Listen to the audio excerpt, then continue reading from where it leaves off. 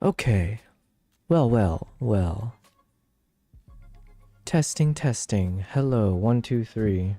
Sorry, guys. As usual, I feel like I suck with tech stuff, but all I do is play around with tech stuff, so I have no excuses. Welcome.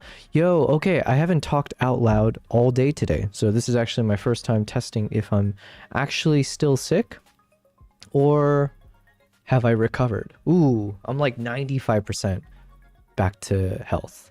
So it's good to be back. Today's going to be a pretty long stream, assuming my health is back. It's been annoying because I've been sick for the past few days. Hello. Thanks, Fed. Thanks for being here. And Kavai with the awesome emotes. Thanks for using our OG Nala cat emote there. Bentriz says you go to imaging or WPPI. What? I don't know what either of that means. Is this a new language? I don't know. Imaging or WPPI. Hold on. What could that be referring to? And then thanks everyone. So I am, like usual, I'm testing a number of things right now. I did try to test shooting, streaming in 4K on YouTube. However, that was short-lived as it looked like my computer, everything was laggy. So I think I will try it again, but I'll probably need to restart my connection, and I might just need to double check a few things before I do it next time. So anyways, welcome guys. I am streaming on YouTube, both vertical and landscape streams. And then I'm on Twitch, as well as I am testing yet again TikTok and seeing how TikTok Live goes. I decided I'm going to pause on the Instagram Live just because it like crashed at the end. I have no idea where the stream saves. Like it's not very... I don't think Instagram is really conducive for like a live streaming platform right now. So I figure I might wait until I do my first international trip, and then I will plan to properly do some live streams. And I think that will be a nice moment to kind of kick up the Instagram Live again for some expectations. Bentra says, photography expos, the imaging or the WPPI. Ooh, I haven't heard of either of these. Wow, it goes to show how much I know, right? Thank you for letting me know, Bentriz. Okay, I need to Google this right now as we speak. So you said, excuse me. I did say 95% recovered. I still have a little bit of a cough lingering, but I think I'm not as congested anymore. It's slightly in my voice, but not a crazy amount. Ooh, but as I say that, I feel like I'm making it worse. Let me just take a sip.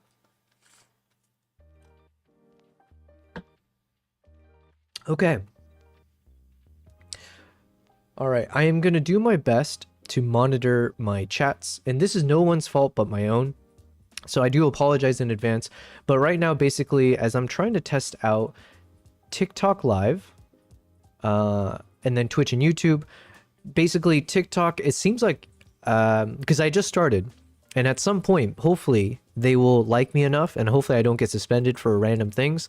And I think at some point, if I continue streaming on TikTok, they might give me a stream key, which then means I can loop it into OBS so that I don't have all these separate chats or separate things that I have to monitor.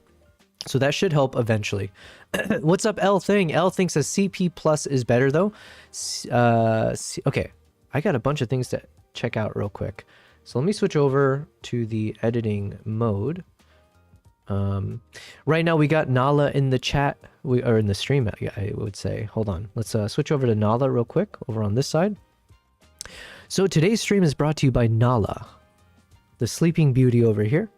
And then Kimbap is a no-show. He was over there earlier, but I think he's chilling over on the couch right now. So you'll see a little empty bed where Kimbap usually should be. But this guy just didn't show up to work today. So what can you do? Actually, let me bring my little sleeping cat over.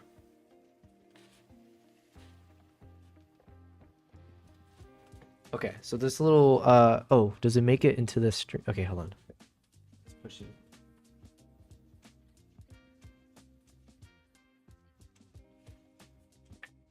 There we go. Okay, at least we've got an avatar version of Kimbap who's gonna hang out with us for a little bit.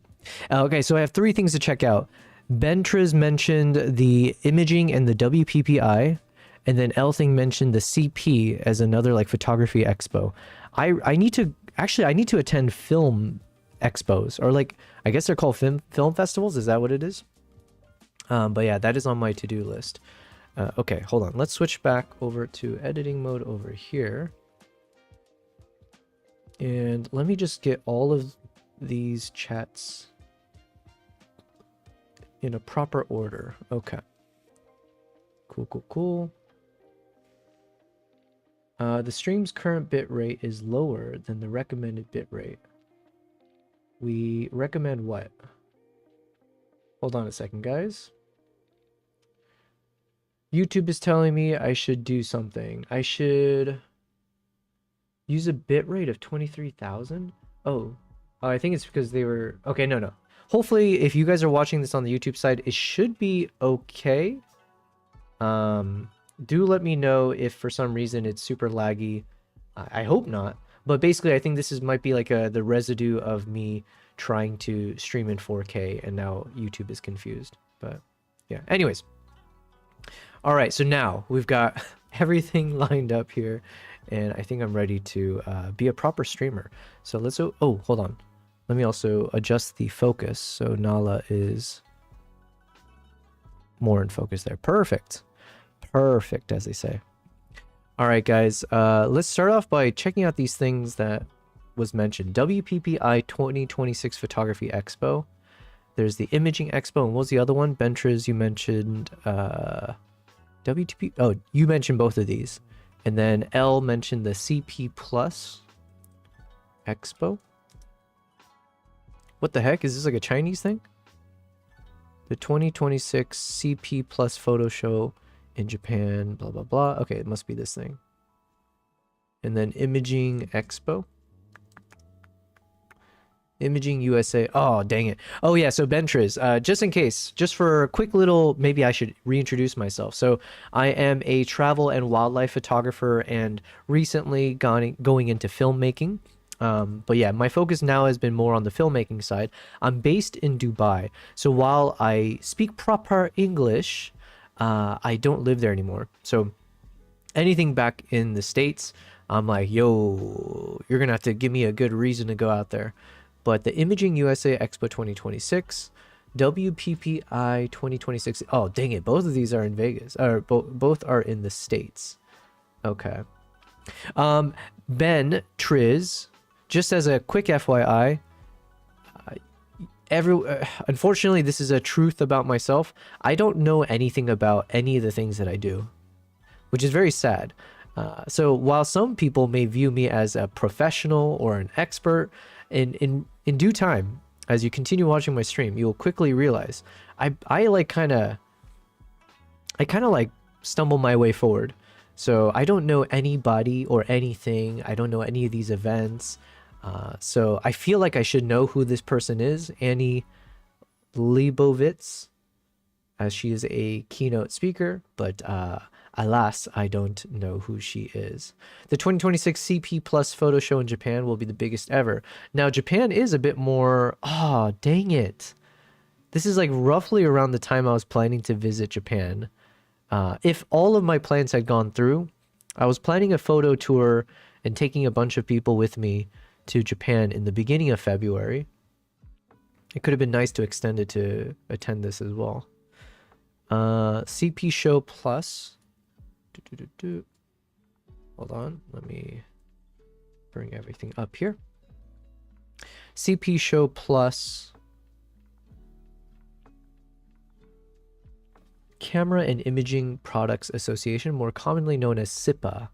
This is the same organization that is responsible for the standardized testing. There's a standardized... Oh, for what? Official battery life expectations. Okay. No, but the one I am attending, I'll be running a workshop, is at the Exposure in Dubai, or in Sharjah. So this is the one I will be attending, as I live in Dubai, and I'll be doing a workshop as part of Nikon. So Nikon asked if I could run a quick workshop as part of their booth that they have.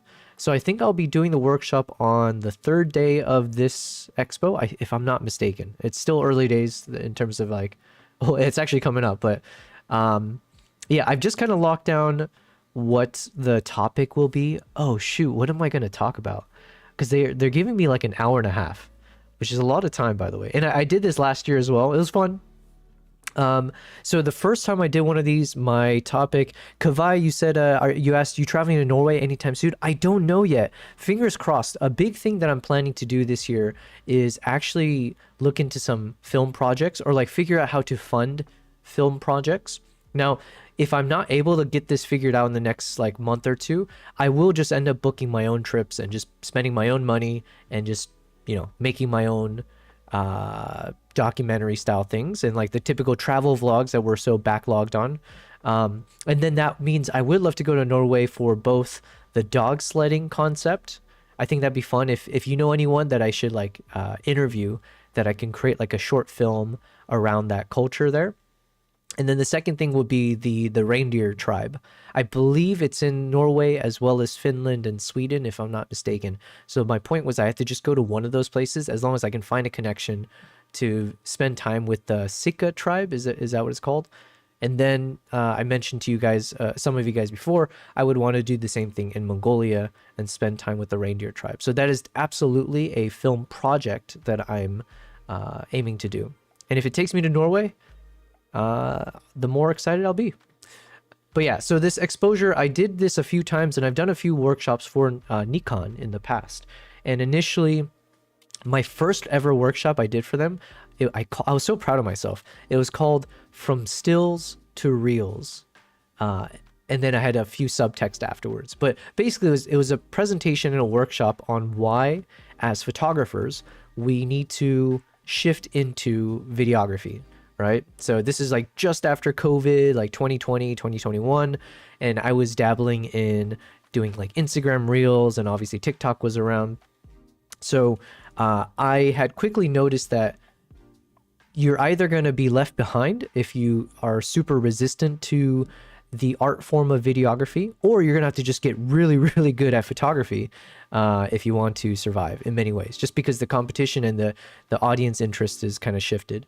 So from my end, I decided let's continue testing out videography. And so I made a whole presentation about from stills to reels, blah, blah, blah, blah, blah. And then I did another workshop after that called From Reels to Film, I think. I could be forgetting what it was. Well, it wasn't so catchy that I could remember it. But basically, I was then taking the next step where it's like, okay, how do you go from short form Reels into like YouTube? So how do you go from that Reels to YouTube? And so I think that did really well. And I figure for my next presentation, I could go into like just an extension of that, but basically around like the art of, I don't know. Oh, shoot. I forgot what I said I was going to do, but it's something about like filmmaking. And we do have our first short film under our belt. So I figure I can spend the workshop literally just breaking down basically what you guys get for free and what you guys have gotten for the past few months, right? I will break down my workflow, my process, my thought process on how I created the short film, the Island of Second Chances, and then like showing behind the scenes how I shot it, how I edited, how I scripted, how did I, blah, blah, blah. So I'll need to spend some time to kind of put it all together, but I will be doing a workshop at this event, Exposure. If you guys, Bentriz or L, I'm not sure, you guys seem to know everything, or everyone seems to know everything except for me. But if you guys know about expos and stuff, I'm curious if you've heard of Exposure. Because it seems like it's actually a massive deal. They put a lot of money behind this. And I know there's a few photographers, even I recognize, like they had those photographers behind, there's that one photo of like the Pakistani girl, like the close up of her eye, or it was like a portrait of a Pakistani girl with like this like crazy, what would you say, like very aesthetically pleasing eye or something. I forget what it was. Maybe it's like heterochromia or something like that. Anyways, that photographer I think had an exhibition there. Who's here? All these guys, whoever they are, they seem important, like Oscar winners and all that. You got Leica, Samsung, of course Nikon's here. So yeah, I'll be there. I'll be there in case anyone wants to say hi or join the workshop. I don't even know what day it is, but oh yeah, this photo. Oh, is it this photo? I don't know. Anywho, so it sounds like the CP photo show could have been a cool one to attend. The US ones, these sound legit. But yeah, chances of me going to the States are a bit slim unless I can plan it with something else. Let's see, what days are these? This is March. Are all the expos around the same time? March, January. Oh, this one's already happened. Unless I missed something.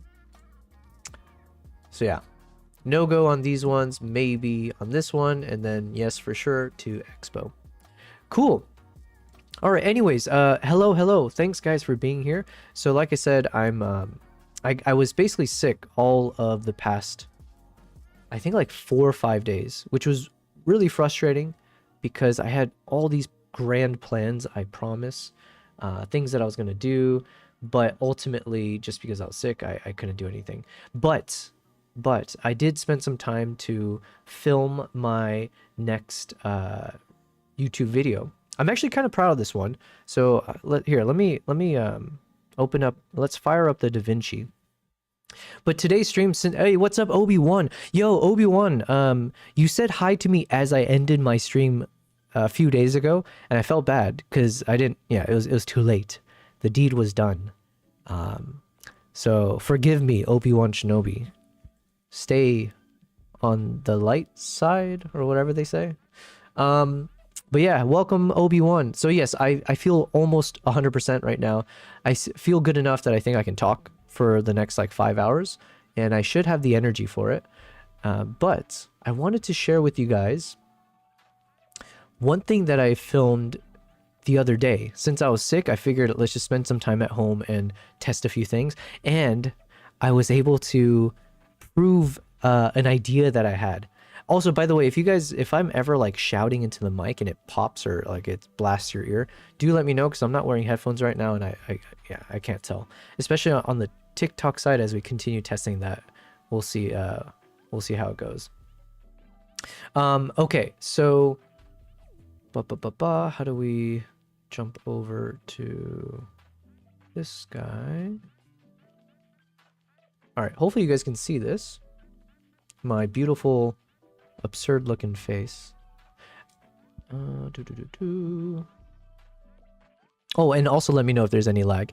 Thank you, Fed, for letting me know that I fixed the lag for now, but I do still have some warning signs. Okay, check this out. I was filming at home, and apparently, because I was using that smoke machine, that Photo Elite, I think Photo Elite was the one who recommended to me a while back. I bought this smoke machine for my Uganda trip, and I never ended up getting to use it properly because it was too windy, and the locations I wanted to, it just wouldn't work. So I've been using it at home, and it's been really fun, firstly. But I smoked up my entire apartment room, and I don't know. Apparently, it set off the fire alarm. Not in my apartment, though. So I actually still don't know, because a guy knocked on my door, and I guess he was like a maintenance guy or someone, and he asked like, is everything okay? But he spoke in like broken English, so I couldn't make out everything. And because he was pointing inside, and he said, you know, like the fire. And I was like, oh no, this is not a fire. This is it's a smoke machine. It's fine. But yeah, so anyways, either the fire, some kind of alarm might have been triggered, or maybe some of the fog smokiness like seeped under the front door and maybe made it into the hallway and someone saw it. I have no idea. But it was worth the effort because we got some really cool shots here. So this is basically something where I feel like I could make this video on my own. It's a pretty straightforward one. I think it's going to be about 5 to 7 minutes, probably. And it's my Pidgeotech backpack. So this is the backpack that I got from Pidgeotech, and I've been meaning to make like a preliminary video, just like a pre-review, if you will, just to do like a sniff test and kind of put this out. And then as we travel for the upcoming months, I would be taking it with me everywhere, and then obviously filming as much as I can. So then when we've got enough trips and enough kind of yeah, once we have enough inputs in terms of like feedback on how this backpack is, I can make a proper review. So yeah, so shout out to Pidgeotech. By the way, I think if I do Pidgeotech. Perfect, I have updated it. There is a little discount of 10% you can purchase from Amazon as well as their website, any of the Pidgeotech gear. And if you use that promo code, YOB, man, I need a better promo code. YOBESTP. Oh my God. Yeah, I need to talk to these guys. Yo Best Pidgey 10. Okay, that's I guess how you say it. But yeah, basically you get 10% off. And obviously it'll support the channel, so I will be super appreciative. But we got some really cool film, and my cat made the video 10 times better. And the video's not made yet, but I'm going to give it to an editor. So I'm back on the hunt for some editors. There's a few already on the backlog for me of like people that I've already had reached out to me, or like was kind of on the, like a waiting list, for lack of a better term. So I don't want to make the mistake of outreaching to too many people and then have to be like, oh, sorry, this guy said he or she can do it, blah, blah, blah. So I'm just kind of doing one at a time. Not a big rush. I've already missed the mark on this. Kavai asked,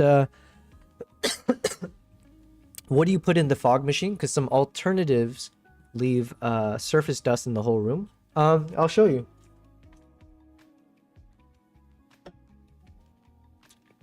It's a really cool product. Yeah, I think shout out to Photo Elite for recommending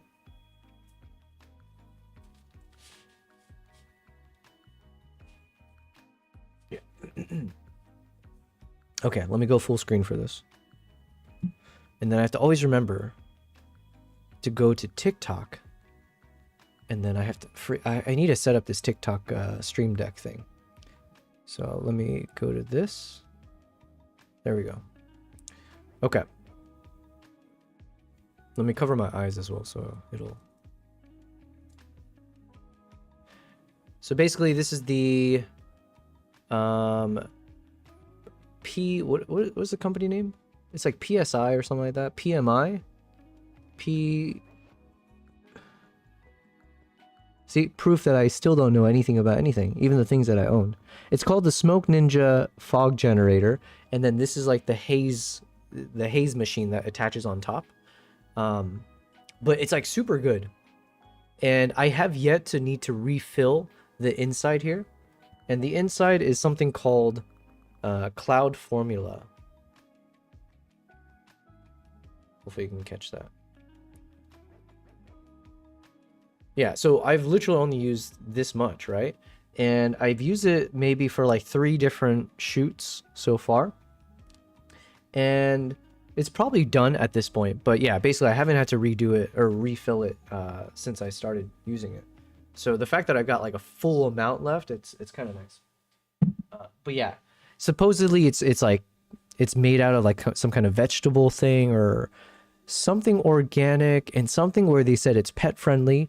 It's used by Hollywood and like, you know, a bunch of film companies. Like it's safe. I think asterisk. So yeah, anyways, that's what I used, and it's been really fun. Honestly, I just had a blast filming, and then my cats enjoyed my backpack, so I wanted to show that. Okay, hold on, let's switch back to editing mode. There we go. So basically this is going to be a fun little video, and I'm handing it off to the editor once I kind of get in touch with a few of them. Hopefully, fingers crossed, I'll pray to every god out there, or goddess. I hope this is the last time I have to search for an editor, because it's... I almost... You know what? I should write this down. But I need to make a video about how difficult it is to find a good editor. And not to like... But then I have to be careful, because I don't want to put someone on blast. Not necessarily. But, you know, it's like good learnings, because my goodness, there's like a sea of bad editors. There's a sea of earnest people, but then there's also another sea of people who will take you for a ride for the easy money. So another thing that I bought is this, I bought this, like, I don't know if you guys can see it. I bought this desk buddy thing. It's like a black whiteboard, So I've been using it as my little to-do list. Anyways, okay, I'm getting distracted. Let's talk about this video. Hold on.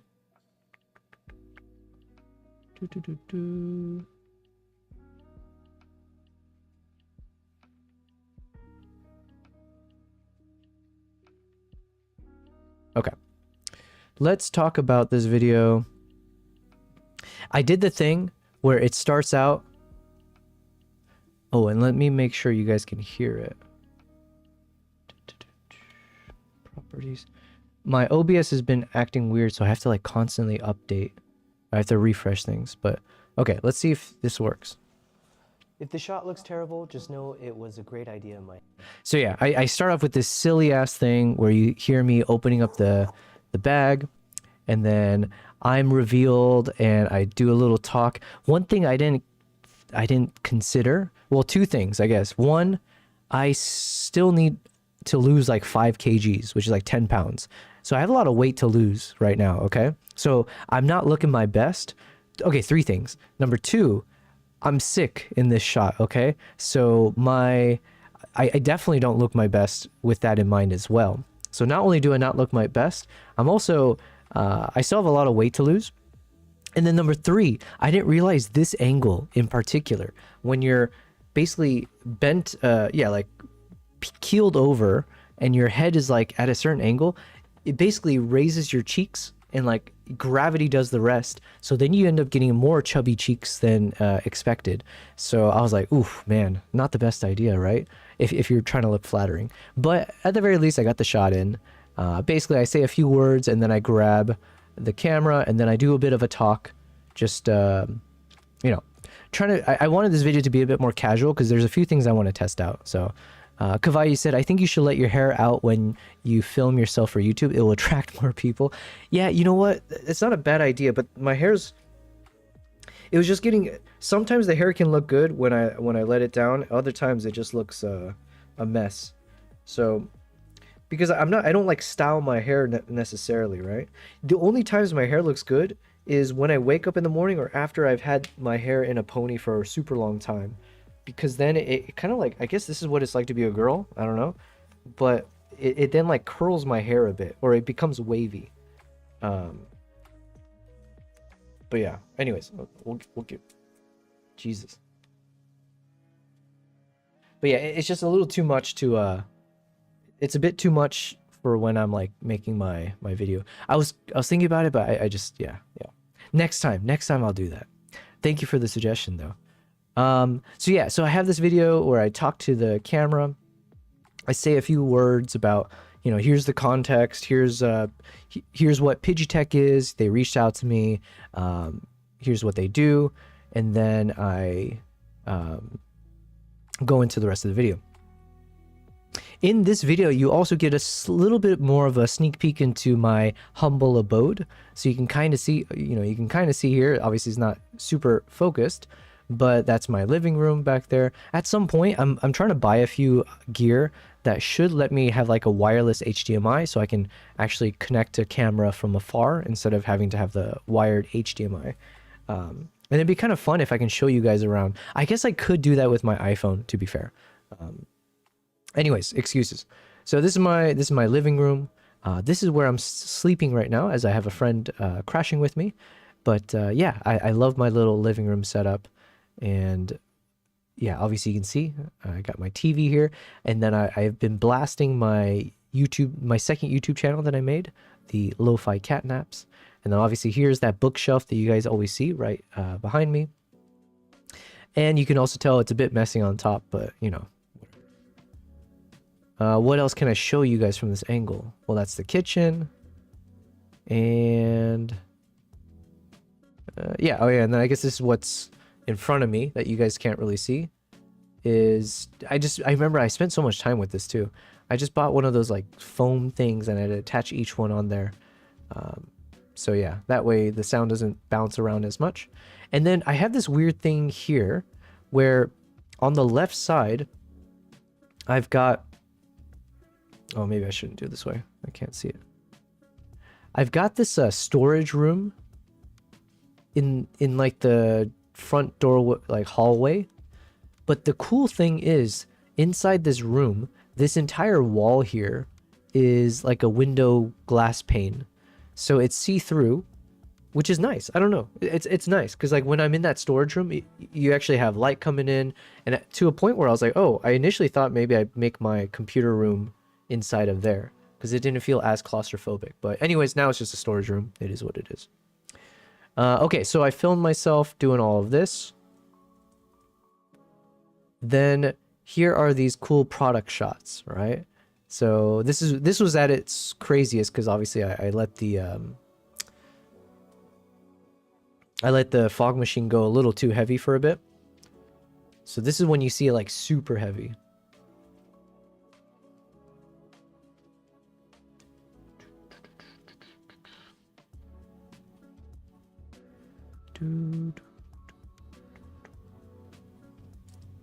So yeah, I had to wait a little bit for the fog to settle down because it's a bit weird when you see the smoke everywhere. But then yeah, I have a number of these shots. It was also kind of fun to color grade because yeah, I've got kind of like a dual system going on in terms of lighting. Now, especially with the Mr. Steampunk light that we've got over there, now I get a lot of warm light coming in towards the desk and like in my studio section. And then I've got one of these Zhiyun, I forget the name of it, but I have one of those light bars.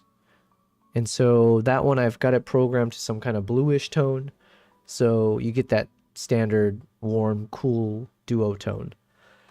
But then once you put the smoke machine on, it really diffuses the light in a really cool way. I liked it a lot.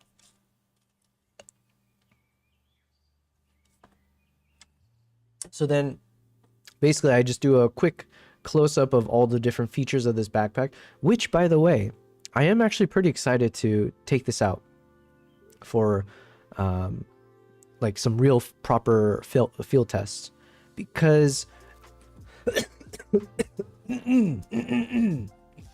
excuse me.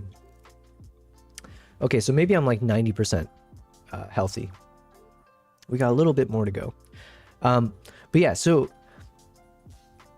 I didn't have enough time to I haven't taken this out with me anywhere, but I did try to pack it up. I did spend a lot more time kind of going over all the features of this bag, and it's actually super impressive. Like, I think this could be absolutely a bag that replaces the one that I've been using. I've been using a Gitzo Adventure backpack 45 liter for the past 5 years, I think. Roughly 5 years. So I really enjoy that bag. I really, I haven't stumbled upon the perfect backpack. I don't think we'll ever get something like that. But as far as like a high utility backpack that I take all around the world, that backpack served me really well. There's a few things about it that I wish would be better, but generally speaking, it's worked really well. But I think this backpack, barring a few concerns, could be the backpack I use everywhere. The two concerns, one is how durable is the backpack, because it feels very durable. It feels like they properly made everything. Everything looks reinforced.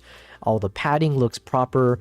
Yeah, it feels super high fidelity, but time will tell, right? Like, I got to take this guy out there. Once we take this bad boy out into the world, for all we know, it just falls apart, right? A lemon, as they say. So that one I just need to test out for myself. And then the other concern I have is the size of the bag, because it's slightly taller than my other backpack, because you'll see you can fit like my entire 400mm lens with the lens hood attached and my Z9 attached. It fits in, no problems. And on their website, they say the backpack can fit up to like a 1200mm lens. So definitely much taller. However, it still should work. It's supposed to be fine for like carry-on and stuff like that. But because I'm not like a big guy, sometimes I've noticed when you're at the airport, it's just a matter of perception, where if, let's say, the what do you call them? The flight attendant, the person at the front desk of like the check-in counter, sometimes they just see you wearing a backpack, and if they think it's too big, they'll ask you like, can we weigh this or blah, blah, blah. So my main concern, or also I've had a few times where I've already gone into the airport, I'm at the gate, and then one of those people at the gate counter are like, "Oh, sir, you can't. You need to check that bag in. It won't fit carry-on." And I'm like, I swear to Christ and all the holy anything that I've traveled all over the world with this. If it's in every single plane I've been on, it'll be fine. Trust me. But they don't appreciate the trust me bro mentality. And then it just becomes a battle of egos. So I've been in that situation before.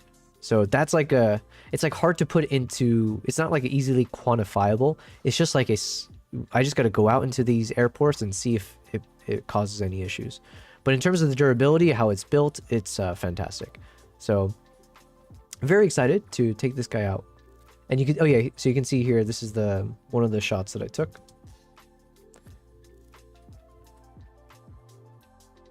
This is my beautiful baby, 400 millimeter, f2.8, built-in 1.4x teleconverter, and then the Z9 with the lens hood attached, and it fit perfectly, no issues.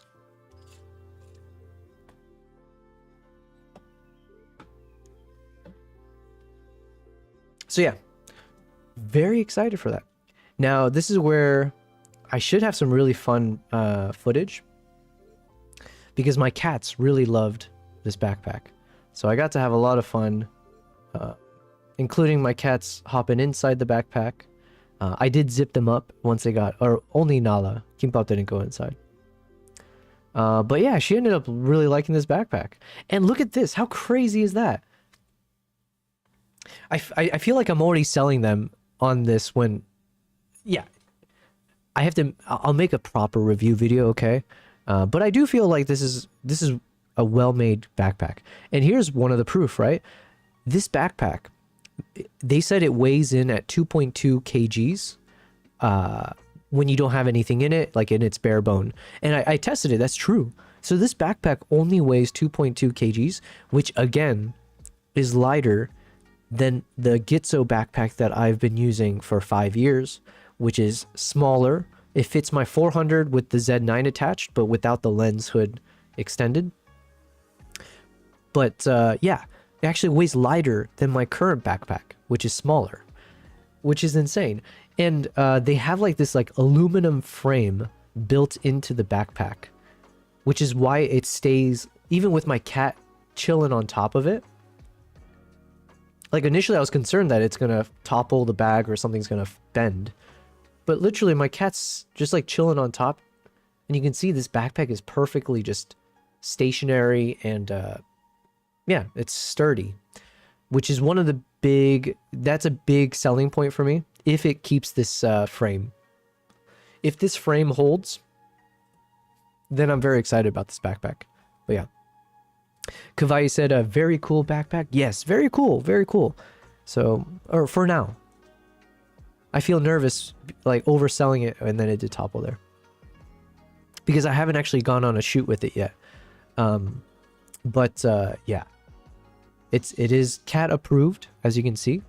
And it's also cat proof. My cat was scratching the ever living I don't know if I can curse, but yeah. But look at these I got some hero shots of Nala here, just hanging out. So I have to figure out what to do with this, how to make this a key part of my upcoming video. But also that shouldn't be my task. I'll hand this over to that editor and see what they come up with. But yeah, we got some nice moments here. Let's see. Beautiful cat. Yes, yes, yes.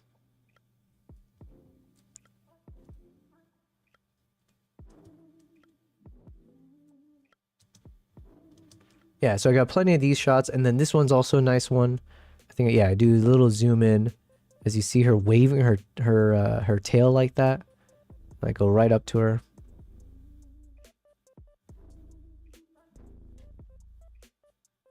So yeah, like I said, I'm not exactly sure how we're going to turn this into a proper video, but at least there's a few. This is much better than I expected. I thought I was just gonna make a throwaway video where I'm just like, hey guys, to the camera, and just be like, all right, I got this backpack, I'm gonna review it, here's some of the features, and wish me luck.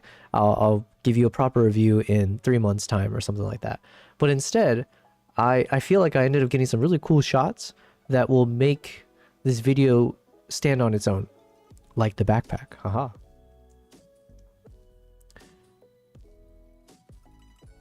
So yeah, it's just up to me and I guess the editor. So I have a bit more brainstorming to figure out like, okay, how do we, I have most of the structure down.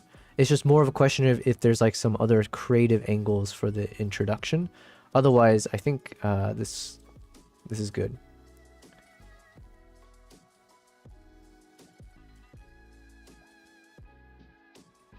Oh, thank God she didn't pee inside this though.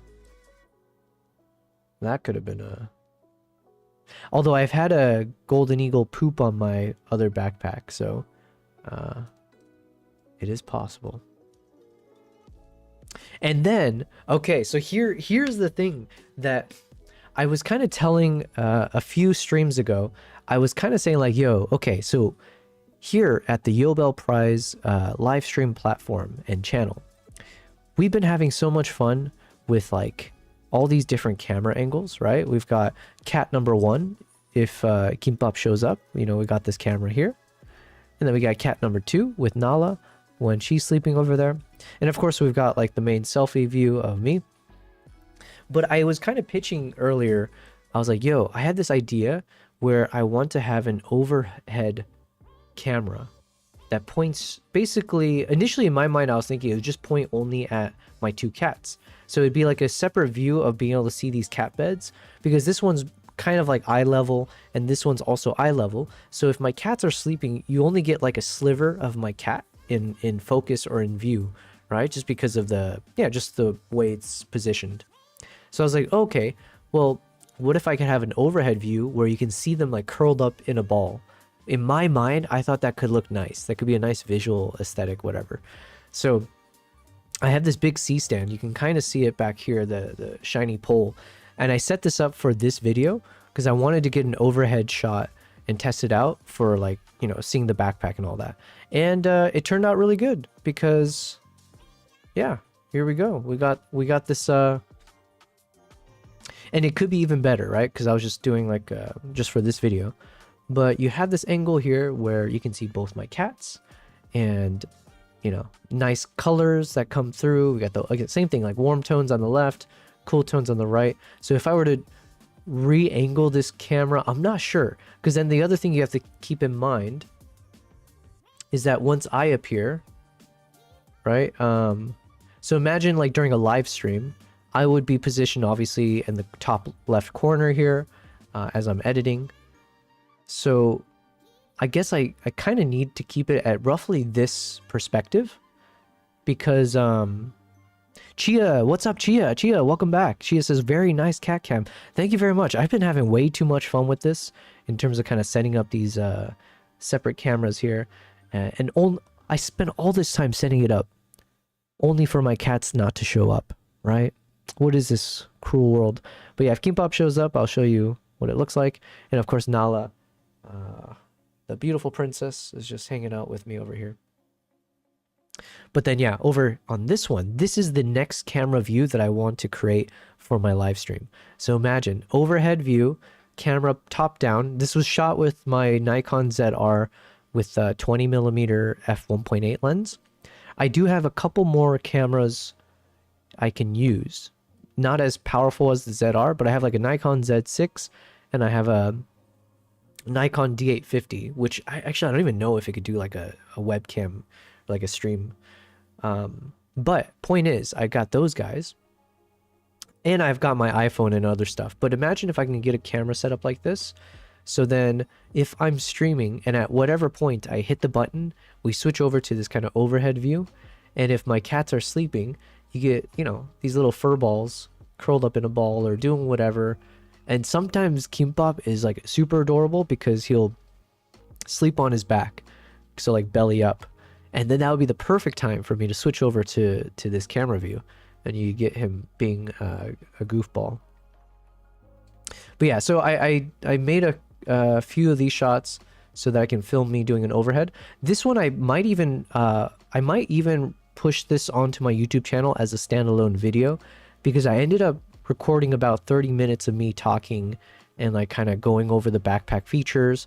So this is like just fully doing an assessment of it in real time. So I might push this as like a second video, like a more extensive review. But yeah, let me just jump ahead.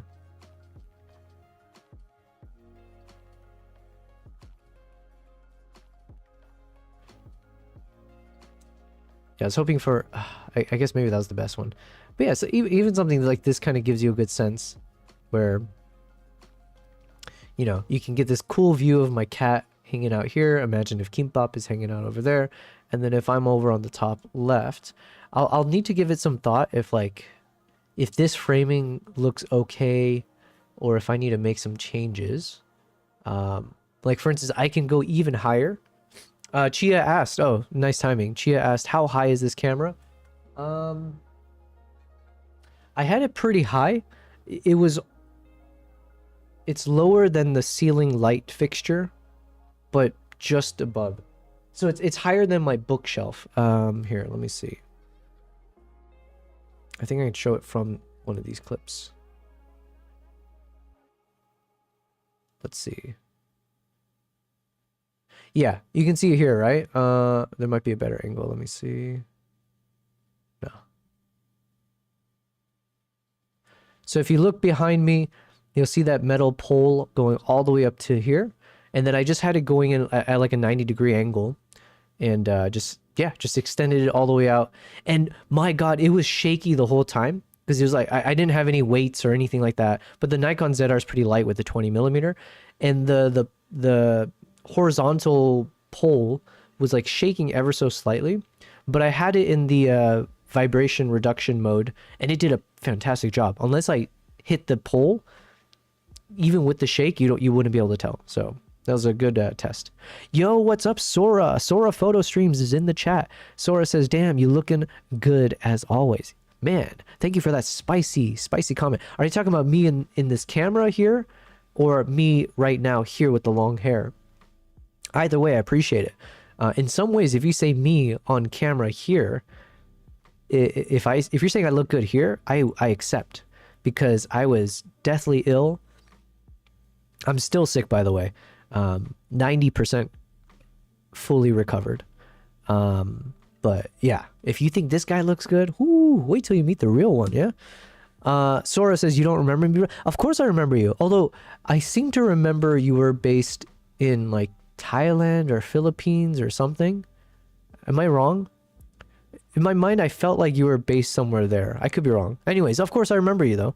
And thanks for being back. I felt like I saw you say hi to me on a different platform, because I saw someone had said hi to me recently that was like Sora something, but not your Twitch channel. But anyways, thank you for saying that. Philippines, yes. All right, nice. Kavai, see, my memory's not that bad. It's pretty bad, but not that bad. Thanks for being here, Sora. I appreciate it. Kavai says, I know, right? Not often we see long-haired men. There probably is a good reason for that. But, you know, sometimes you just go against the grain and you just live with your choices. But yeah, so anyways, I was saying, welcome. Sorry, you said I saw you on YouTube and Instagram. Oh, okay. That's what it was then. I must have seen you pop in. Maybe it was on the Instagram side. You chatted there. Yes. Yeah, you know, I'm of two minds. One, I've been rushing through all these different platforms. So I'm still testing out TikTok. Ooh. The live will end if I have to do like a human puzzle. 1 second. So TikTok live has a thing where it's like, if they feel like you've been inactive for a while. Uh-oh. And then did I accidentally break something? Come on. Okay, hopefully I fixed it. I feel like I just did something that I shouldn't. But yeah. Did I move everything around? Oops. Okay, hold on. Let's fix my TikTok. There we go. Yeah, so I still don't know how to use TikTok, but TikTok Live, it's kind of fun. there's no harm in me continuing to test it out. The real value will be if somehow I can get access to a stream key, and then that can simplify things a lot more for me there. But yeah, thanks, Sora. Thanks for joining those lives. Instagram, I'm still TBD. I was thinking about going live there again. But the problem is they don't seem to have much in the way of like live interface or like analytics or dashboards or anything that can help you as a live streamer. So my current thought is I'm planning to do a few trips soon, right? TBD. But you guys, if you guys have been following my stream in the past few months, you'll know that my goal is to start doing live streams on my travels out in the wild. So like sharing with you guys when I'm like capturing wildlife photography and films and stuff like that. Give me a second.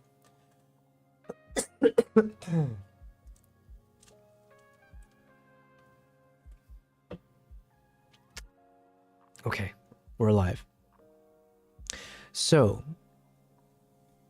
I figure once I travel and I'm like, let's say I'm in the wild somewhere, I'm in some country in Africa or whatever, then I will continue doing the Instagram live. Because at the very least, now I know that the Instagram live works. It worked with the stream key, so it's as simple as setting that up and powering it through OBS. So it's all ready for me when I want to go back there, and I don't want to dilute the impact of doing a stream on Instagram, because it's not like, I feel like Instagram is not really designed for live, and it's not like their primary source of how people watch things. So if I go live there again, I kind of want it to stand out a bit more than like a home stream test. So next time I'm thinking if I go live on Instagram, it'll be when I'm traveling again, but in like a cool setting, and like when we have a mission in mind, like we're editing photos from the safari, stuff like that. Chia asked, how do you have the internet to do that? I spent a lot of money here to get the 1 gigabits per second. Oh, no, that's not true. It's like 1 gigabits per second download speed, and usually I'll get like 300 to 400 Mbps for upload speed. But I mean, this is what I do, right? So I'm always home and I'm editing these things. I have so many photos and videos that I have to like upload online. So I figure it was a worthy investment. And yeah, now that I'm streaming it, I can also justify because I'm doing streaming. But yeah, it does take a hefty amount to do it. But like I said, I was trying to do a 4K stream earlier, and it was a bit laggy. So it's not perfect. But yeah, some things work, some don't. All right, I want to show you guys. So here, am I on the right screen? Cool. Let's go over to this. Chia, you said, I mean, how do you stream live in the Amazon or whatever? Oh, okay. You mean like once we... Listen, man, I've been doing so much research on this. Yeah, so I've been researching this for a number of months.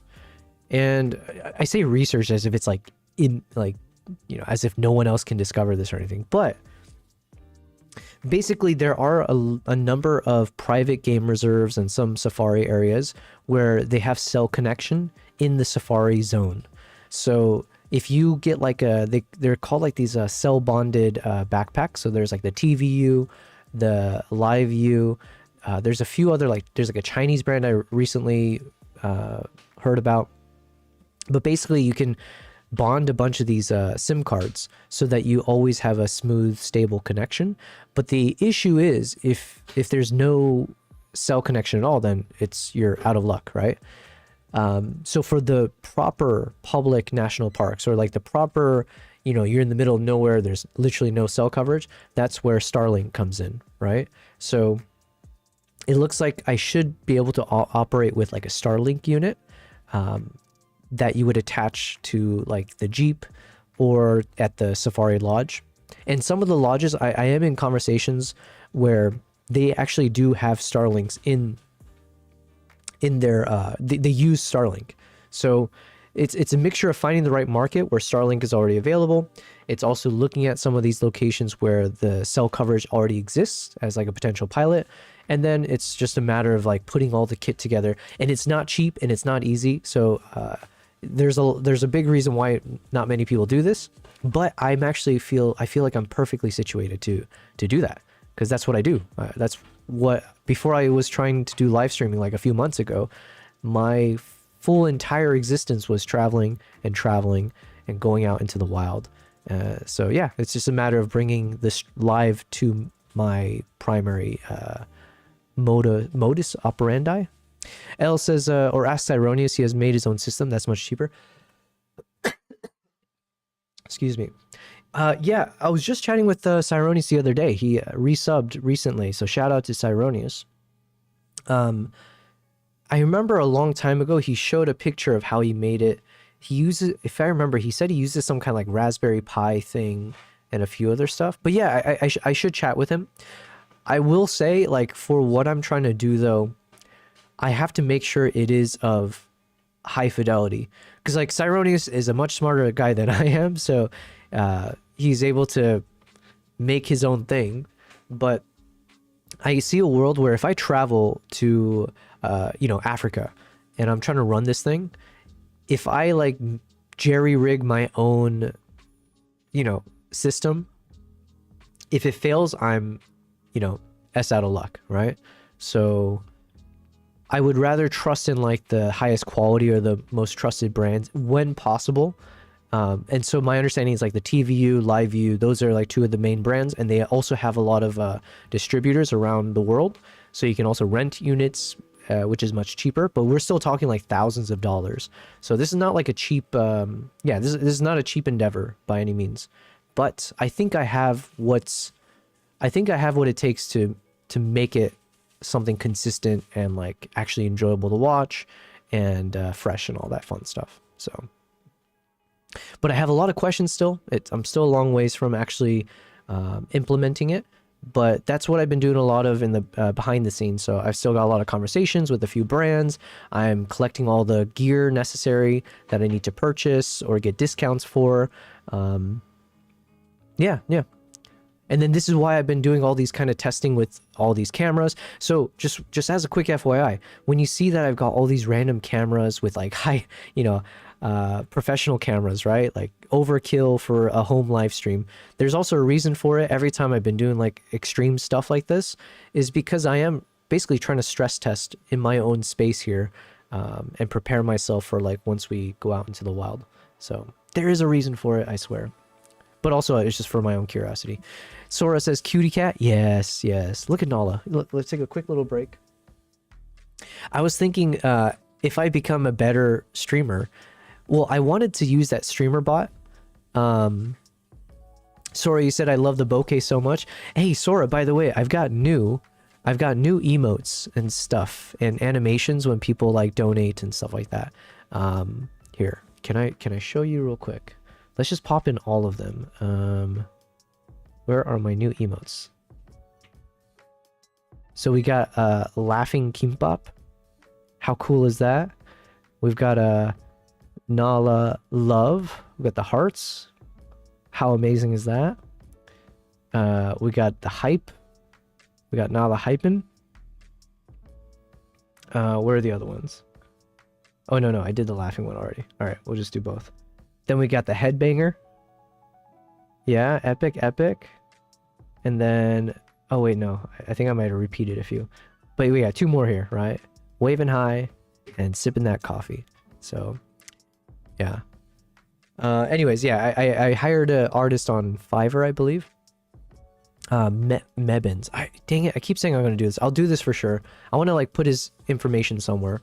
It's like, he amazing guy, works really fast.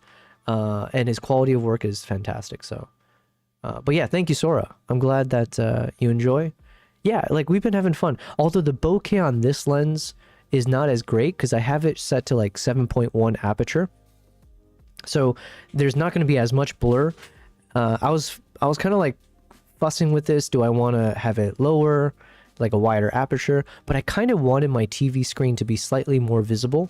Because, occasionally I'll put on like some of my slow TV wildlife footage or something else. And it looks nice because then it looks like Nala's like dreaming to it or something. Like for instance, right now you can see Kimbap on the screen over there. And you can see Mr. Steampunk a little bit better.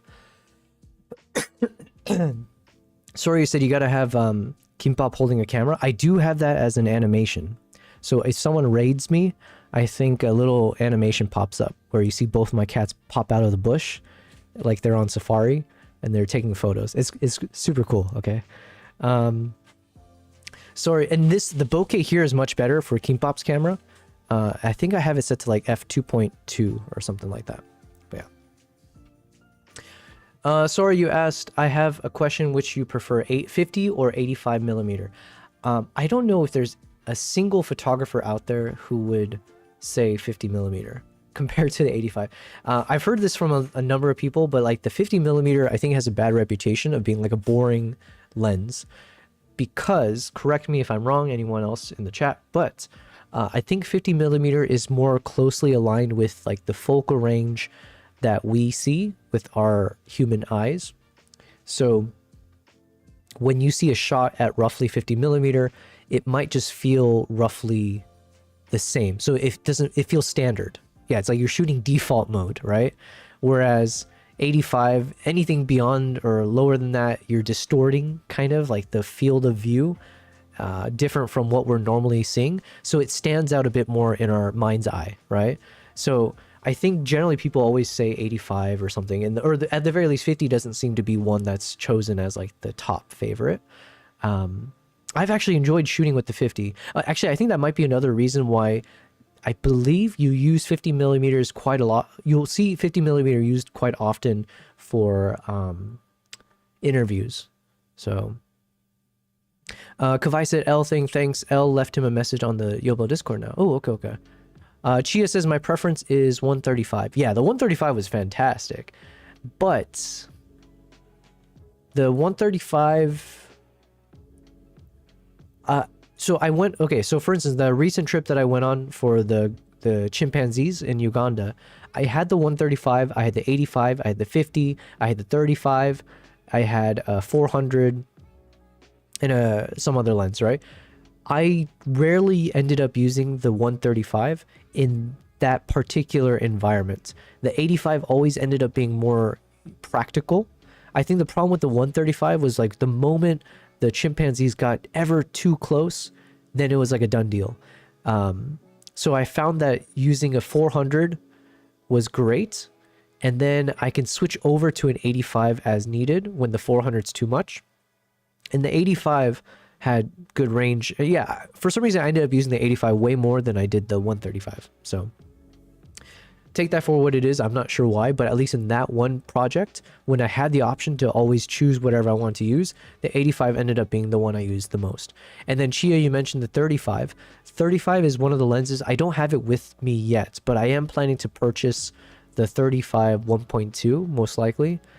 It was a, man, oof, that was a, if you see the start of my chimpanzee video, which you guys should check out on my YouTube channel, that was shot with the 35 millimeter, and yeah, I've spoken about it a lot in the past few streams, but I think that focal length is a somewhat unique one, and it's much more enjoyable than the 20 millimeter. Yo, Cyronius, speak of the devil and he shall appear, right? Cyronius in the chat. Not sure if you were multi-streaming, but YouTube landscape stream is dead. Ooh, no. Yeah, you know what? You're right. There's some, I got some kind of warning sign about it. What can you do? Yeah, you know what? That's my fault because I tried to, wait, Fed, are you still in the YouTube chat? I think the streams are still going, but I have this warning sign, and I am doing a 2-stream. I'm dual streaming a vertical stream and a landscape on YouTube, but I made the mistake of trying to do a 4K stream on YouTube, and I think that crashed something, and I had to end it and start over. So, oh, you might be on the stream that I ended, maybe? Fed says around 42 is how we see, so 50 is pretty close to that. Thank you, Fed. Sorry, I didn't see that message pop through on that side. 50 millimeter was Alfred Hitchcock's favorite. There's no distortion at 50. Yeah.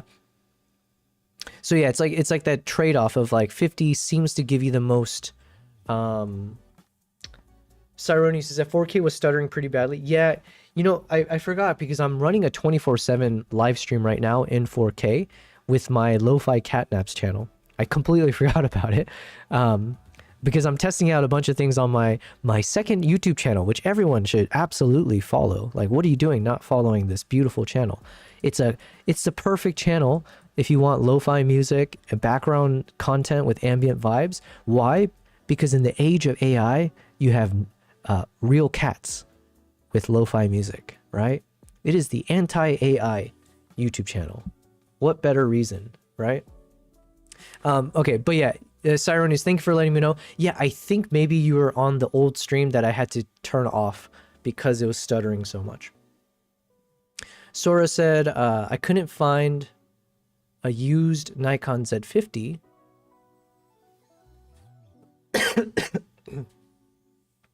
I couldn't find a used Nikon Z50. I'm not buying Z30 or Canon R50. Ooh, okay.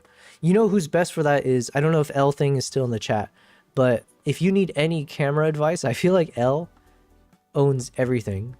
So, and she's always like selling, why does I keep saying she? L's always like selling and buying gear and stuff. So L might be the best one to ask. But yeah, Fed, I think the 50 millimeter, I find myself being a contrarian quite a bit. As much as I would hate to admit to that, I do very much appreciate the underdogs in most scenarios. And so for me, part of me kind of like starts to enjoy the 50 millimeter because of how much people don't seem to show it some love. But I do remember like when I did my first ever, I went on I did a YouTube project, right? I traveled with a large YouTuber for about 2.5 weeks. And he was basically doing interviews every day, like multiple interviews every day, 3 cameras set up with lights, microphones, everything. And it was just me filming everything, setting everything up for the most part by myself, with a little bit of help. But, and that was my first time doing anything like that. So I was learning a lot. I was researching quite a bit beforehand. And I remember the 50 millimeter just kept popping up as like the go-to lens for interviews. And I think that's maybe where I learned about the whole, what Fed mentioned about the 40, I didn't know it was 42, you said, I think. But how the 50 tends to be like where it's less distorted, but it's less exciting for that same reason. Sora says FAI and Rich Boy. Yeah, take that up with L, okay? So anyways, welcome guys. Thanks everyone for being here. And Cyronius, we were chatting about you earlier because I was talking about how I'm starting to prepare for like doing live streaming IRL.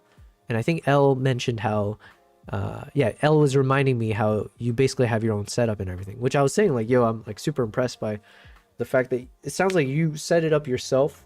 I think I remember you said something about it was like a Raspberry Pi something, but yeah, I have no idea how to do that myself. So most likely I need to look at getting one of those TVU or LiveU kits, depending where I go. Plus I need a Starlink. But yeah. Orange Pi 5 Plus. And does this work? Oh, the Bella Box. How good does this work compared to like a LiveU or a TVU? And anyways, guys, because I've been stuck on this for quite a bit, which I'm not complaining, but just as an FYI. So what you see on screen here, this is one of the camera angles I want to add to my home setup. So at different points, I'll be able to switch over to an overhead camera view, and I'll turn it on only when you can see both my cats if they're hanging out and stuff. And if I become a proper streamer, where if people give donations, maybe I can switch to different camera angles. If someone donates me money, that'd be great. Or I'll turn on that fog machine if someone donates me money. Or yeah, I'll have to do some cool stuff to like incentivize money being donated to me, you know? But yes, this is the camera angle, but I did this for my upcoming video that I'm making about this PG Tech backpack. But yeah, I'm very excited about it. And then this is just shots from my setup. This angle, I still haven't figured out what's the best color grading for my face, because I have too many random light colors coming in now. We have like this red lighting, the warm lighting. So it does a bunch of random things to my face. So I've been having to play around a bit more to try to see if I can get something that doesn't look too orange or too weird. This is the best that I could do at the time. Yeah. Cyronis just said, but from what I understand, you wanted to stream from cell phones only. No, no. I'm going to be streaming from like proper cameras, like the ZRs, most likely. The Bella box and the underlying tech can be utilized for free, assuming you have all the requirements. Okay. Live view is a professional broadcast solution that's money. Yeah, yeah. If I remember, it's like the live view and the TV views are like thousands of dollars. But there's a chance, there's a small chance, I'm telling you there's a chance that through one of my connects, they know someone who is like was it TV or live view in like one of the African countries where maybe they're able to get me a kit for much cheaper. I need to follow up now and see like how real is that connection. But the thing is, like, depending on where I go, my holy grail is doing the Starlink approach, because that's much harder for someone to set up. Because now you're going to like the proper wild. Because like you'll see now, like iShow Speed, Phase, Adapt, and Maya, they went on that trip to South Africa. Excuse me. And so now the cat's out of the bag, if you will. I should say the lion is out of the bag. That, you know, like this kind of safari live stream concept is really cool, really exciting. And that's what I've been planning to do for some time. I was waiting till this year as things get lined up. But they also did something really good because they proved out the case study that there are these private reserves that have a strong enough cell connection that you can do a safari and have a stable stream. The big difference though is like some of these the game safaris or the game reserves where you can do those safaris, they're like usually more private game reserves where it's not like the true national park. It's not like the true, you know, like the wildlife, if you will. It tends to be areas that are cordoned off. You know, it depends. Each private game reserve is different, but so it's not like, yeah, so there's a little bit of a trade-off, right? But ideally I can do both. Ideally, I would love to go to some of those game reserves or places where I can do a live stream and see a lot of good animals, sightings and all that, and make it educational. But then also go out into like Masai Mara or like, you know, the Serengeti, Kruger, or wherever else where you're deep into a national park and then still be able to stream. So, oh, and then I don't know if Kavaya is still here, but then I wouldn't mind going to Norway, or I know Finland could be an option because I know there's some wildlife hides that I've been to for like bears and wolves and stuff. But that could be interesting if I set up a Starlink and do like a live stream from a hide stream. Sora said, oh no, Cyronis, it arrives on Wednesday. I'm in the process of setting up a new bag configuration. Interesting. Okay.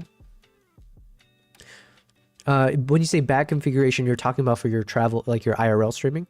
Cyronis says, yeah, Starlink is, from what I can tell, a good method for internet service abroad. Yeah. And we've got shout out to Swiss Army Cinema in the chat. He did, you know, because man, Swiss Army, talk about a guy who owns every piece of gear. And I don't know if you guys remember, he sent a photo from of his storage units. I said units with the S, plural. But then he also has one of his drones that he's created, which is literally heavier than me. And it's a massive drone that he uses for certain film projects. So shout out to him, but he like tested out a Starlink in Uganda recently. And so, yeah, we got some good test. Sora says there's a rumor. Hold on, okay, so anyways, guys, let me just wrap this up. So this video, I finished filming everything. Now I'm just in the process of seeing if I can find the right editor to help me put it all together. So I've already got an editor that I've reached out to, but yeah, basically things are in motion. Wish me luck that I won't get burned for a fourth time when it comes to these editor situations. But yeah, and I really want to get into Mongolia, and let's do some photo editing as well. Sora, you said there's a rumor running in the internet. Viltrox is getting sued by Nikon. Viltrox. Oh, Viltrox is one of those third-party lenses. Is that right? Sora said, due to licensing Z-mount lenses. Interesting. Wow. Nikon's always being sued or suing, yeah? Well, for my sake, I wish them the best. I don't know anything about that. But if it's a lawsuit with two companies, I assume it's public. I don't think... Do they hide those things? Kavai says...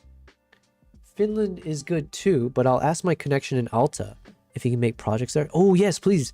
I need as many connects as possible, okay? Your boy does not have infinite savings that he can pull from. If you guys know people who would love for me to travel there and film something awesome, do let me know. Kavai says, yeah. You'll ask your connections in Alta if you can make projects there. Thank you, thank you. In March, there will be the dog sled race. Ooh, actually, I don't think I have anything planned for March.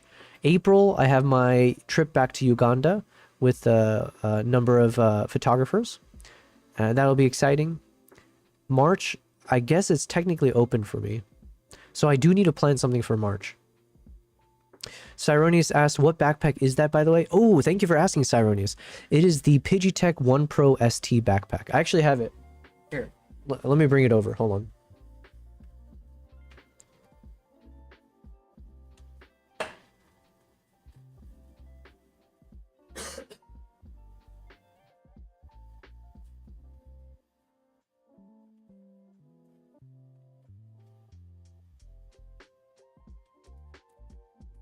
This is the 1 Pro ST backpack.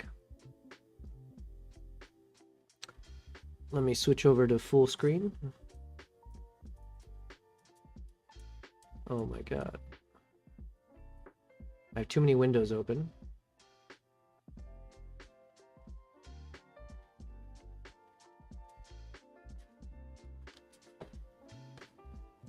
See, my cats already love it. Fed says it all depends on what you're shooting as well. Different focal lengths for different effects and setups. Okay. Yeah, sorry, Fed. I don't think I saw that last message you had said about that. All right. So this is the... Let me go back here. This is the 1 Pro ST backpack. The big caveat for me is that I literally have not taken this out of the apartment. So there's not been a proper review done in terms of like, okay, how does this hold up on like a 30-minute hike? Or how does it hold up once it's got some dust or if it gets scuffed up and everything like that? But I will tell you, this feels properly designed. Like it feels like a backpack made by photographers. So in that vein, it reminds me of Peak Design. Excuse me. Peak Design, which is the brand that I've been using quite a bit. And when I've heard of Pidgeotech, it always reminded me of a Peak Design inspired company. That's just how I thought, because I'm from the West. This is, I think, from Asia. But they had the same kind of mentality in mind. So they've got a number of like proper pouches and accessories. They have like everything, even this, I don't know how, okay, sorry, I'm all over the place. 1 second, let me read the chat. Sora says, rumors from China, gotcha. I'm still trying to find the perfect backpack, expandable 35 liters. This is a 45 liter. So the backpack that I currently use, it's the Gitso Adventure 45 liter backpack. And it's it's 45 liters. And it's got like the expandable top, like the soft roll up thing. This one is also 45 liters, but it's like got a aluminum frame built into it. It's got these nice like side hooks on both sides, so you can like hook on like whatever you need. This is super well done. And one thing, by the way, which I'm a big fan of, and I've noticed a lot of photography backpacks, they do this thing which I don't like. They have these side zippers, but when you unzip it, it just opens up into the interior of the main compartment. And I don't like that, because I've never used the side compartment to grab things when I'm wearing my backpack. So I guess it's useful for a lot of other photographers. For me, it's never been a use case that resonates with me. So the fact that this one doesn't do that, but it just gives you all this extra, you know, these are like for cables, slightly larger one, you got extra pouches here, and then this one you can put like, I don't know if it'll fit my laptop here technically, but I think it could actually potentially fit. But yeah, it's just designed for as many pockets as possible. And then it's got like this whole setup here where you can like push it in and change the size of the backpack straps. It's like, it's freaking, you can see it here. It's got an aluminum frame built into it, but it only weighs 2.2 kgs, which is insane to me because this is actually lighter than my smaller backpack that I always wear, the one that I have taken around for the past 5 years. So this one weighs lighter, even though it's technically taller. It's got like, it's got this nice like meshy front, like on the shoulder strap. You can stick a water bottle in here, which is nice as well. And it definitely, I know they sell these accessories, so you can put like an action camera, or you can put like your camera or binoculars or whatever attached to the shoulder straps. So I'll definitely be testing that. Same thing on both sides. And then apparently they said there's like a hidden air tag. Is that what you call it? Air tag? The Apple tag? There's like a hidden Apple tag or air tag, or like a place where you can slot it. And it's so hidden, I have no idea where it is. So they've even hidden it from me. So you can stick a little air tag in there in case someone steals your stuff. Low Base is in the chat. Low Base says, how is you? Yo, thank you very much for being here. You made it in time for the commercials. Oh, hey, if anyone can tell me or give advice, like how to run ads on Twitch so it doesn't feel super annoying. Like, do some people pre-program, like, do they hit a button and say, hey, I'm going to take like a 5-minute break and then I'm going to run the ads during that break? Like, should I be taking breaks more often so I can run ads during the break? So, I don't know. It sounds like maybe the ads are running for some of you guys, so I'll wait till you're back. But I do want to ask that question for any of the veteran Twitch streamers. But yeah, apparently somewhere here is a hidden air tag, Apple tag. And then you got a front pocket, super deep. And then, I made so much noise I scared my cats. The thing that I was like the most hesitant about with this backpack, the two things. One, I mentioned before, the height of it. I was nervous that maybe it will get me in trouble at the airport, even though it's technically allowed and blah, blah, blah. And the second thing, Saronis said, I use StreamerBot to run 3 minutes of ads every 60 minutes. This effectively disables the pre-roll ads. I think Maple had told me what settings to do, but do people manually roll the ads at certain times when they go on break? So it just like everyone is on an ad break type thing? Without missing anything? I don't know. Yeah, so the second thing I was going to say about this bag that I was nervous about is that it's a front-loading system. I don't know if that's the right terminology. But basically, they've got this 180-degree front pocket. Or basically, you can zip this all the way. 180 degree, which is great, right? Because then it fully accessible opens everything up. But my concern was usually I preferred backpacks where you unzip from the back. Because that way, you can imagine when you're on a hike and you want to get your cameras or something from your backpack, you would set this down such that the front of your backpack is touching the ground.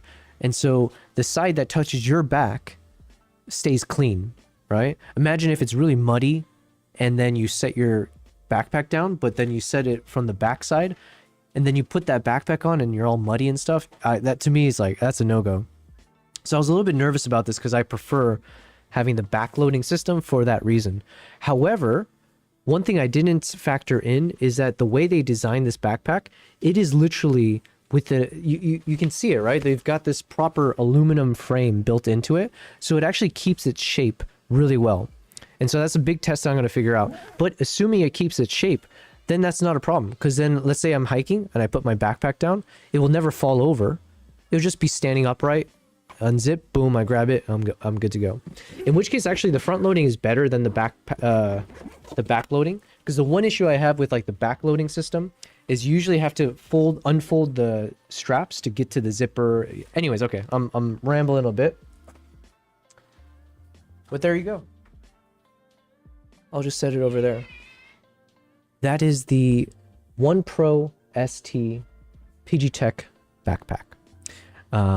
But yeah, we're gonna make this video soon. The hope is that I can find an editor and they will be amazing and they'll help me put this together soon. But otherwise I'll do it myself, but I figured this would be a good test with an editor. So wish me luck, guys. Lobe says, I cut my ads down to the bare minimum, 30 seconds per hour. The revenue I get from ads has never been enough to justify the disruption in viewing. But really, I was just making a joke about you and the backpack. Oh, nice.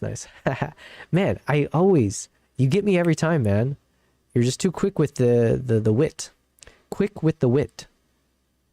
Had no idea this would turn into a serious discussion. Yeah, thanks for, there's a term, right? People say like rage baiting. Or one guy. I've heard that term a lot. Like you get one guyed by someone in the chat.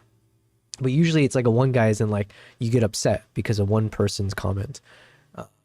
But I guess you one commercialed me. The community has people who do that. That's why we have the job board. True, but I'm like I am super picky. And I've been burnt way too many times by people that are quote unquote professionals. And like I've been on I've been on YT jobs and a few others, and you know, they prove their work. They show who they worked with. They show their quality. Anyways, I have a number of people that I have to go through first, but I also don't know what these new people's price ranges are. So there's a whole thing. I'm just so tired of trying to find someone that will be my long-term editor. I just want, yeah. Okay. Anyways, let's do some photo editing. And besides the photo editing, I think we're ready to get back into Mongolia. So I've been itching to go through the rest of my travels.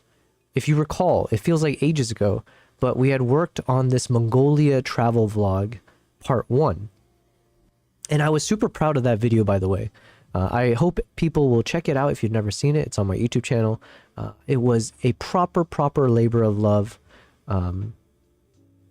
And so we have a part 2 to finish. So, and it's completely different style from how I've done any other travel vlogs. So this is kind of like me. It's a guinea pig, but I want to keep trying something new. So it doesn't just feel like a travel vlog, right? I wanted to feel more cinematic. I wanted to feel more intentional with a bit more of a heartbeat to it, if that makes sense. Because my big goal now is like, can I be like a proper filmmaker? Can I get film projects? Can I travel the world on like a sponsored budget, things like that. So I really want to get to this. But I also feel like we were stuck on DaVinci for some time, and I want to get into the habit of editing photos again. So let's go ahead and start with the photo editing session. And depending on if I have all my photos loaded up here. Kavai says, one of my favorite streamers do that all the time. The Norwegian Klats rage bait all the time. Hey, man. Well, low base got me. You know what? You guys can't rage bait me, okay? Actually, there's a few topics you can mention where I might get rage baited. One of them is probably British food, and the other is probably Dubai traffic, because both of these shouldn't exist. Low base says, what do you have to lose if you post a job on the board? Your video is stuttering a lot. Ooh, uh-oh. Let us check it out. What is going on? Okay, so on my side, it says it's pretty stable on Twitch. On YouTube, I honestly don't know. My main stream on YouTube might be spotty. At least on my side, it's saying something's off, but yeah. But yeah. Testing, testing, testing, testing. And it stutters for a bit, then it smooths out. Huh.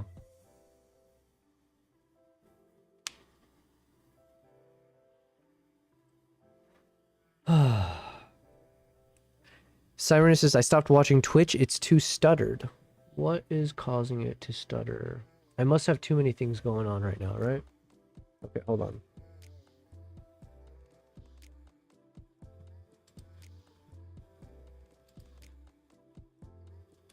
I'm gonna stop that one of the streams I had for Twitch doesn't play nice with 4K. I mean, I shouldn't be on 4K. Let me double check.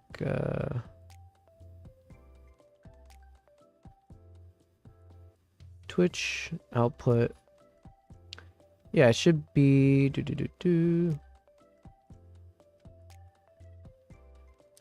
Okay, well, I've turned off one of my... I had a 24/7 live stream going on from my Lo-Fi Catnaps channel, so that might have caused issues.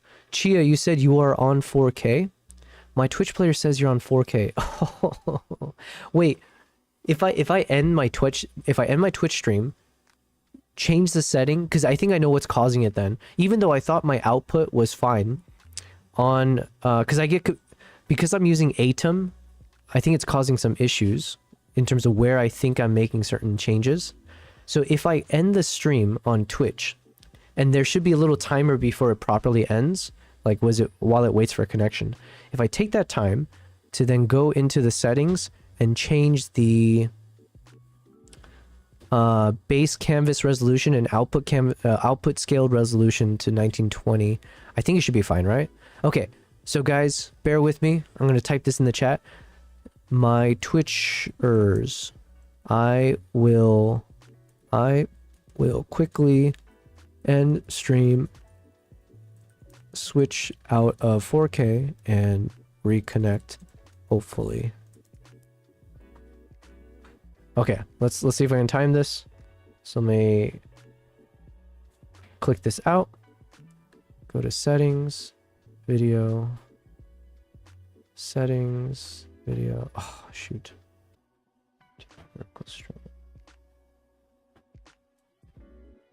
Testing. Am I back? Testing, testing, testing. Okay.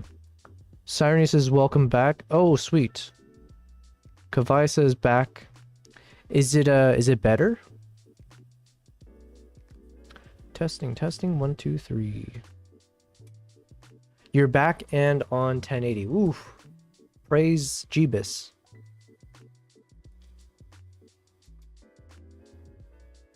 Meanwhile, TikTok has been steady.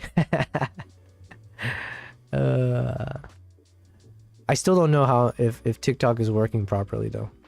If you guys are watching on TikTok, I thank you very much. I apologize if I'm not properly serving your needs. We're learning. Sirenese is looking solid, not stuttering so far. So far. Okay, well, at the very least, if it's showing 1920, I thank you guys. So, thanks for being here. All right, so what were we trying to do? Hold on. Is everything up and running? Quickly checking. Reconnect.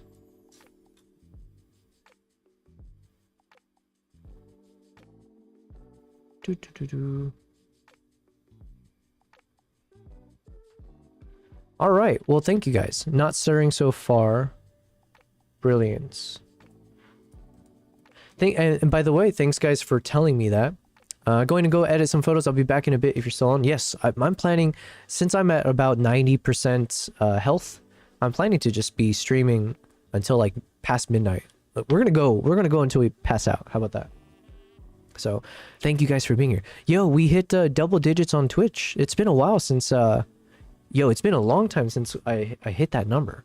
Not that we should care, but it is cool. Anytime we hit that extra digit, it feels nice.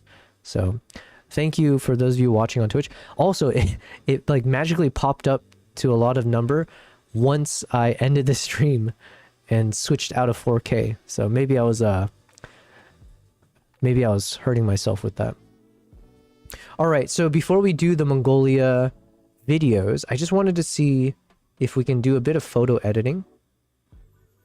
So recap, this is like a few months ago. When we last ended doing some photo edits, we were on Hokkaido. So these are all the photos that we had finished editing from Hokkaido. So let's go down a trip down memory lane of a trip down memory lane. So this is Hokkaido, Japan from February of last year. I took 3 photographers with me, but it was also my first time scouting this location. So I do thank all 3 of these guys for trusting me enough to join me on this trip, you know, paying good money to explore Japan with me when I also haven't been in this part of the world. But like there was someone that I trusted that was putting it all together.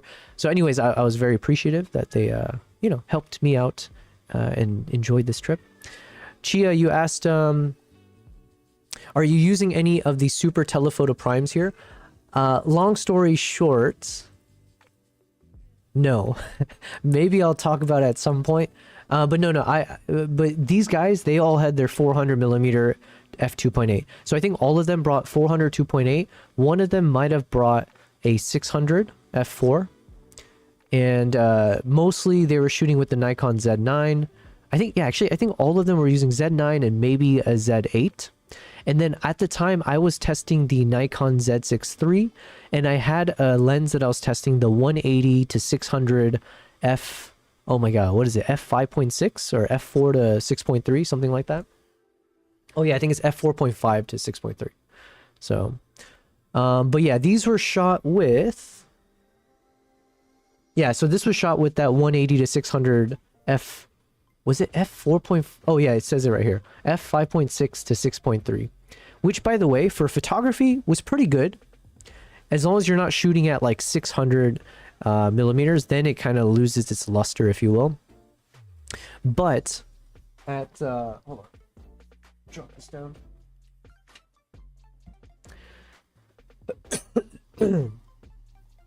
But when you're like in the mid-range, the photo quality was fantastic.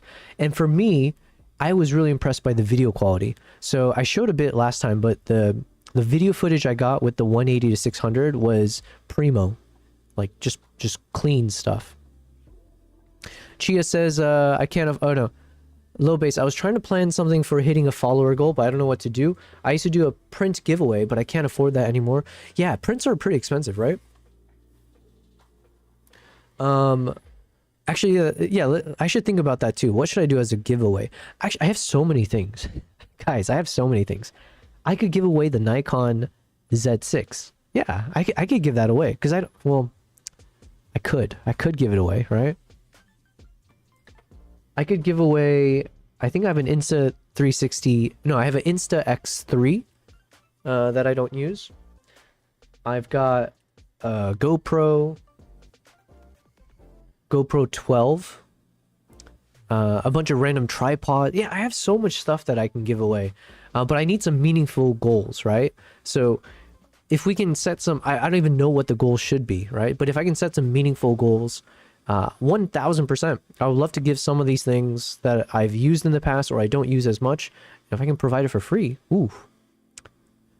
Oh, I could give away, it's actually really good quality stuff. There's the company Polar Pro, they have like ND filters for your iPhone. Like I have the case, and then you attach like these little iPhone lenses, right? They're like variable ND filters. So then if you're someone who wants to shoot film, but you want like the really high quality stuff, you can shoot with your phone in Apple Log, and then use the ND filter, and you use the Blackmagic app, and you can end up shooting like, you know, it doesn't beat like the best quality cameras, right? But it's like some pretty decent quality coming out of the iPhone. So, Cyronis says, Chia, your photos are nice. Ooh, Chia, if you want to send some of your photos over into the Discord, I would always love to check out fellow photographers' works. Kavai, you want the Insta X3? Yo, I got it. I got the Insta X3. I got that Insta 360 Go 2, something like that. A bunch of these action camera stuff. Okay, so these were some of the shots that we had taken, that I took in Hokkaido, Japan. So in terms of like, these are all the ones that I'd quote unquote fully edited at the time.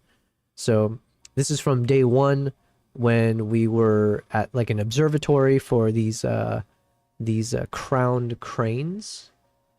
Beautiful birds, right? It's definitely a highlight of Hokkaido, of Japan. Seeing these kind of like Asian cranes.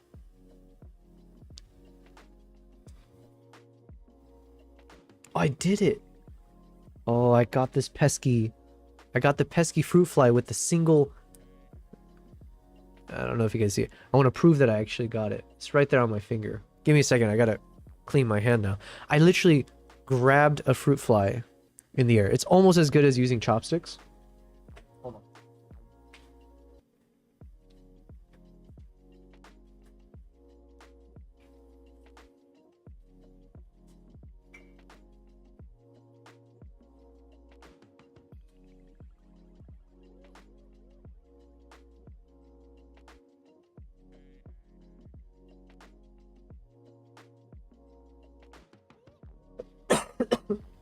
Oh, 90% there.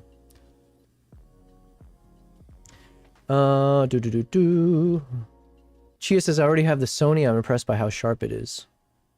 And Low Base said, if budget is an issue, the Sigma Sport 150 to 600 is fantastic, and they have it for Sony. Okay. You should get a setup like Predator with it being shoulder mounted. Ooh. That's what Cyronius does, right? Chia says, Cyronius, I rarely shoot wildlife because it's kind of hard to fit the 200, 600 in my current bag. Wildlife is very expensive. I will say, there are, in some ways, if you have a lot of money, then by all means, go into it. Otherwise, I think start with something else first for like a photography angle, just because it is one of the more expensive niches of photography. Like street photography, I think honestly, if I could start over, if I could just have like one lens camera and like just travel the world and do street photography, especially in parts of Asia, that would have been, I would have been like hooked just from doing that. So I love capturing like street life, especially like locals and stuff.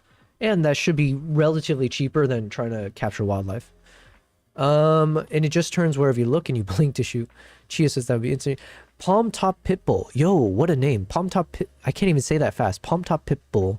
Palm Top Pitbull. Palm Top Pitbull. Palm Top Pitbull says, got me missing both Japan and photography. Seeing this right now. Well, welcome. Hopefully it's missing in a positive, nostalgic way. And also, hopefully, you want to go back to Japan and you should join me on a trip there. I haven't organized it yet, but I am planning to go back to Japan. My goal is to go to Japan every year. In maybe 2 seasons, but one of the main seasons is in wintertime to go to Hokkaido, which is where these photos were taken. As I met this guide, and there's like this amazing place to see the dwarf flying squirrels, the Izo Momongas, as well as the foxes, these cranes, Blackiston fish owls, and a few other things. Palm Top Pitbull says, but thank you very much for being here. I believe it's your first time here, so thank you. It looks like the Twitch algorithm is doing its thing. I might have been, I don't know what words I can use because I'm testing out TikTok live right now, but I think I was hurting myself being in this like 4K mode because apparently I was stuttering quite a bit and stuff. Anyways, thanks for being here. Palm Top. You can just call me Palm Top or Pitbull. Can I call you PP? PTP. PTP. Low Base says it's more cost effective to buy the wildlife smartphones and let them take selfies. Nice. Hey, I would love to see you hand a smartphone to a lion or a gorilla silverback. Palm Top says wildlife is incredibly fun / relaxing though. Yes. So Palm Top, it sounds like you might be a photographer as well. So if you are, welcome. If you're not, I mean, still welcome. But yes, if you're a wildlife photographer, even more welcome, because I love meeting other photographers in the same genre as me, and hopefully we can learn from each other. Low Base says, okay, actually going now. Thank you, Low Base. As always, I appreciate your presence. Cyrone says, added a few more images from my set on the Discord. Oh, let's check it out. And Palm Top, if you are a photographer and you want to share yours, you can go ahead and join my Discord, which I'll put in the chat.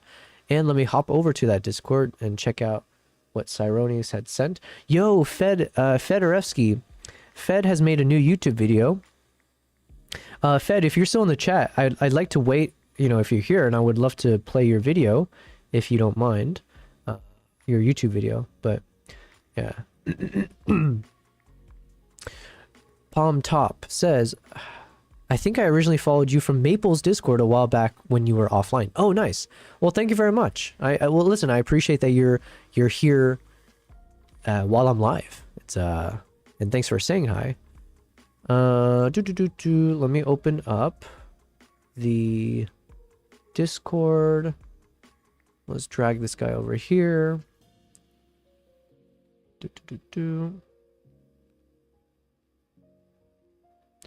Let me bring this over. All right, so this is Cyronius's photos. Oh yeah, this is the Comic-Con thing you mentioned, right? Or not, it's not like the Comic-Con, but it's something in that same vein. I think I remember seeing, is it the same model? Yeah. And then Obi-Wan, I don't know if Obi-Wan is still here, but Obi-Wan's got some dope model. Oh, what do you, he keeps telling me and I keep forgetting. I forget what you call this style, but like toy model figurine shots, action figurine shots, something like that. That's pretty dope. So if Obi-Wan's here, Fed is here. Nice. Well, let me know. I'd love to watch your latest video, or at the very least, we can link it in the chat. It's the Ikicon. Also, the resolution on your screen is overkill. Overkill, what do you mean? Like in a bad way? I'm assuming, because it's extreme.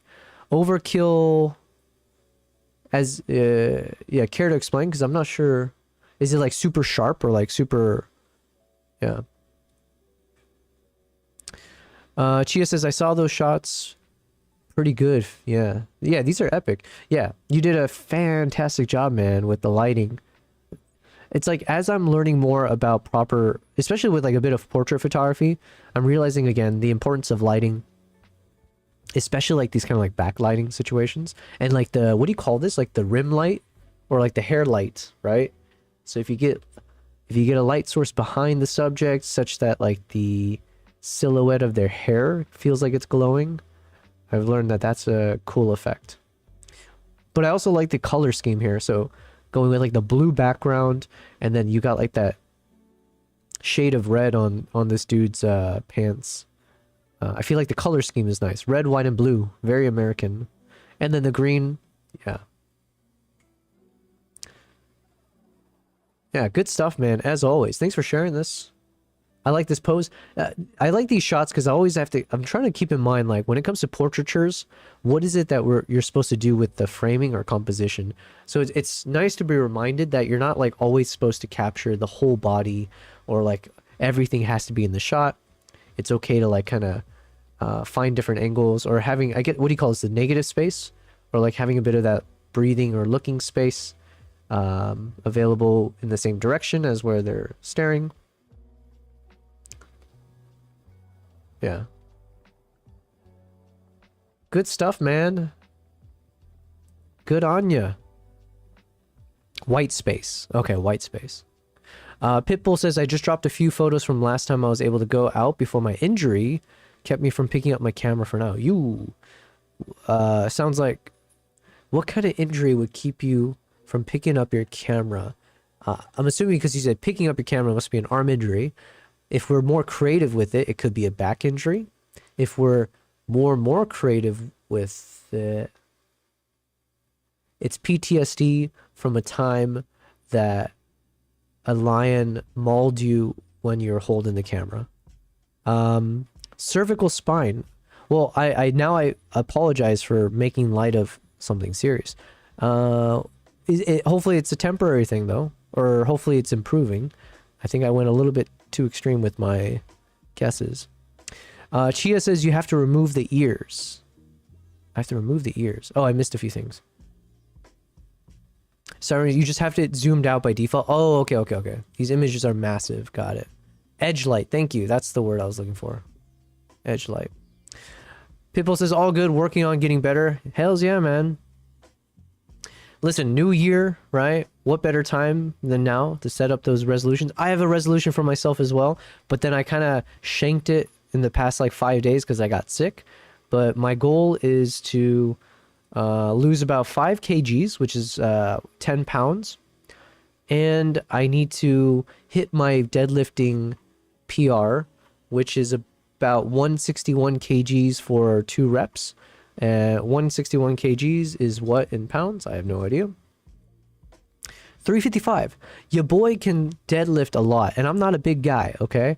But this is from my wrestling days. Unfortunately, I went to the gym last week, and I did 141 kgs for 3 reps, and I almost passed out and like fainted. Like, I mean, same thing, but I almost like fell over from passing out and pulling some muscles. So I set a goal on Instagram stories in case people hold me accountable. I said if I don't reach my PR in 1 month, I will shave my hair off. So that is a goal I've set. And unfortunately, I've been sick for 5 freaking days. So there's been no gym, no eating properly. I've just been, yeah. Okay, hold on. I was supposed to open this up. Someone sent some photos, yeah? Let's check it out.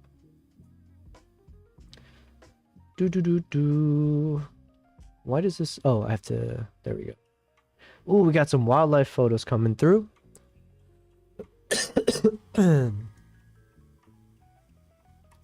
Alright, let me just open all of these. Yo, is that a skunk?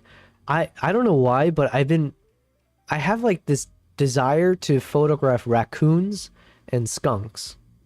Not to like categorize them in the same breath, but and Merly on the TikTok side said, "How are you? Beautiful photos." Thank you very much, and I apologize if I read that super late.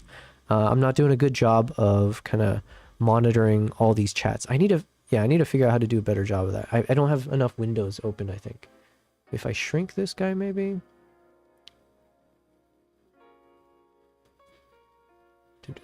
There we go.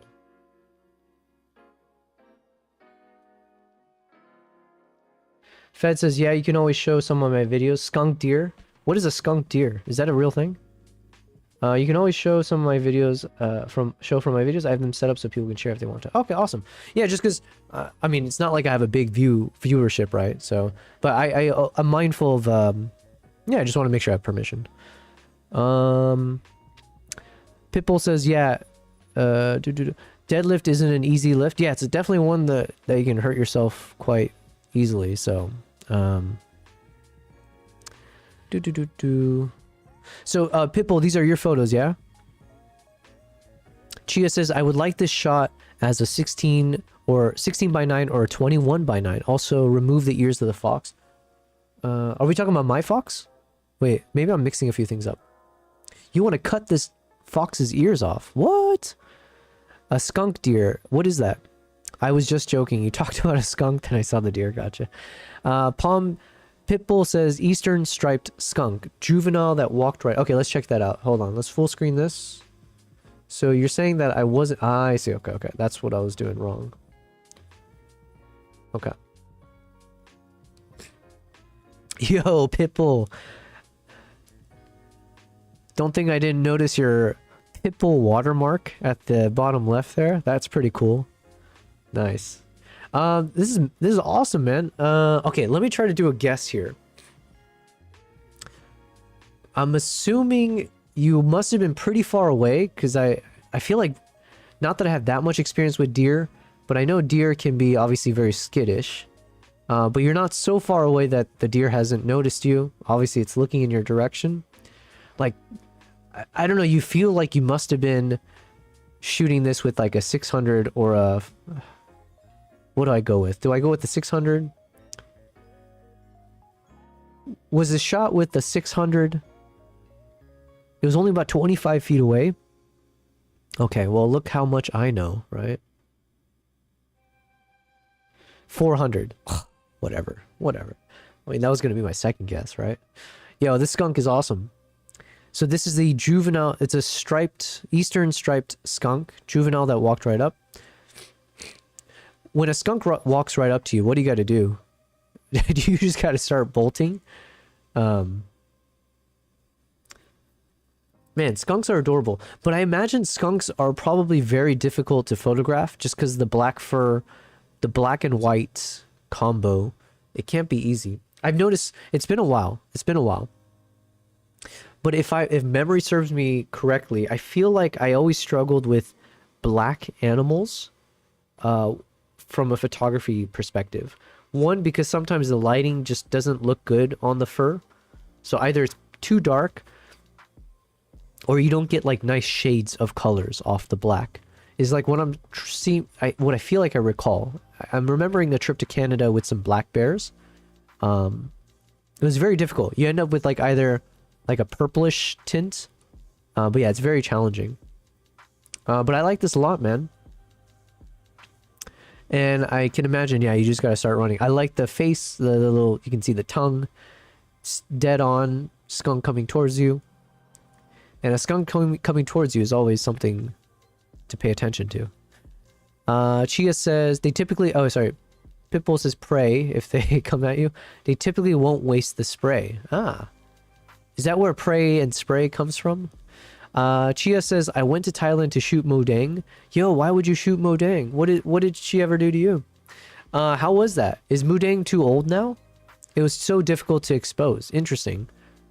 Why is that? People says, yeah, I had to do a ton of work in post to bring out the contrast. Yeah, yeah. But it looks nice, man. I like the skunk. I need to go shoot some skunks now. Yo. Wait, is this a chipmunk? I was gonna say chipmunk, but then I'm curious if there's like, where was I? Was it Canada as well? There's something called the pita, the pika, which apparently I thought is what Pikachu comes from, but apparently it's not. Which is like a complete like, you know, way to throw a curveball. But there's like something called the pika mouse that Pikachu is not actually named after. But I really like this shot, man. Cyronia says black hair isn't actually black, and depending on oils you'll get other colors. Oh yeah, yeah. For instance, like with my hair here, with that red lighting, my hair can look red. Nice. She's a lot bigger now. Yeah. Is she still adorable, or at some point they get ugly? Yeah. It's like with baby goats. Kids, is that what they're called? Baby goats are the most adorable, one of the most adorable animals. But then the moment they become an adult, they're like the most ugly, demon-looking animals, right? Fed says looks great, and really sunny day on pretty dark skin, just like the skunk. I see, I see. I've only taken one good photo of a hippo. Eastern chipmunk, they were in the middle of loading up for winter. Nice. Wow. That was good resolution. So what do we like about this shot? One, I like obviously having a subject perched up on like a rock like this. We get nice separation with the background. But because we have like this rock as part of the background, which is more like solid color, it makes the chipmunk's shape and everything much more obvious, or like it stands out a bit more.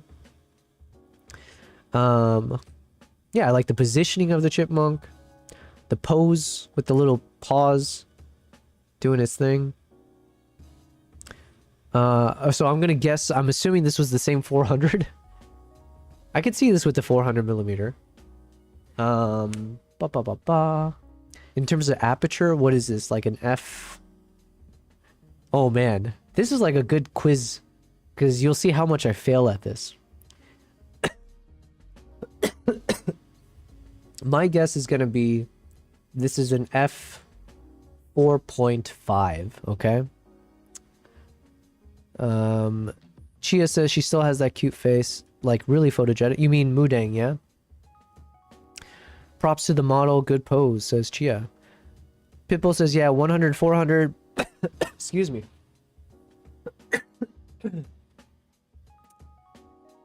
The longer the stream goes, the farther away from 100% health I am.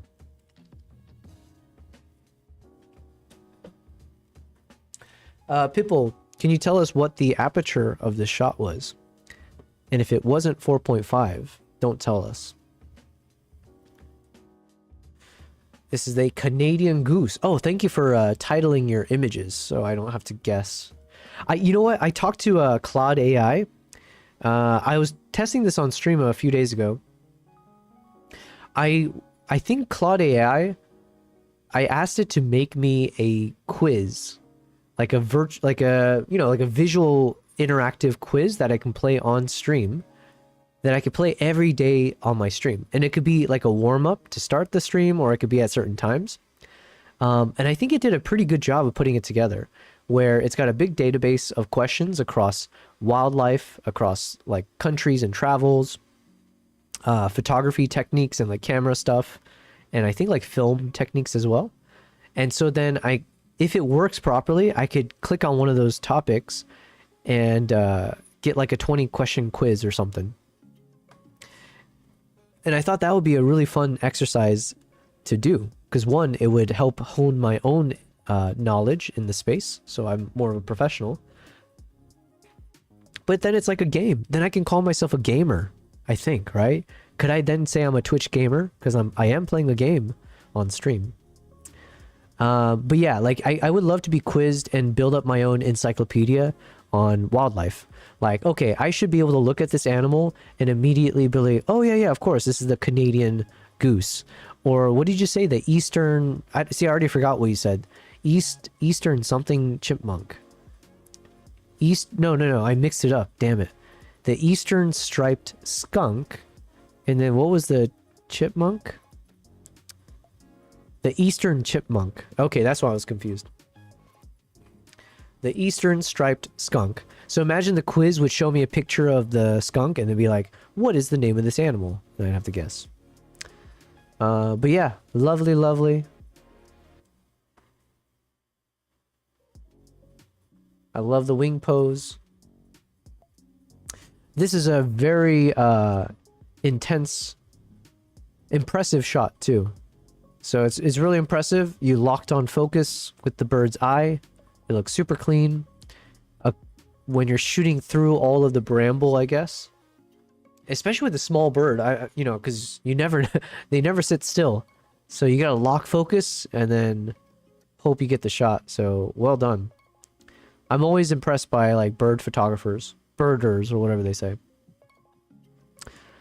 And what is this? The Glaucus gull. Okay. The Glaucus gull.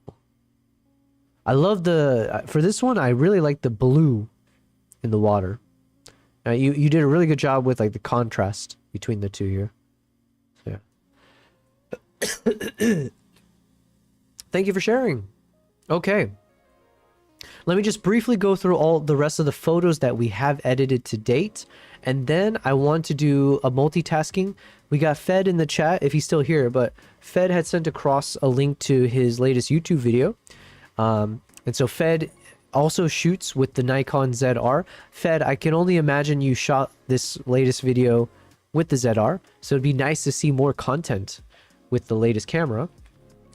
And yeah, we can take notes and all that. But I figure we can watch it while I also edit some of the remaining photos that I've got. So let's just go through the rest of this. So we got some fox photos. And then we had the cranes again. Second largest gull in the world. That one, the Glaucus gull. Pitbull says it's a second-year juvenile Glaucus gull. They are an Arctic gull. Nice. It was really oddly early. The second largest. See, these would be good questions for a quiz, which I would fail because I'm going to forget it tomorrow. Yeah, so we had some, there's some awesome foxes in Hokkaido that we got some very, very close-up shots with. I had a lot of fun, if I remember, I think I had a lot of fun editing some of these guys, yeah. So, as far as my editing on this one, yeah, we went a little crazy with it. So here's the original So the before and then the after.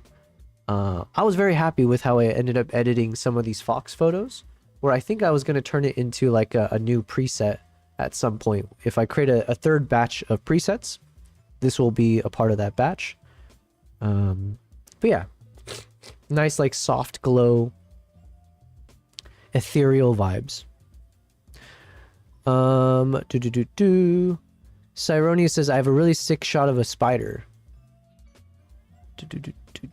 Wait, can I copy this from here? I might have to copy it from this guy.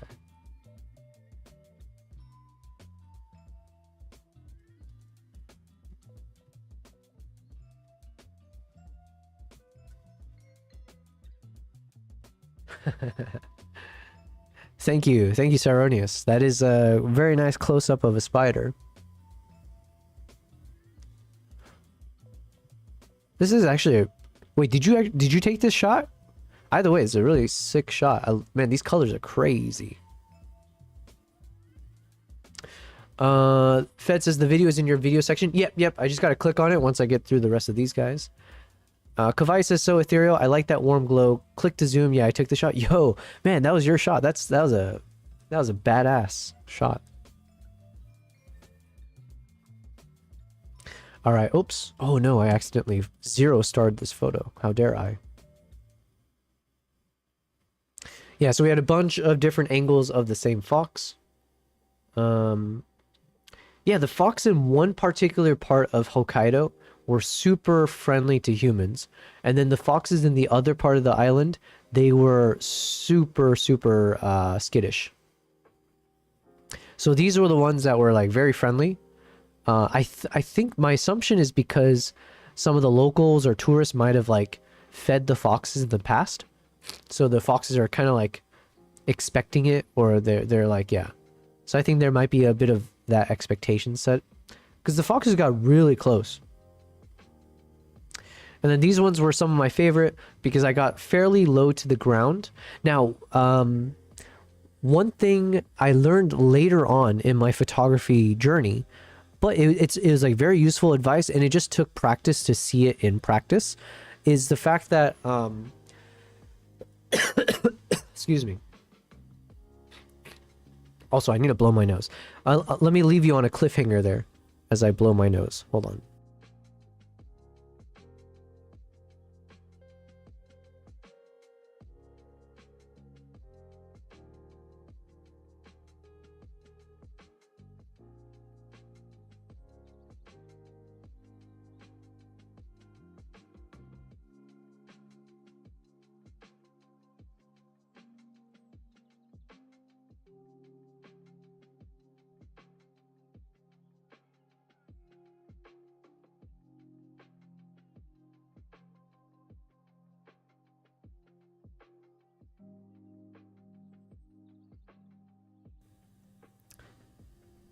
We are back. Yes, we're back. We're back, baby. Here we go.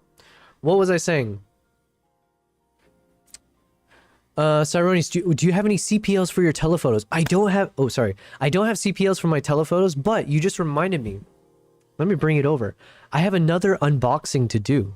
Yo, a company reached out to me and asked if I wanted to test out something, and then they FedExed it to me in like a matter of a couple days or something. Hold on.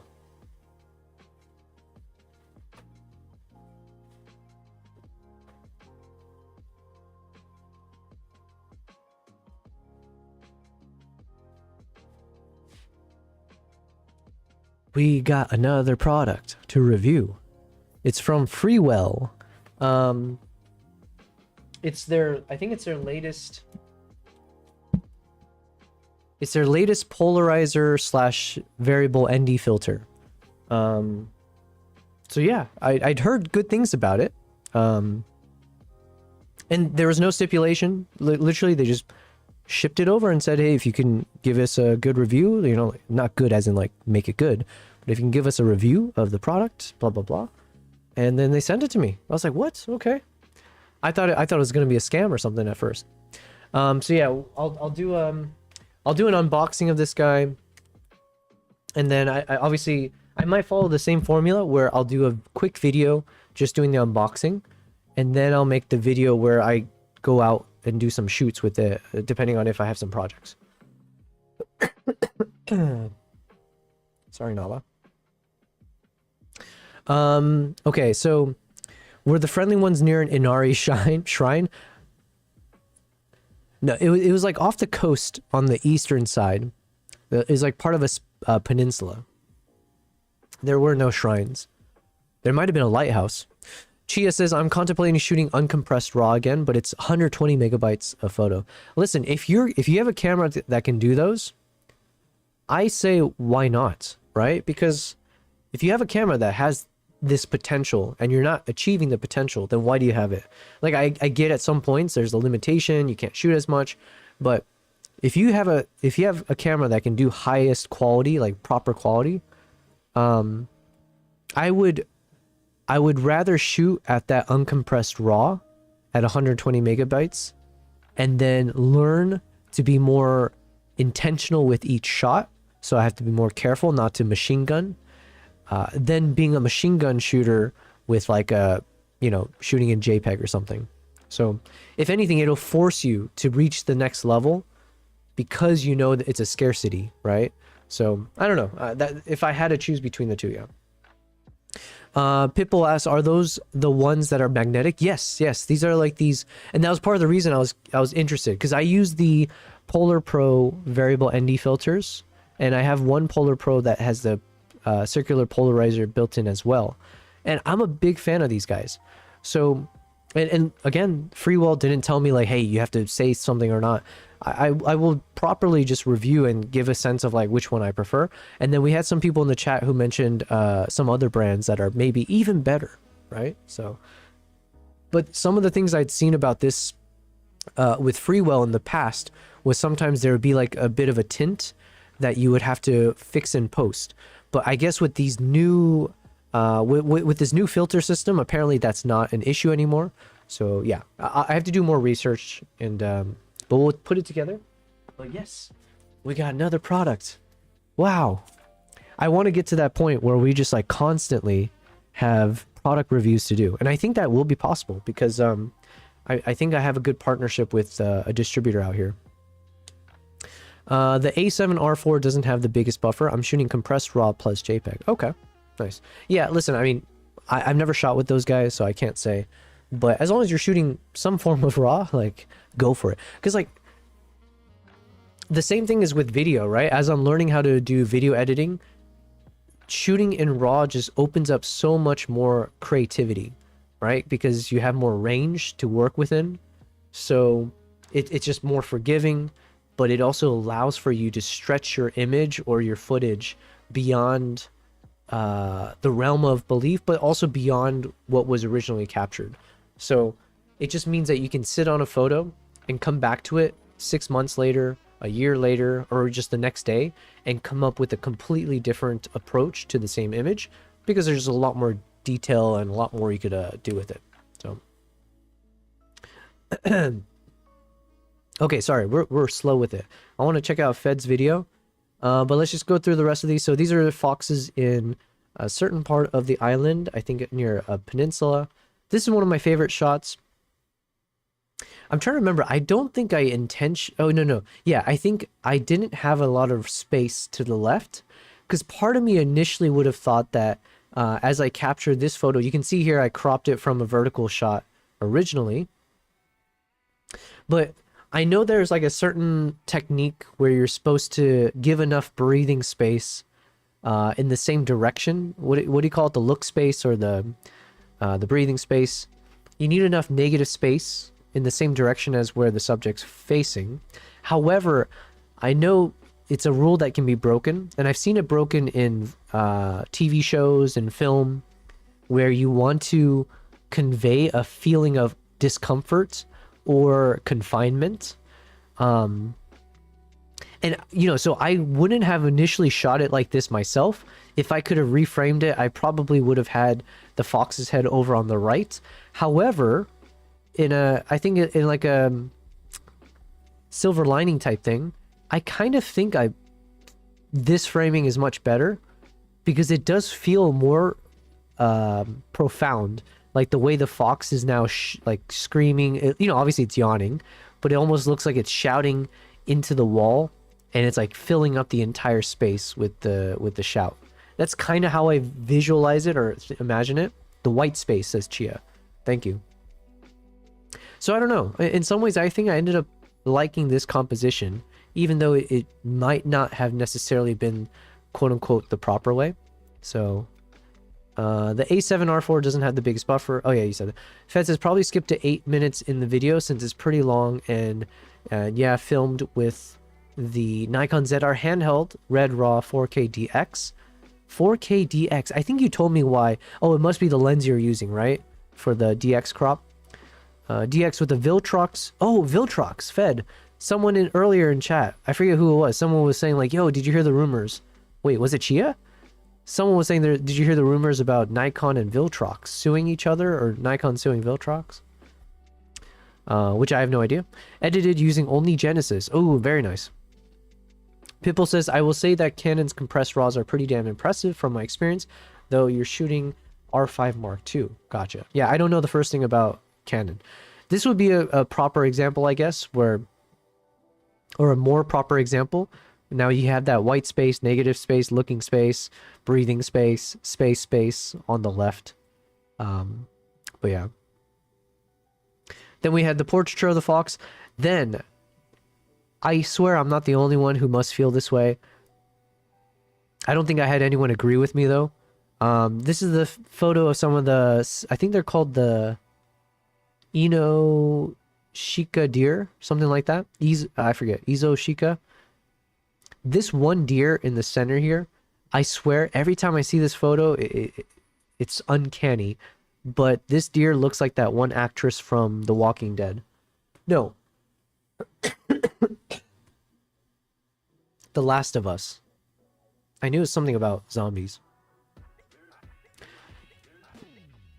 This deer right here is that the female actress from The Last of Us. Right there. And I don't mean it as an insult. It's just literally something about maybe the facial expression. That's all I could see. The Sika deer. Thank you very much. Sika deer. I'm Sika deer. Is what I would say if there was someone next to me. But I'm not that sick. I just have a lingering cough. So see, these are some of the photographers. I do like to take photos of them from time to time. That's one of the beauties of if you join me on one of my photo tours. I will take photos and videos of you while you go out and shoot to your heart's content. I will just be there behind the scenes, treat you like a star so that you walk away with like reels and reels of you looking like an A-lister. Pitbull says, love the antlers. Yeah, these were okay. I feel like the Sika deer weren't as impressive as some of the other deer I've seen around the world. Their antlers were also not as impressive, but also I need to go to, what do they call it? The rutting season, right? Or there's a different season, I think, but there's some parts of Eastern Europe that someone invited me to go to where you can see the deer during the rutting season, I believe.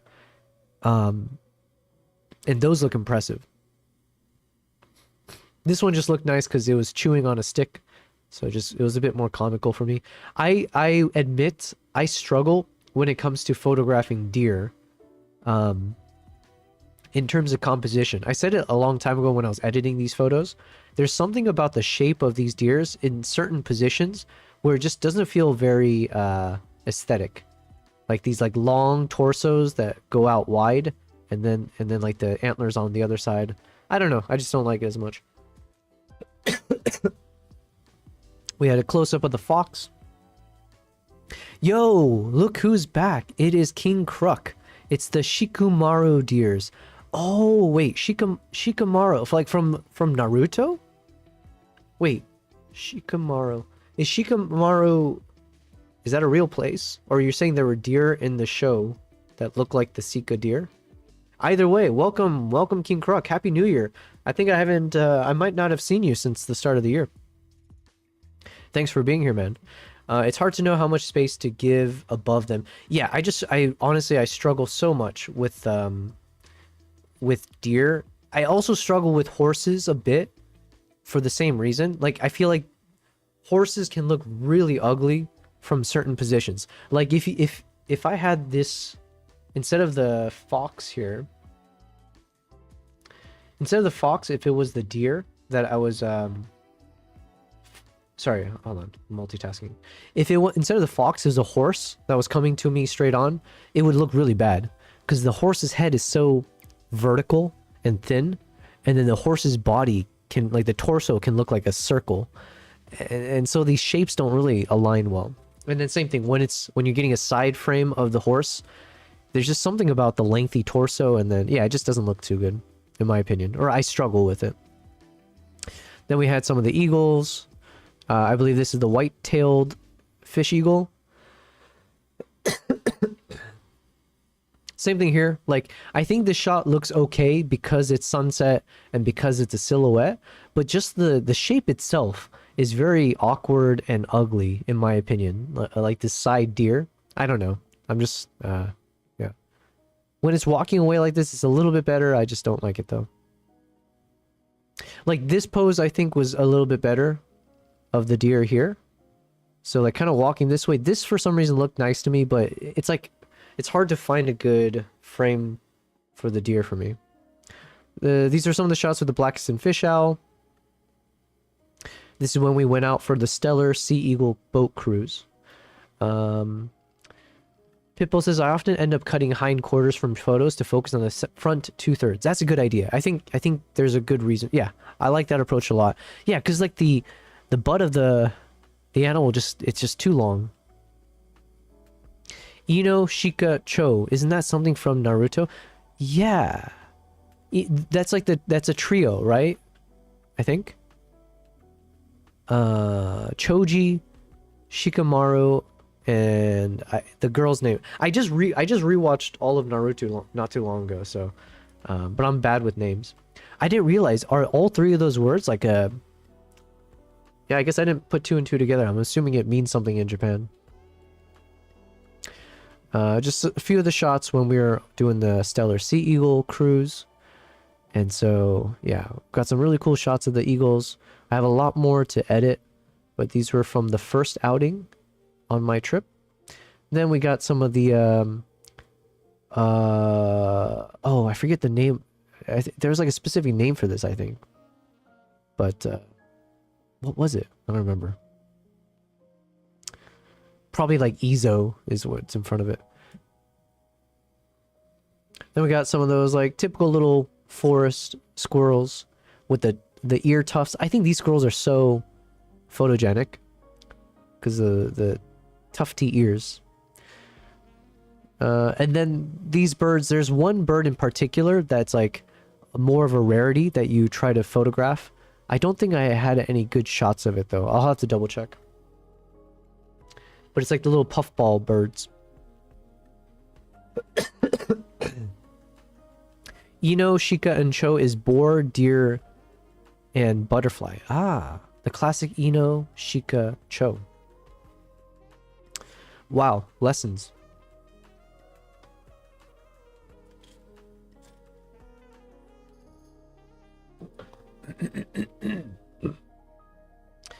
Let me just double check, make sure the music is still audible. Perfect.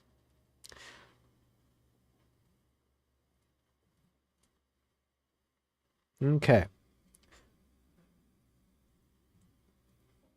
I think we're almost done with the photos that we've edited here.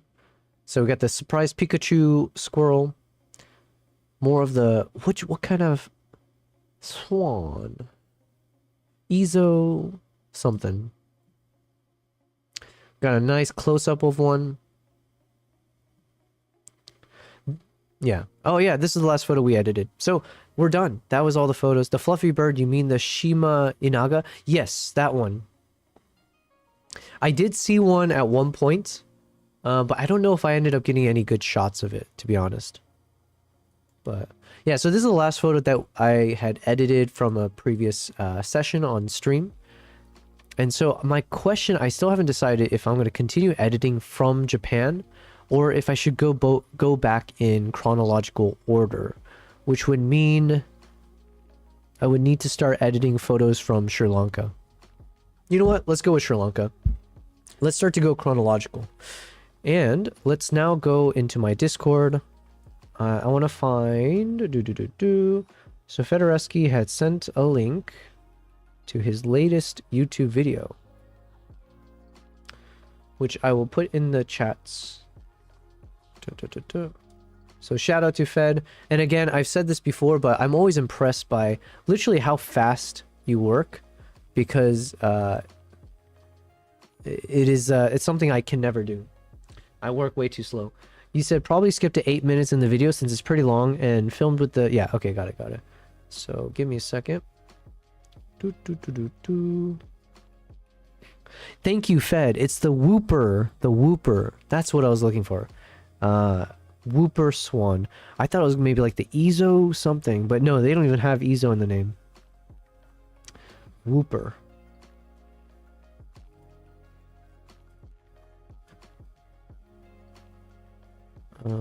Okay, let me put this. Blah, blah, blah, blah, blah, blah, blah, blah. And then the fluffy bird was the Shima Inaga. Alright, so we got all of our animals.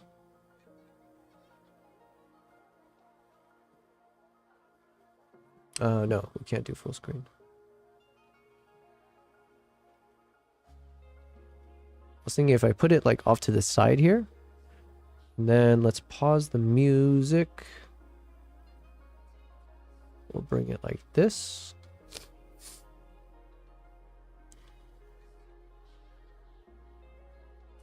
And go to the music and pause it. Let me put my headphones on for this.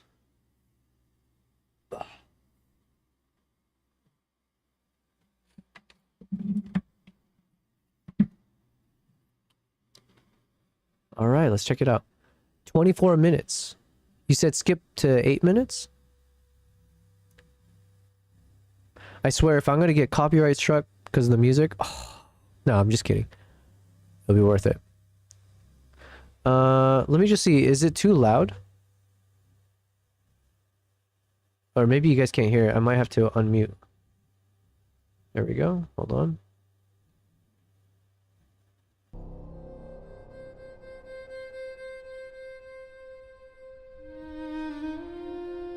Okay, I might have to turn it down slightly here, yeah?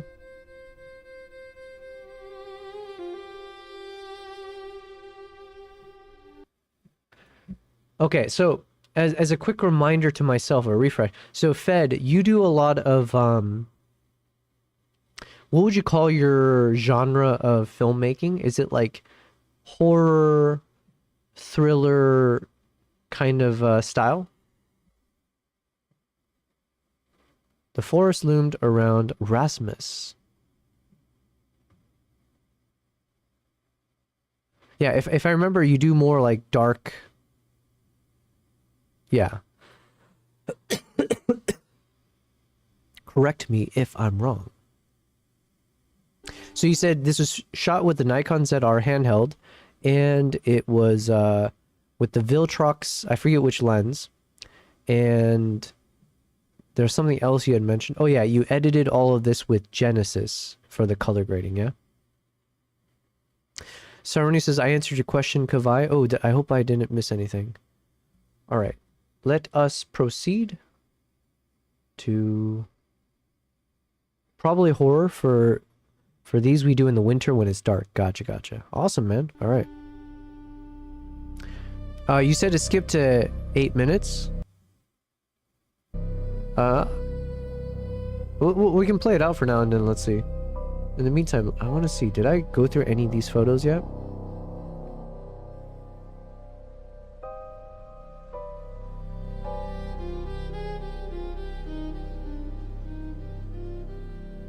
Okay, I guess we'll start from day one. Let's go through all these photos.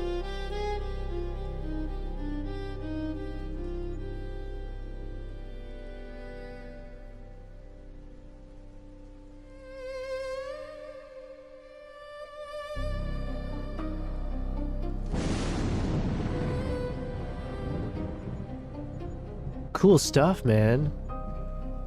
Let me know if the audio is too loud or something. Just skip to 8 minutes in. Okay. But the intros are always the best. The music picks up, you know. Here, I'll skip around then. I like these vibes, man. So this is all color graded with Genesis, you said. And is this in 4K or is this in 1080? 1080. Oh, wait, no. Hold on. Yeah, okay, up to 4K.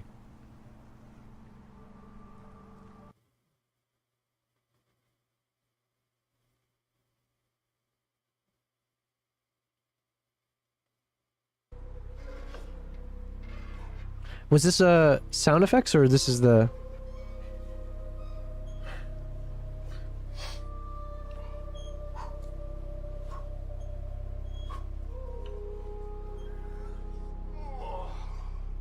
Man, cool stuff. I think I mentioned I met a few different filmmakers and like artists and stuff, and they want to like work on some screenplays that they've got and like turn into some short films. So I might get looped into some of those things, depending on my. But like, the thing is, I'm so swamped, and I was sick for a while, so let's see. But yeah, it'd be fun if I can work on a few projects. But I'm like, I have so many of my own projects to work on. It's a little bit, yeah. All right, let's be picky with these photos. I believe this is the bee eater in terms of the bird. I'm really bad with names though, so we'll see.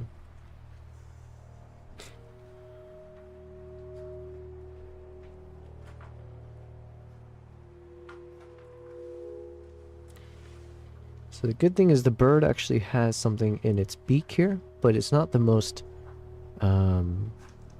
it's not the most interesting shot. Like, the bird's not doing much there, so. But I'll save it just in case. It's like a potential.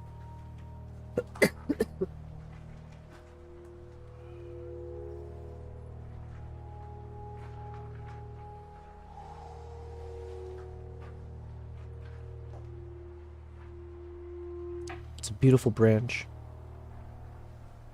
And then Fed, the little green bee eater. Yes. That's what it is. Thank you. Fed says mix of sound effects and onset sound. This is that lantern you bought, right? The one you told me about? I think you got this at the same time I was getting Mr. Steampunk over there.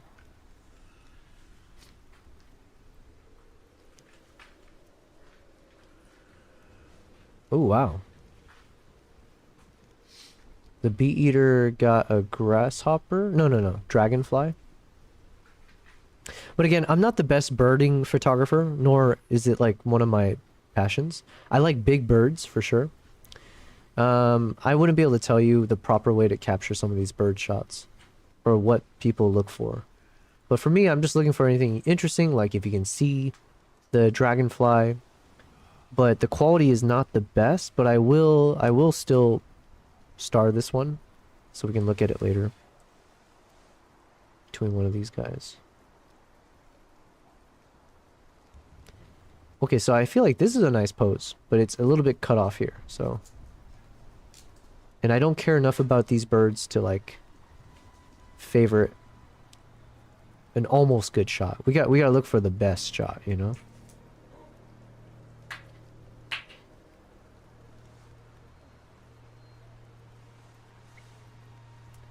That's a railroad lantern that I got. Nice. Fed says Yobel likes big birds and he cannot lie. Yeah. Man.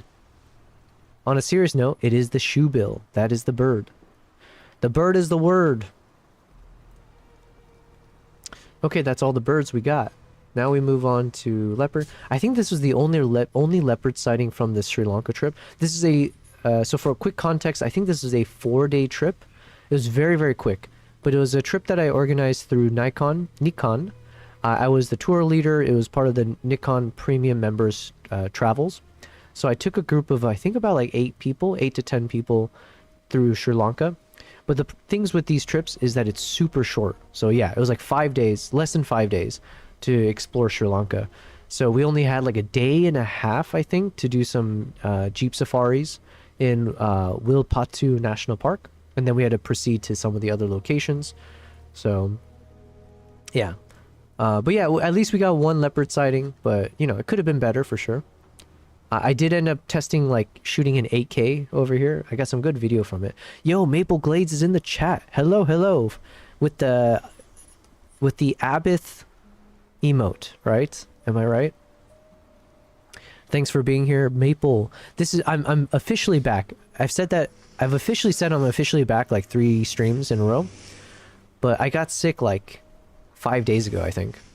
And I've been struggling with it. And today I'm at roughly 90%.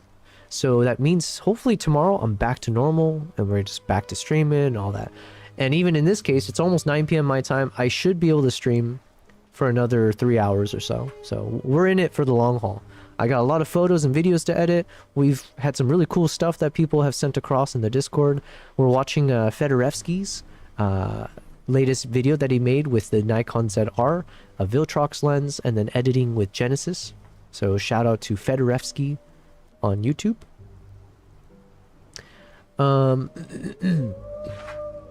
I like the soundtrack too. Oh, and then Maple, I've got a Freewell circular polarizer / variable ND filter that they sent to me. So it'd be fun to test this. I'll try to make like a unboxing video or something like it with it. One of the reasons I shoot in 4K DX is the super low rolling shutter for shooting handheld. Oh, I didn't know. I didn't know that was a thing.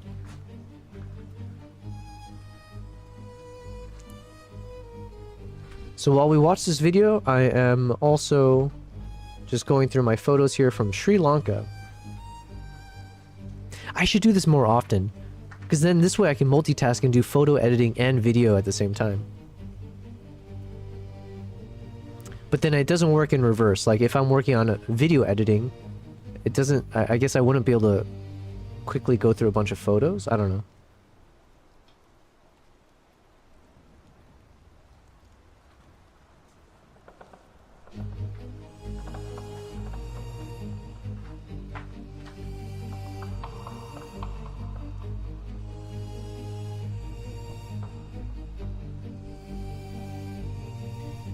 Alright, we're looking for a good photo of this leopard.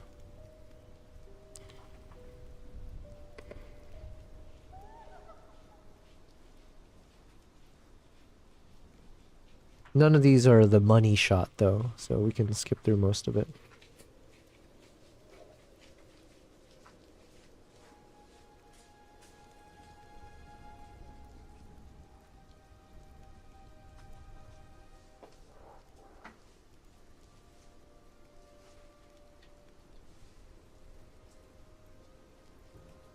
Yeah, most of the shots I think are a bit soft at this distance.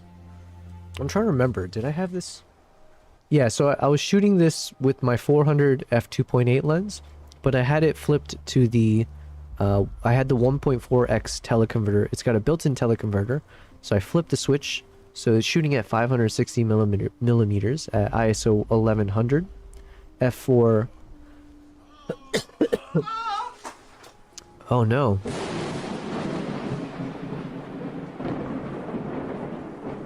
And 1/125th of a second.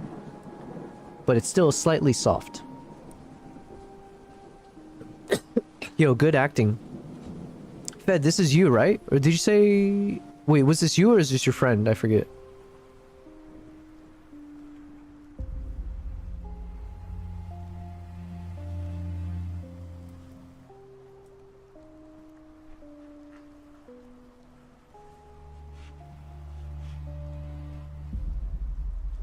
Ah, of course, when the leopard's looking at me, it's now covered up. Although this is kind of... This could be nice. Depending on how soft the image actually is.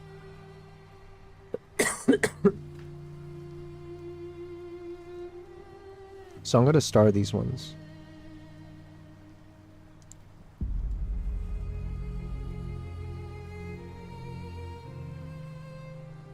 Because the shot could look nice in a more like artistic way if you do a crop of just like the face with the green shading.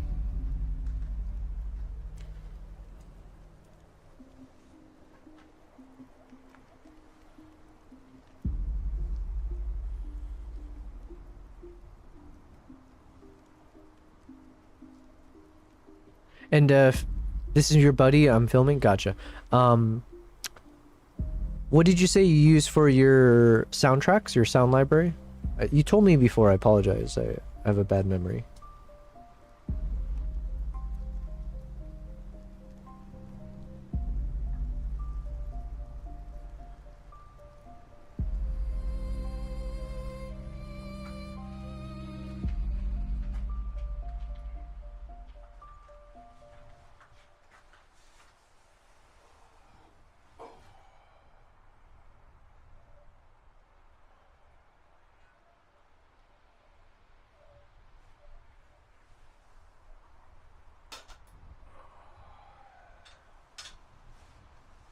There we go.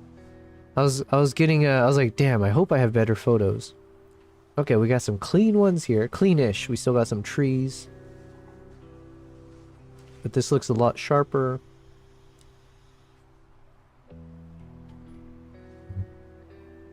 Yo, Voodoo! Thank you for the follow, Voodoo489. I appreciate it. Fed says it's from Pixabay. Gotcha. Pixabay. Pitbull says that looks nice. Yeah, this is not bad. This one's not bad. But I have to keep in mind, I try not to jump the gun. It could be that this looks so much better because we were looking at much worse photos earlier. So relatively speaking, it looks nice. But, let's see.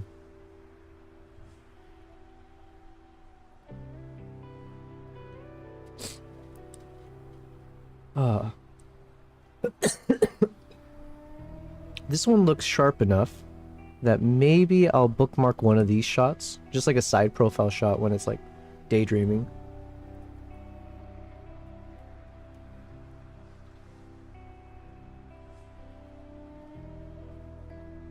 Fed says free service. Oh, the Pixabay one. Okay. But here's the thing, Fed. Especially, you know, I'm still a small YouTuber, but one of the things I've realized is you have to find a lot of paid companies to utilize who will work with you, right? Affiliate links, sponsorships, that kind of stuff. So sometimes you have to use their service already, make enough content with it, and then hopefully they'll catch on and they'll be like, hey, we want to work with you. So like, imagine like if you do pay for, I don't know, like the music bed, right? The one that I'm using. And if they're like, oh, this guy makes like proper films and is constantly using music bed, maybe there's a better chance that they'll, you know, reach out. Because I'm not a big, my YouTube's, we haven't even crossed 10,000 subscribers on YouTube yet, right? But I've been really, what's the word, encouraged by the number of companies that have shown interest in working with me. And I think it's all just like, it all comes from like, you gotta use some paid services, make some top quality stuff. Although if this is free from Pixabay, that's pretty impressive.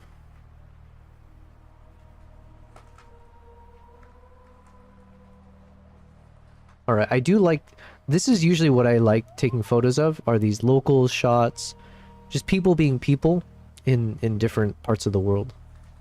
So like candid local shots, I don't know if there's a category for it.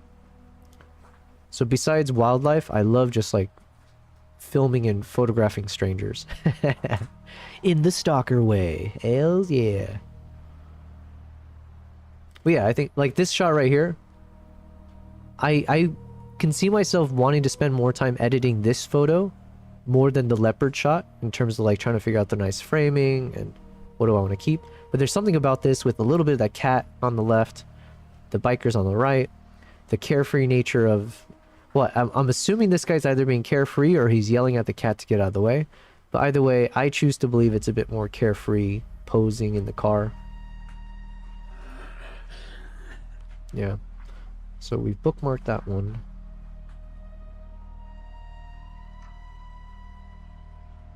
Okay. Pitbull says, sometimes I go back later and find that a photo I really didn't give a chance was actually a good close-up of a wing or a paw. Yeah, yeah. That's one of my favorite activities. Not really. I'm exaggerating. But I do enjoy doing that activity of like going back and just like reviewing some photos that you'd either already edited or you just threw away digitally, I guess. and then you're like, oh, what was I thinking? This is like fantastic. All right, so before we go into the prop, it's only a 5-day trip, so let me just go through all, let's do a quick run through of all the photos. We'll start we'll start like 2-starring all the potential photos first, and then we'll start editing as we continue. See, this is a good quiz question, which I'll never remember, but this is one type of the kingfisher. I think there's like the African kingfisher, there's like a something something kingfisher, blah blah blah. So I forget which one this is. But this is the pretty one.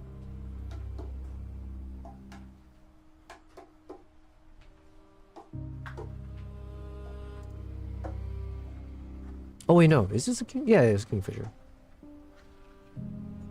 Right? This is a kingfisher, no? Man, I'm like second guessing myself, because I'm seeing this one, but I think this one looks different just because the head is all wet.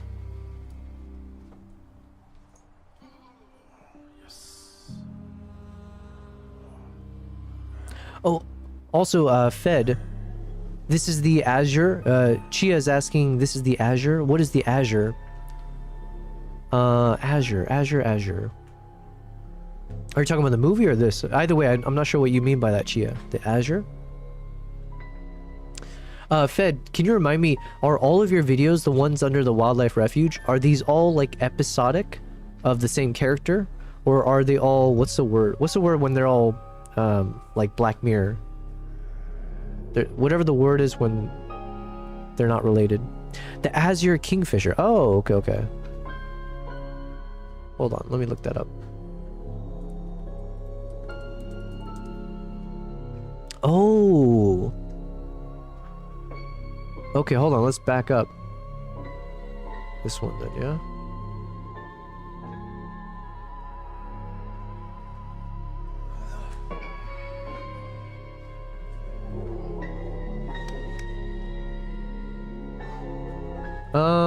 No. Because it's got the brown... Let's see. Voodoo says, I spent nearly 3 years trying to get a shot of a common kingfisher here in the UK. Yo. Well, yeah, it just depends where in the world you are, right? Because, like, when I was in Uganda, is it the common kingfisher? Hold on, let me look it up real quick. Common kingfisher. Oh, no, I'm thinking, which one's the black and white kingfisher? Okay, so as far as the common kingfisher, I feel like you see these everywhere in Sri Lanka and India. I felt like you would see them everywhere. And then for the black and white one, whatever the name of this one is, the pied kingfisher, yeah.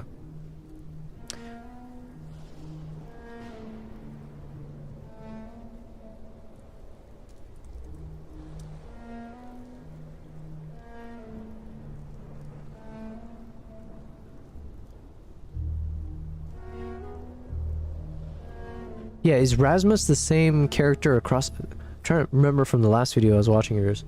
But yeah, this pied kingfisher, there was like swarms of them in Uganda. Not too far. So if you want to see pied kingfishers, you just go to Entebbe, Uganda, take a boat ride there. You'll see them everywhere. I don't know which kingfisher this one is though. Might be a blue-eared. Azure is bright blue. Hold on, let's look it up. Which kingfisher has a brown head, blue wings, and red beak with white underbelly?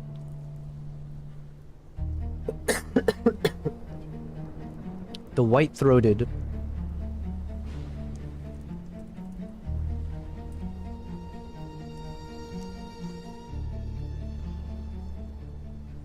Okay, so this is the white-throated kingfisher, or also known as the white-breasted kingfisher.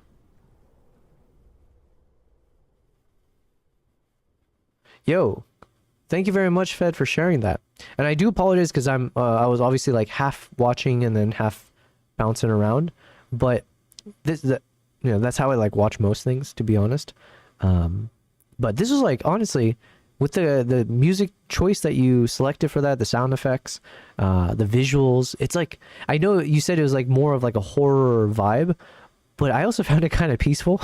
So like a peaceful horror, if that's a genre. But yeah, that was fantastic, man. Good on you. And like I said, I'm always impressed that you're able to make these so quickly. Like you guys film this and then you edit it, and it seems like the turnaround time is insane. It puts me to shame. But yeah, thank you very much for sharing. I don't know if we have more videos to watch, but in the meantime, I guess we'll go back to this. And let's play some music.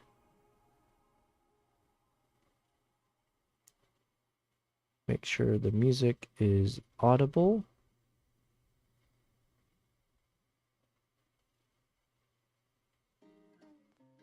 Cool. And then I can take my headphones off.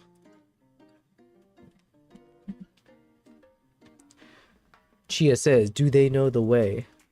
Is that a Ugandan thing? There's several characters, but they're all played by the same guy. Gotcha. The bill varies quite a bit in shade. Yeah, the style here is gothic horror, really, which is more creepy than scary. Gotcha. Man, I am shedding like my cats. Okay, so this is the white-breasted or the white-throated kingfisher. Wow, we're learning. See, this is a learning stream. And then, is this the common one? Is this the one that Voodoo was mentioning?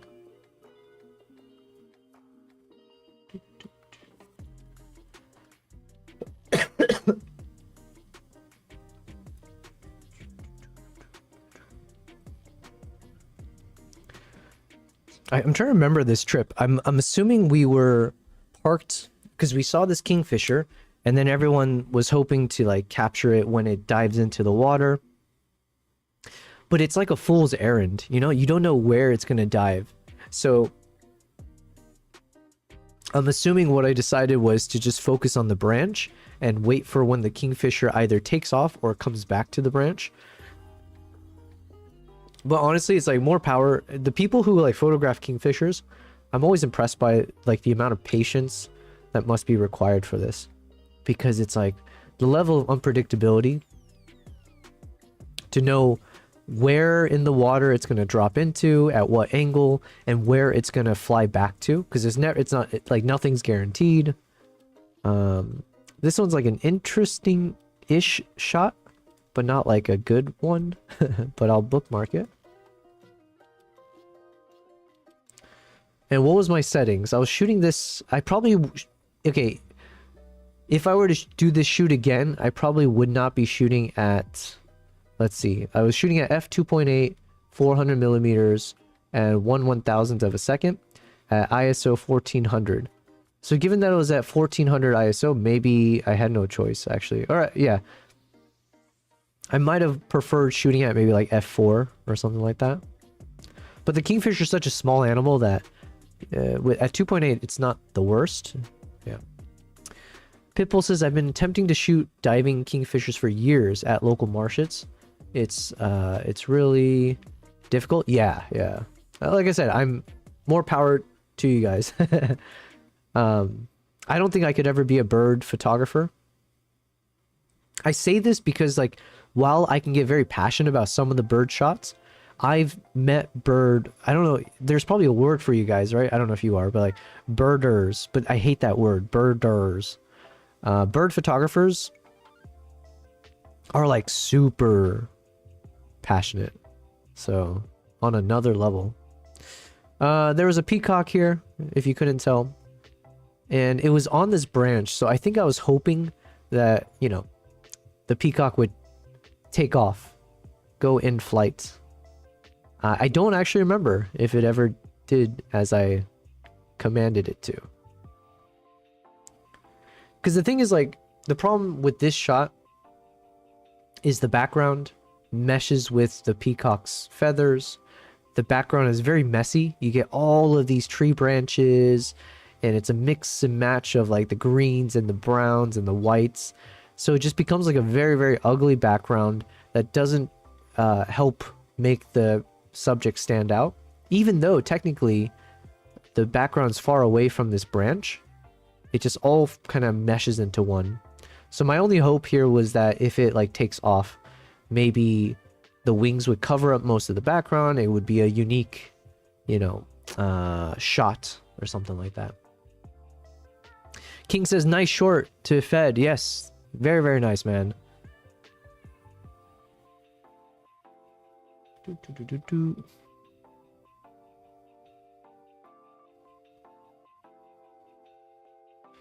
So yeah, none of these shots are worth anything.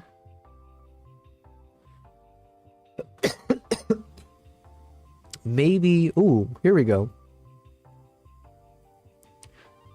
What a difference a facial expression can make.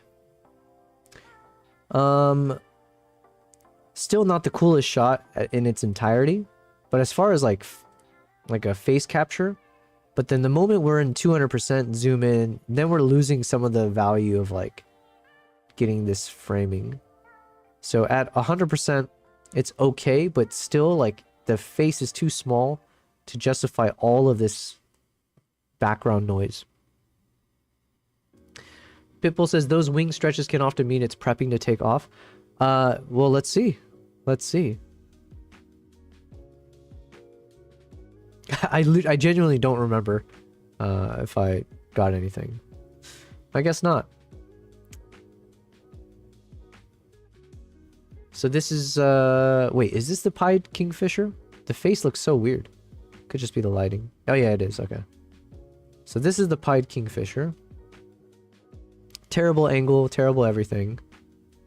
Terrible shot, ugly deer. Interesting bird. I don't know the name of this bird. But like we said, that's the trouble when you're shooting like a black colored animal.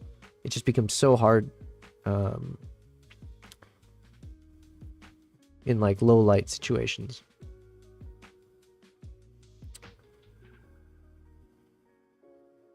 It could be here. I'm just gonna bookmark one of these as a potential.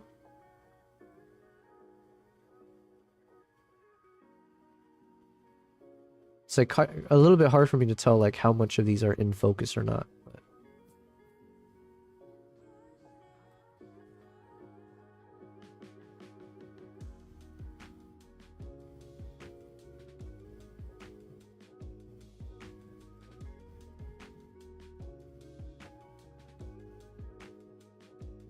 I think at some point maybe the bird had taken off. So I might have framed this in a way where if the bird flew back down, I was hoping to get like a swooping shot. But like I said, birds are they're so unpredictable. Oh.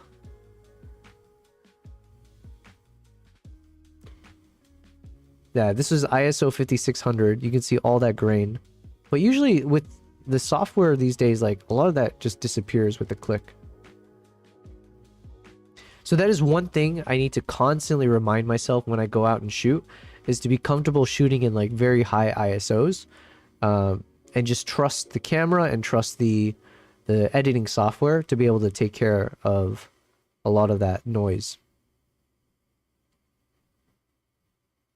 But when you're talking about like a small subject and noisy environment, like these little pixels are like, you know, its eye is like the size of a pixel. You know, I'm exaggerating, but yeah.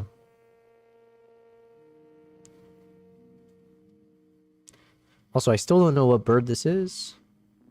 It's kind of interesting, but honestly, was it interesting enough for all these photos that I took of it? Probably not. Especially looking at all these framings. None of them really...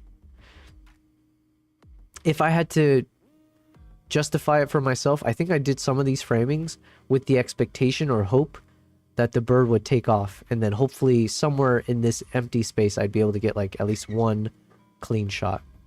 So that's my justification to my past self. Fed says there's something about how those cameras feel in your hand and using them perfectly optimized. To King Croc, yes. All right, so yeah, no noteworthy shots so far from this day. We had some of these elephants in the water, but if I remember, the lighting wasn't too good, and we were really far away. Yeah, so this was shot with the 560 millimeter. So yeah, it just wasn't like the best lighting. It could be for like some kind of pastel edits. So maybe if I do something to make use of the reflections here, I could maybe salvage this into like a more artsy shot. But as far as like the colors, you can see here, right? Like the colors are like non-existent. Pipple asked, what time of year was this? I have an app that I can use to help ID the bird. Oh, this was mid-March 2024. It had a orange breast. It's like an orange underbelly, but it's like a hat. It's like, it looks like it's got an Asian bowl cut. Yeah, if you draw two eyes right here, it would look like an Asian face with the bowl cut. If that helps. Yeah, why don't you punch that into AI? What's the bird? Yeah. Where were we? Yeah, so I think these shots are all meh. Yeah, so a shot like this maybe could be salvageable.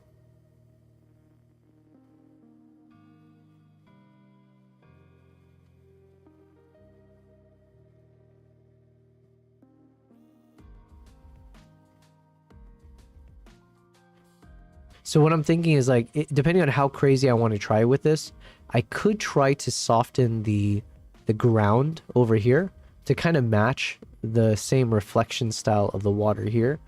Because obviously this ground area in the top 1/3 of the shot is pretty ugly. So yeah, we'll see. We'll see if when we start editing. Oh, we had this like really pretty butterfly. Yo, look how pretty this butterfly was. Like, it's so red. Now, butterflies, that's something where I'm very fascinated by. I would love to spend a lot of time trying to photograph butterflies and film them, but photographing them feels a bit more challenging. I've only gotten like a handful of clean shots of butterflies in flight. But they're some of the coolest subject, because like if you shoot them against the sun, you know, they're so paper thin, the wings, you get like a nice, what would you call that? It's like a glowing effect on their body.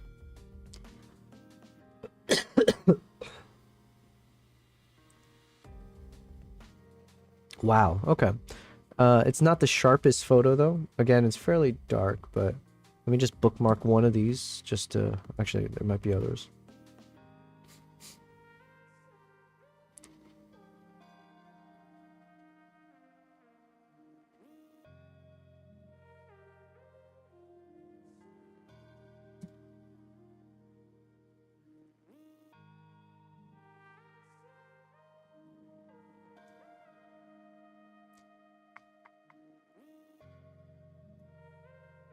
Fed says, King says, I think other than lenses, not big upside going mirrorless. Interesting. I think there's a big upside. For video, mirrorless wins hands down. I think most photographers I know now still shoot DSLR. Oh, you mean for like photography?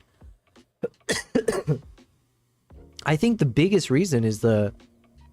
well, actually, I can think of two reasons for myself where I felt like mirrorless has been fantastic. One is the weight difference. Like, my God. Especially when you're shooting with like a 400mm lens, it is like every pound is significant. You feel it, right? Just from like holding it for 10 seconds, you just feel that extra weight. So having a heavier camera body plus a heavier lens compared to the mirrorless counterparts, man, my cough is killing me.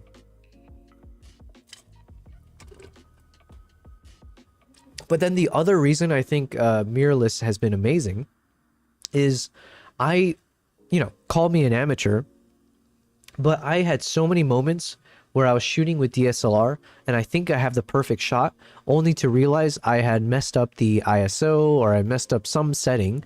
So what I see through the viewfinder or whatever looks nice, but it really wasn't, right? I overexposed the shot. And that is like a rookie mistake, but it is a rookie mistake I made enough times where it's like you just want to avoid it at all cost. Like it just feels like one of those things where, yes, you can train yourself to just muscle memory it and never make that mistake.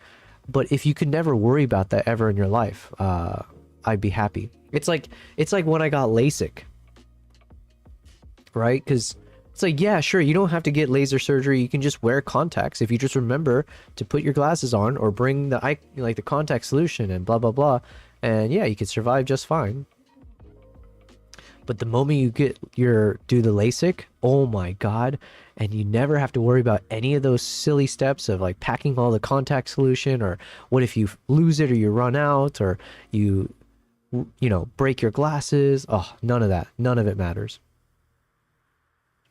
So yeah, shooting mirrorless, I think the ability of what you see is what you get is a huge benefit, in my opinion, for photography and video as well. So more lightweight and more instantaneous in terms of what you're shooting, like the effects.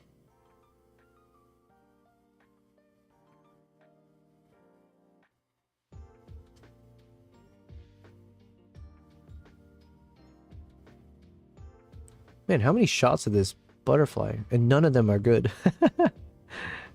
Also, I'm shooting against the light, I guess. So yeah, I'm like, not only are they super dark, not the best shots, but they're also, yeah. Okay, at least this time we got some light, but blurry, blurry, blurry, obstructed. Okay, now we're talking. Yo, that's a thick body. This girl be thick. Damn.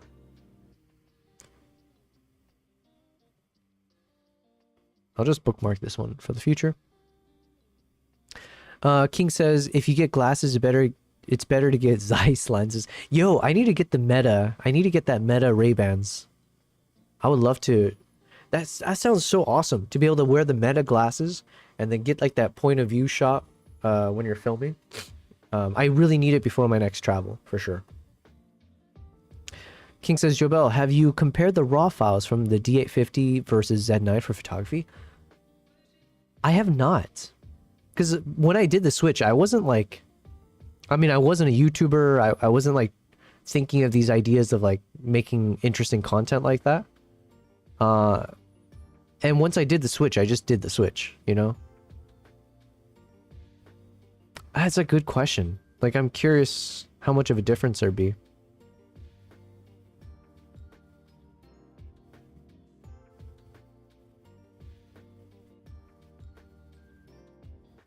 Okay, none of these are like award-winning shots, so I should just move on. Ooh. Well, this one could be like an interesting pose as it takes off.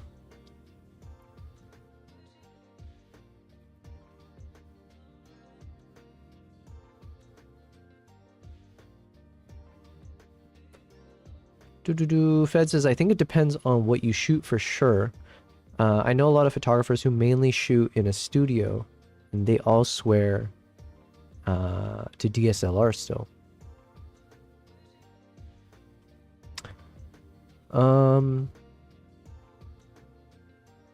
Yeah, I don't know. But I mean, they can say that, obviously. Right? Everyone has their opinion. I am very much of like, I feel the same way when it comes to stocks and stuff, or anytime there's a big buzz or hype about something.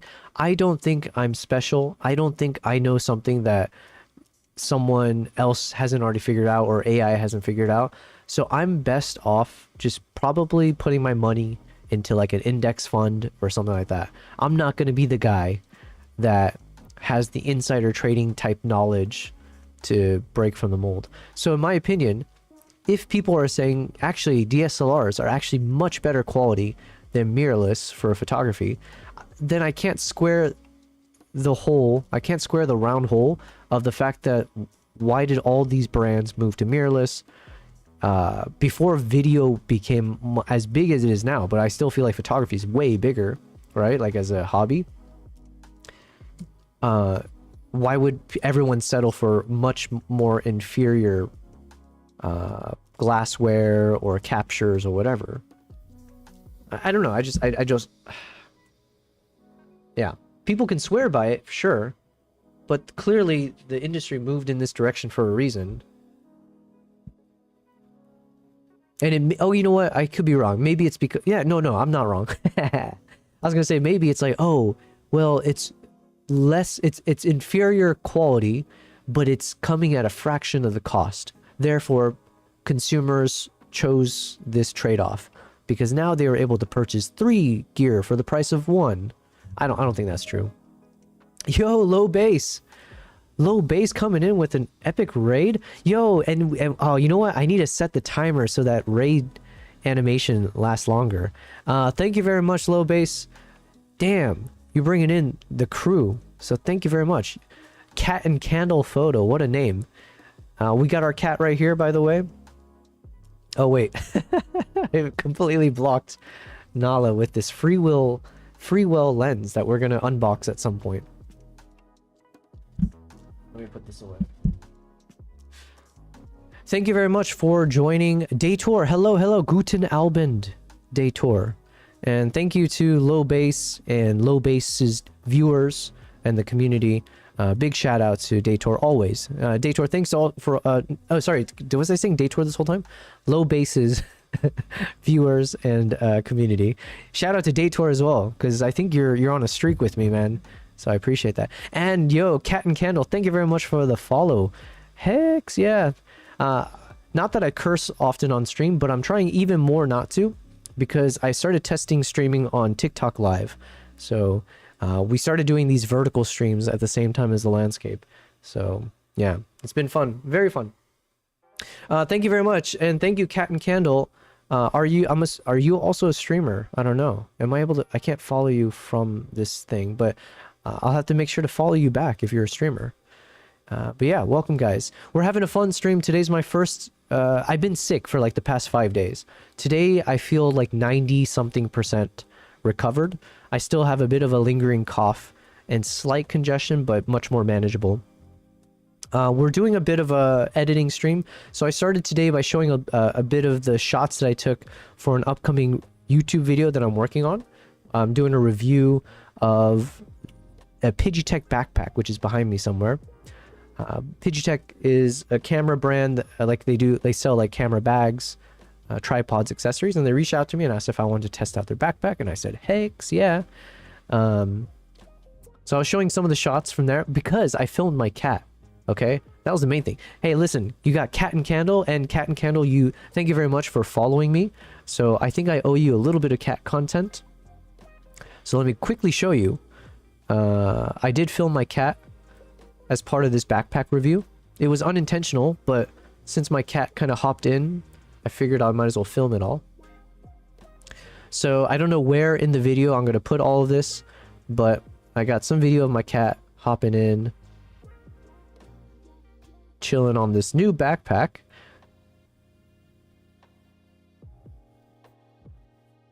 Look at this pretty cat. What a beautiful cat. And then we filmed a few more moments when Nala was just hanging out inside the backpack. Wow. Wow. Just primo content, right?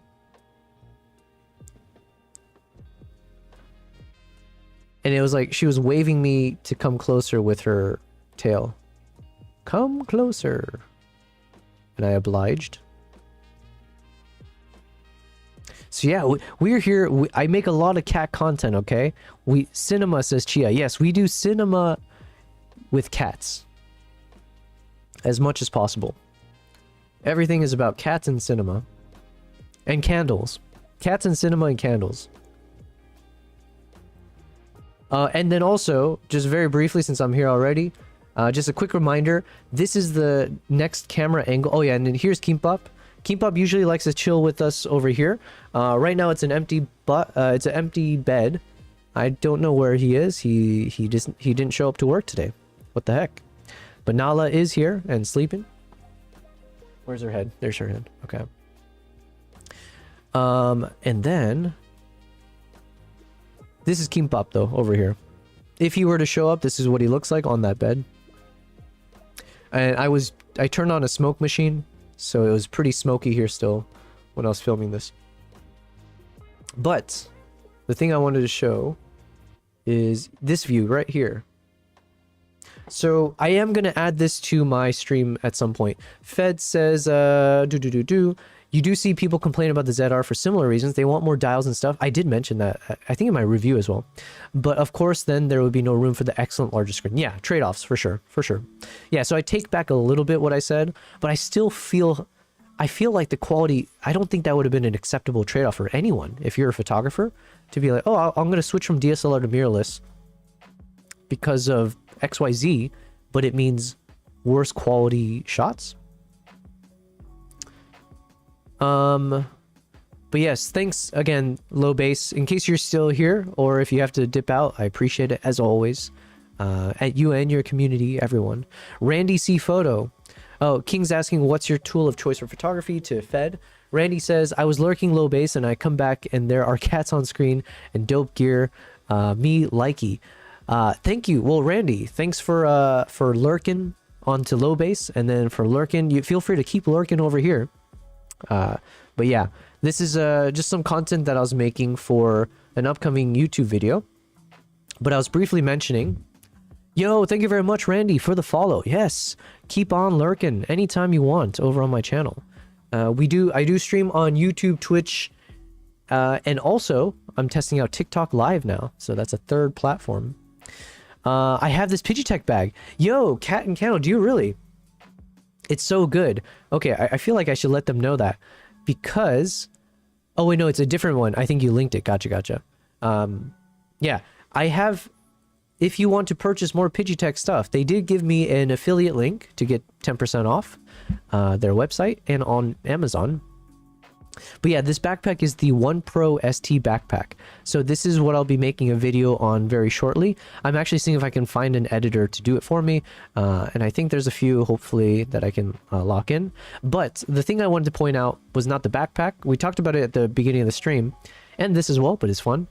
I'm aiming to set up a fourth camera during my live stream such that it would be just like this, right? So I have this big C-stand, and then I would just stretch it out and put like a 20mm lens or something. I'm not sure yet. But if I can get an overhead camera shot like this, I think that would be an extra addition, a nice addition, where let's say if my cat, let's say Nala's sleeping here and she's doing something adorable, but you can only see it from overhead, or if Kimbap is doing the same thing, or if I just want a shot where both of them are on camera. Can you imagine? I flip over to this and you see both of them curled up in a ball doing their thing. Come on, cinema. Cat cinema. So that is something I am planning to set up at some point. And I was just testing it for this YouTube video, but it worked out. So here we are. But yeah, thank you guys. If you are new to the channel, just quick little intro. I am a wildlife and travel photographer. And I've recently got into filmmaking. So a lot of my time in the past couple years has been to travel the world, but also doing it from the lens of like vlogging and trying to capture some interesting stories that we can turn into, man, we're saying this word again, cinema. Speaking of which, let's go ahead and play this trailer for you guys, since I think we have some new people in the chat. Let me pause the music, because this is one of the videos that I was working on. Yeah, it should be fine. Actually, I haven't even watched this in a long time, so a lot of it could be off. Would you use a C-stand to hold it up there? Yeah, the C-stand I have it's like a metal, it's really heavy duty. It's completely fine. I tested it for the video I just made. Randy C Photos is the alt account. Nikon Daddy. Yo, how did you lock that name? Is there a Nikon Zaddy and a Nikon Mommy? Mommy? That doesn't sound as good. Need a drone that tracks cat at all times. The problem with the drone is that the cats would chase the drone. Okay, let me see. I don't know if the volume is actually going to be good or not, so I'll listen with you guys. Let's see. Oh, you know what? It's muted, isn't it? Or, oh, here we go. There used to be a, this is not done, by the way. This is some old text for part 1 of Mongolia. And this is some new footage, but then the rest is like the same trailer. So we need to update the text here. But then we're going to have this footage of this eagle in flight, and then switching over to the trailer.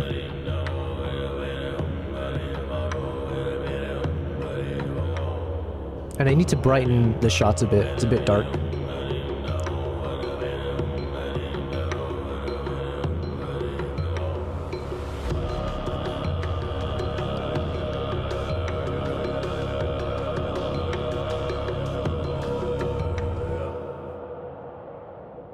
Yeah. So anyways, this is I've been working on this video a long time ago.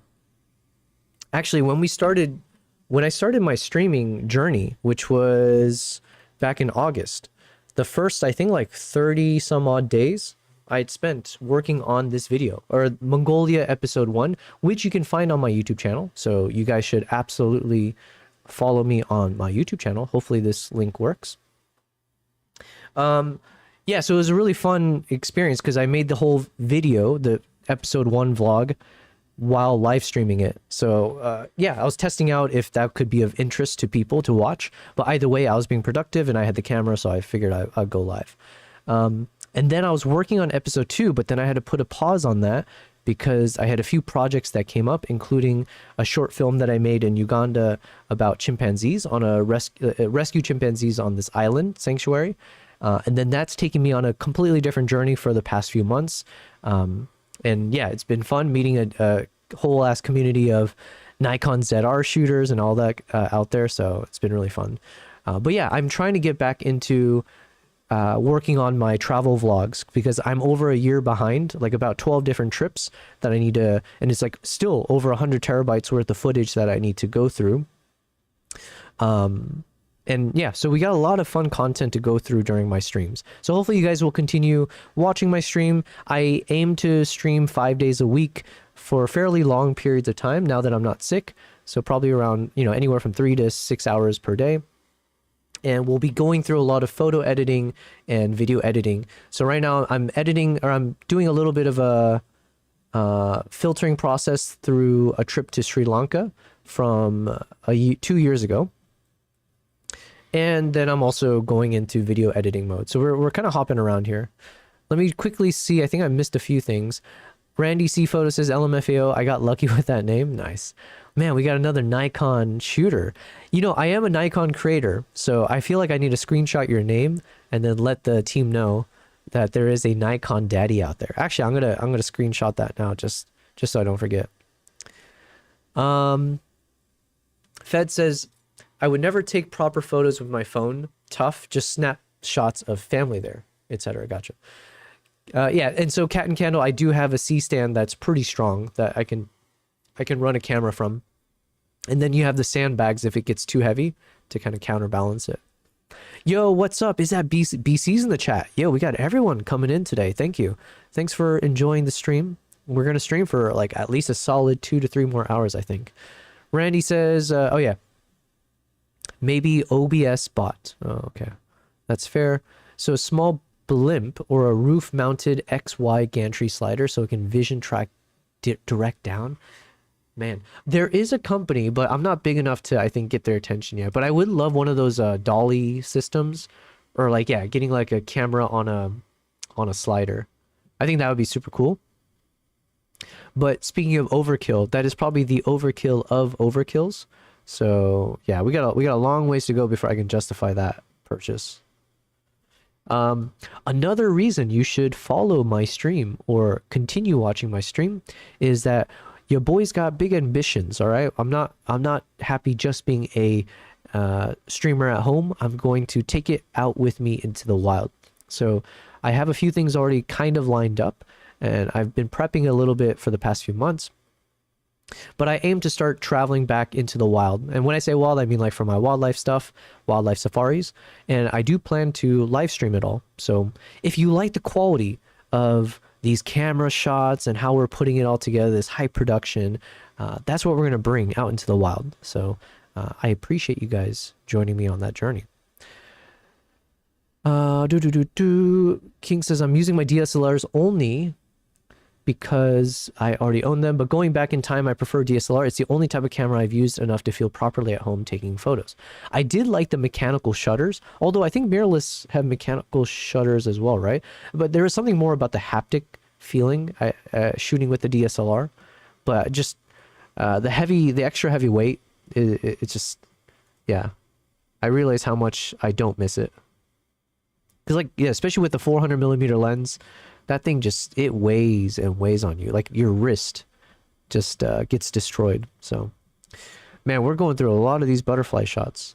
And I don't think a single one of these are gonna really be worth saving. But, you know, we're in the culling process.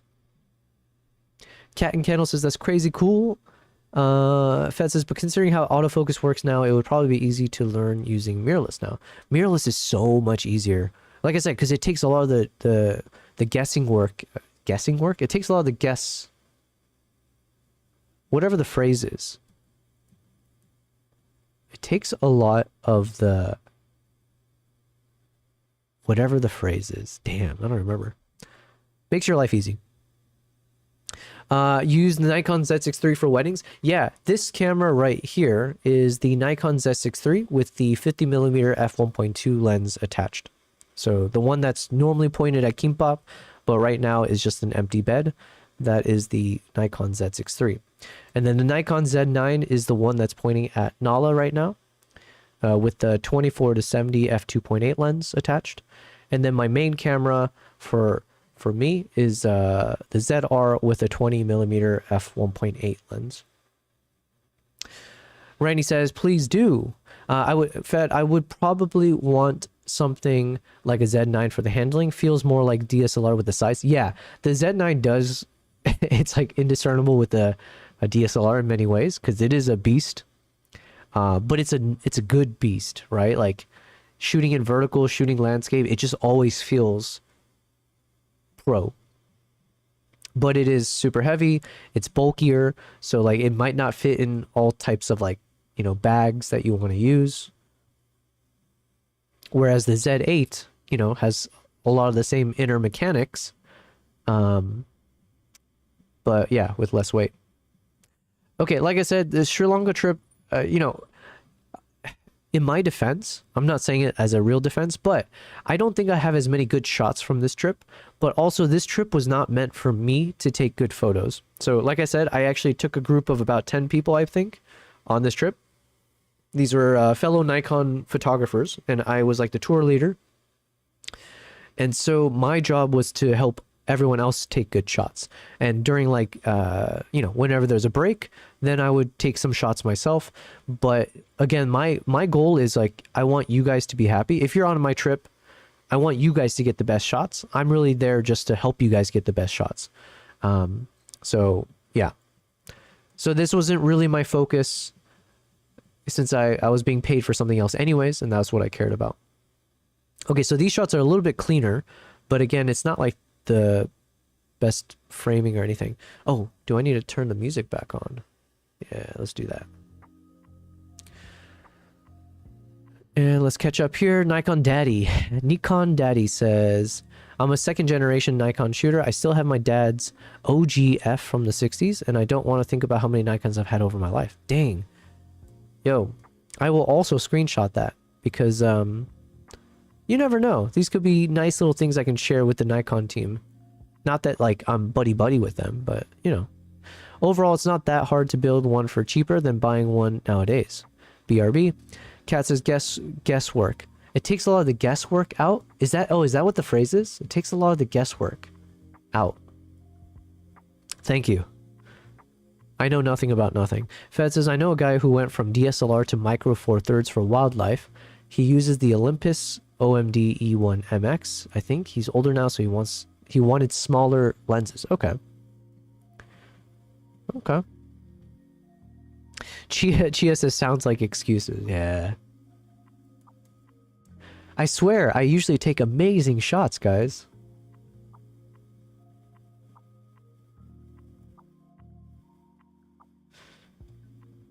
Yeah.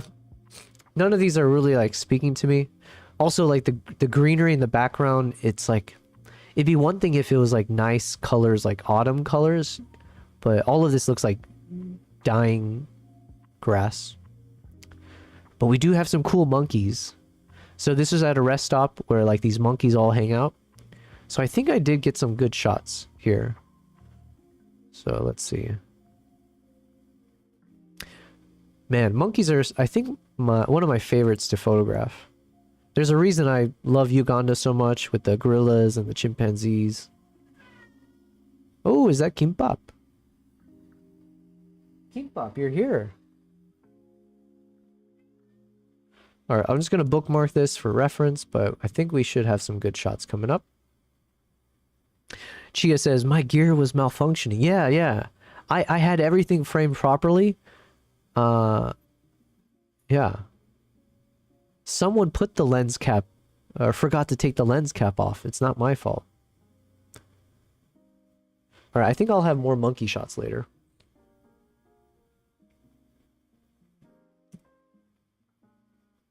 I don't know which kind of owl. I'm not a bird expert. I do have a nice footage of this owl. I think I shot it in 8K, actually. And I use it in my like trailer videos on YouTube and elsewhere. I would love if I could find, I think shooting owls, of all the birds, I feel like if I knew locations where I could film and photograph all types of owls, I would, that's the type of bird I think I actually would sign up for, to like dedicate my time in life. Maybe like those barn owls, or the ones that look very ghostly. I've seen some shots of footage of like owls in flight when they're like basically vertical, like their whole body, like the wings are up and down, but the face is looking straight on. Oh man.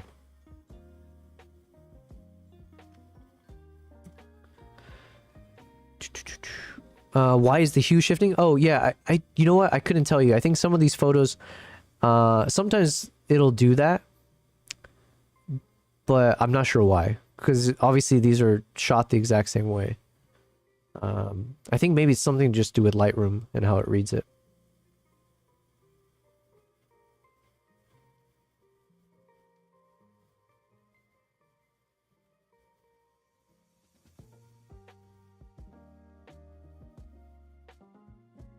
And of course we have this tree branch in the way.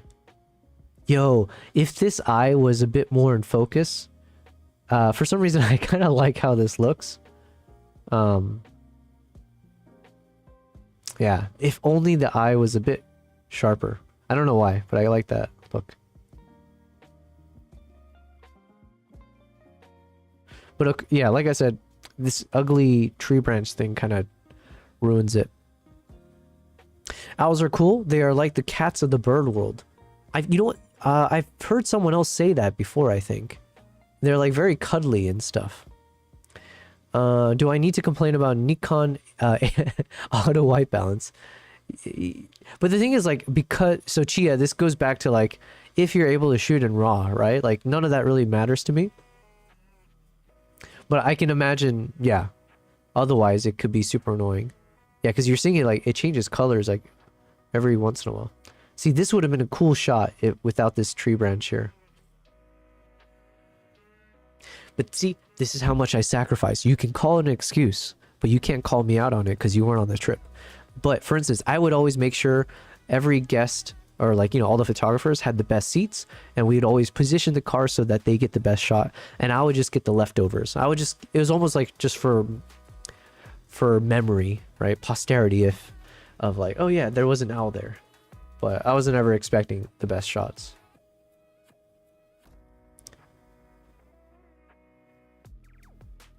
So imagine the person seated 2 rows ahead of me taking this shot. They must have got an excellent one, you know?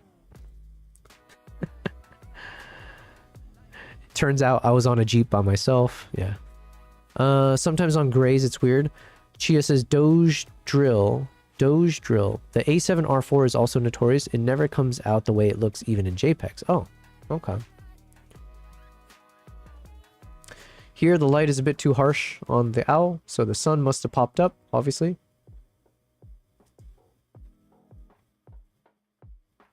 Oh yeah, these guys. What is this one? Why am I spacing on the name of this? Oh, it just looks so awkward here. Oh yeah, the hornbill. These guys are crazy looking birds, for sure.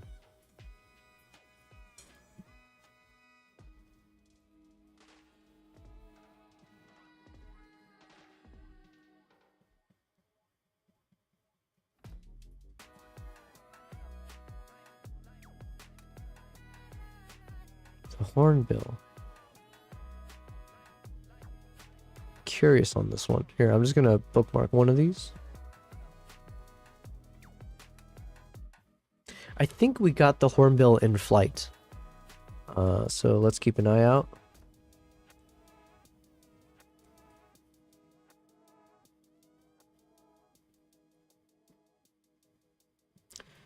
Fly.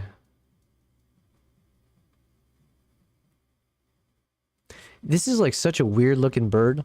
Because it looks like... It just looks like it grew a second beak. Or it's like it was a Siamese twin type thing. But then only the nose of the second bird grew out.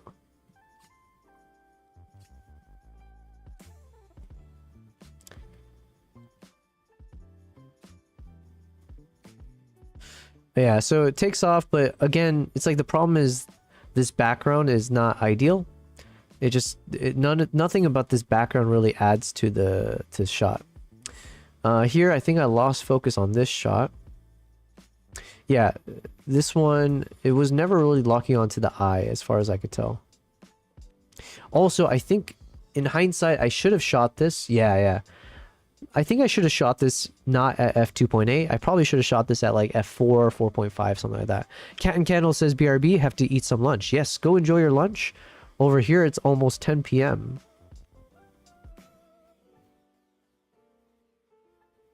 Okay, this one's in focus-ish. But nothing exciting happening there. We lost focus there.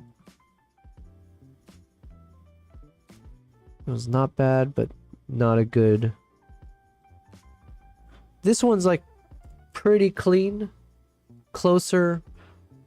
Background is like medium level, I guess, to me in terms of like quality. Like could be worse type situation.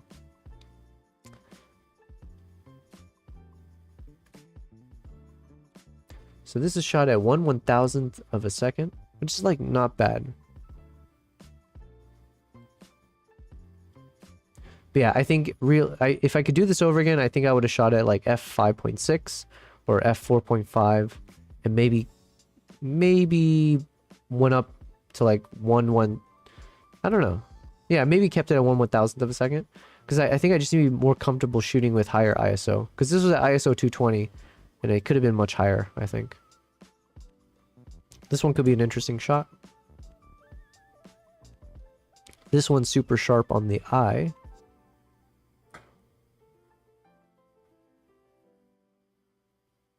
Blurry. King says, Fed, there will be a time we will all probably downsize, but for now, the bigger the lens, the better. Is that true?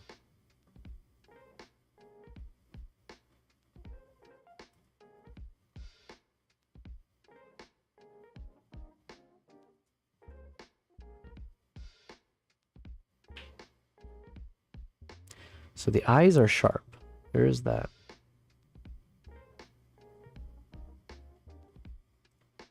I wish we could have got a straight on shot, you know? Just get a straight shot of this bird. But it is such an alien looking bird.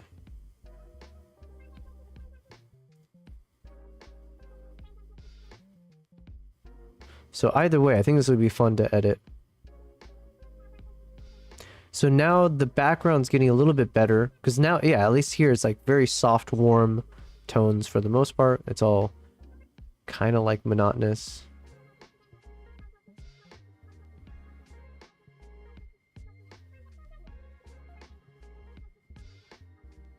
Ooh, there we go. This one's sharp. Okay, this one should be a fun photo to edit.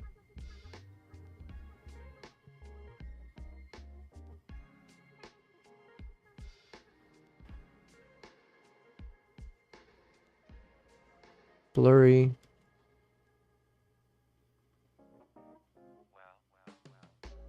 Blurry. The beak looks amazing. Eyes blurry and cropped. Ooh. This one seems not bad, not bad. And it's a super close-up, so... Okay, this is probably the last good shot that I've got, because it's super close now. Everything's going to be either cropped or out of focus. Yeah. Cool. Oh yeah, we did see a leopard one more time, but super far away. Super hazy environment, so I'm assuming none of these shots were any good. Speeding along.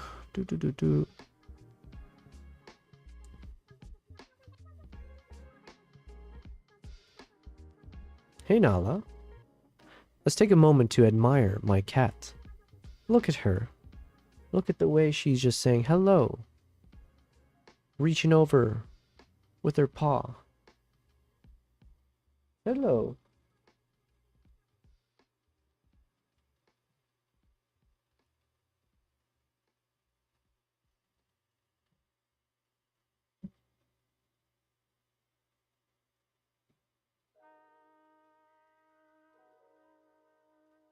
Chia asked, what were those... Oops, sorry, Nala.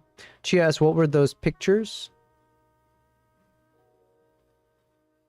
What were those pictures? Oh, these are leopards. Or are you talking about, yeah, from Lightroom? Mr. Conan. Conan is in the chat. Look who's live. Yes, welcome back, Conan. Long time no see, I think. I think it's been, yeah, it's been a while. Long hair now, yes? Yes, yes. My hair's gotten pretty long. I haven't really cut it in a number of, in quite some time, let's just say. But if I don't deadlift my max in less than a month, I did promise on Instagram stories. Does that really count? What is it like? It's not like making a vow to a priest, right? Am I gonna go to hell for breaking a promise to Instagram stories? But I did say on my Instagram stories that if I don't reach my deadlifting PR in a month's time, I would shave my hair off. So, you know, accountability and all that. Technically, it looks like the fox, not the fox, the leopard's face is kind of sharp, but it's so far away. And Yobel doesn't love us that much to go live as even much if it's anymore. sharp, Tears I of don't know joy. how much we can really do anything with this shot.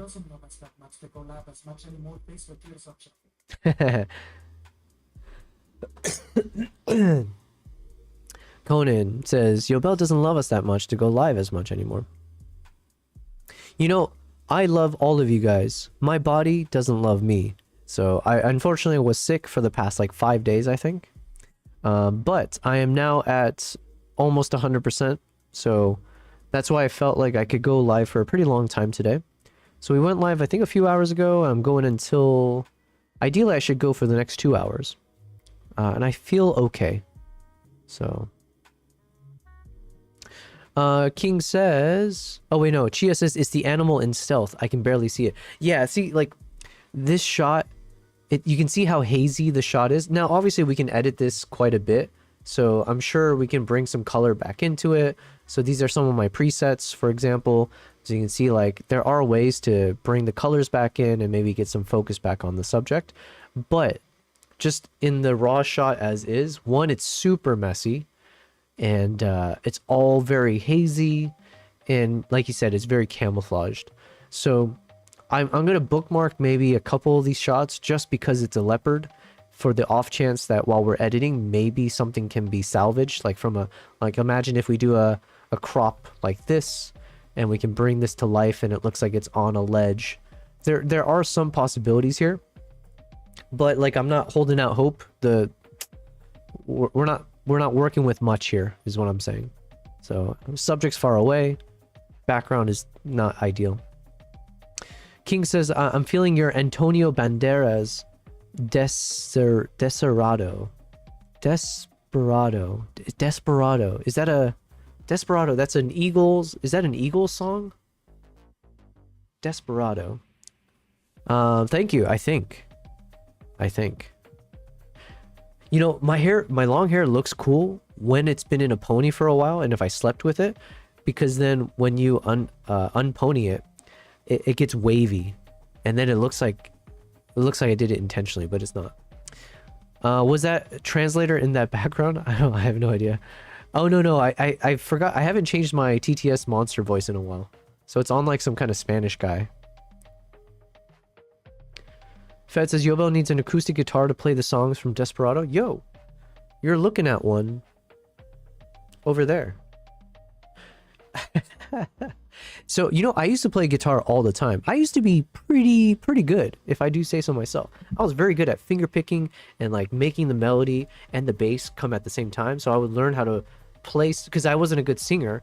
So I would learn how to sing through the melody with, you know, finger picking plus playing the bass and whatever else. I had so much fun with that kind of stuff. You can still find maybe some videos of me playing on like the old school somewhere, right? But at some point I would love to pick it back up again. The closest I got to playing that guitar is Nala. Here, let me just move the mic so you guys can see it better.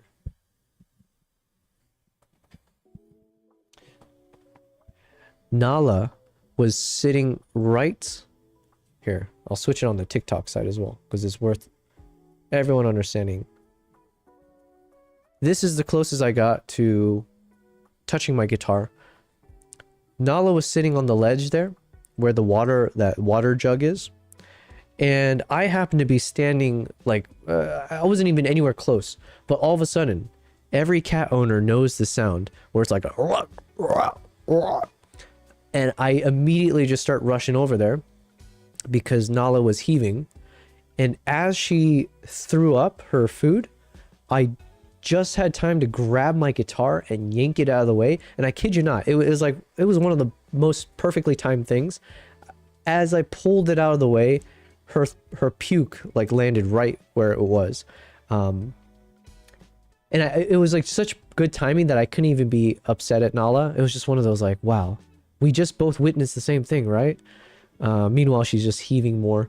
That was an impressive moment to me. But yeah, so I haven't moved the guitar back because I want to clean that spot again. This happened like just the other day. So while I was sick too. So talk about reflexes. That's the closest. Oh yeah, well, I was like, why am I telling this story? That is the closest I got to editing. That's the closest I got to playing guitar or even touching that guitar in years. So Desperado is a Robert Rodriguez movie. Oh, okay. I don't even know who that is. Conan says, I'm getting into editing now, but mostly for cars and school stuff. Nice, man. Listen, I am so jealous about the fact that you're still young, Conan. Man, your whole world in front of you. Learn how to edit, learn how to shoot. I think if you can handle a camera, it'll take you far. It can open up so many different opportunities of interest and stuff like that. So until AI takes over everything, right? But until then, enjoy. I do photography in school. Gotcha. Desperado, yes. I'm also sick. I'm like 70% sick, dizziness at night, bedtime, and I've had a bad cough. Okay, well, damn. Hopefully you get to 0% sick. Or do you mean you're 70% of your health? Either way, hopefully you defeat sickness be gone, as they say. Follow up to El Mariachi. Man, I don't know any of these guys. Fed says finger picking. Also, I swear I am paying attention to these photos. So I thought maybe there was some that looked a bit more interesting, but nope. Finger picking, then you can learn the Desperado song Banderas played in the intro while beating up bad guys with his guitar. Okay, I should look into this. What did I used to play? The first song I ever learned was the Creed song. Something about the six feet from the edge. There's a Creed song, okay? And there's a whole guitar picking intro. I remember that was the first song I ever learned. It was like on guitartabs.com. And then I learned Stairway to Heaven. Then there was there's like classical, was it called classical romance, Spanish romance, something like that. There's like a popular stuff like that. I don't know. There's a few of those, the usual suspects that everyone learns. Classical Gas. Man, when I learned how to play that, I felt unstoppable because it's like one of those fast finger picking songs. You're totally right. I forgot about El Mariachi. Conan's BRB. I need to put some photo and videos on my phone and take some off. Gotcha. He did Once Upon a Time in Mexico, which a lot of people forgot about. Wait, are these all movies? I've lost track now. Are we talking about musician, or is this like a movie? Or is this a movie about a musician? King says, Joe Bell, you are on the path to be a huarong or salsa dancing maestro. What is a huarong? And should I be offended? Guitar case filled with guns. Once Upon a Time in Mexico was a flop. Okay, so is that a movie? That rocket launcher guitar case was also pretty badass. What the heck kind of movie are we talking about?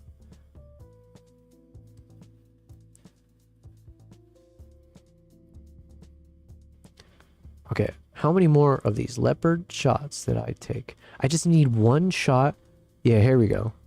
We need one shot, one opportunity where the leopard is looking at the camera. So we got all of these, he's looking.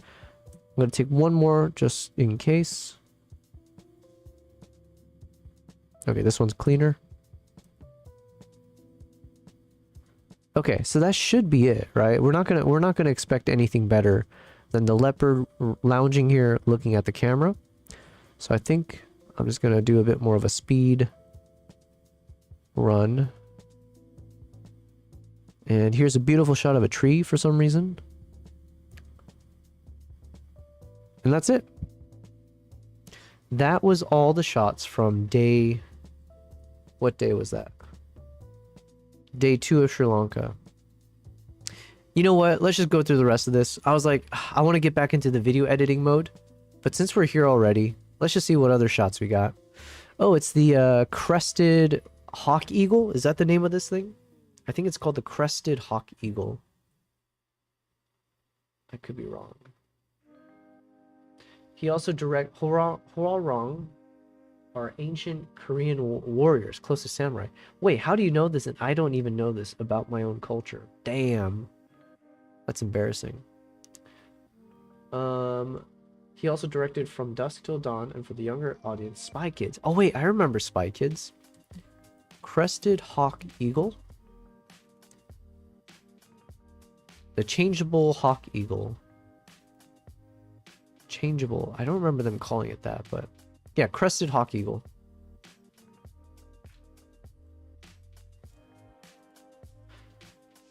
Now, this is a bird where if you photograph it from the back, it's not actually a bad shot because there's such good texturing in the feathers, the tufts.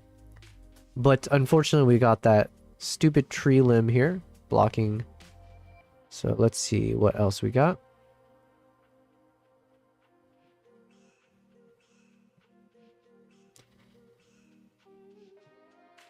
Oh, is that where the term mohawk comes from? So when someone has a mohawk, is it because the hawk comes from like these types of hawks? Okay, I don't know.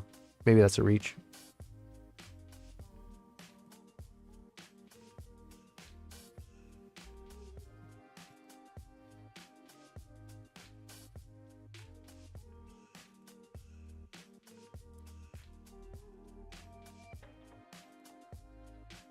Yo, I haven't coughed in like 15 minutes at least.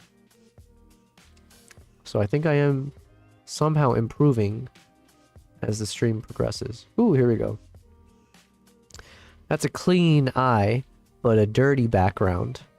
Unfortunate background, but like a very clean side profile here. Unfortunate, as they say. Yeah, super clean. Like you can see all the lines of the crested feathers. Fed says Robert Rodriguez is a buddy of Quentin Tarantino. They worked together on some films. Okay. Yo, wasn't Quentin Tarantino getting flamed because he was he like called some beloved actor trash or something, and then the actor was filmed being like, yeah, that sucked, and then everyone took the actor's side, like, which I agree with. Oh, and then one of the actors was Paul Dano. I do like that guy. I don't know. Quentin Tarantino, his movies, amazing. I think almost all of... I'm trying to think if I've seen a movie of his that I didn't like. Brilliant mind. Just amazing, you know? But he seems like a... He seems like a... I'm trying to think of the right words I can say where it doesn't get flagged on TikTok or anything. Listen, I'm trying to respect rules. Where is the TikTok thing? Yeah, he just seems like a miserable person to be around. Are you doing anything with family for Korean New Year? I didn't even know there was a Korean New Year. Are you just making stuff up right now, dude? You're telling me I celebrate a second New Year as a Korean? I thought Chinese people do that.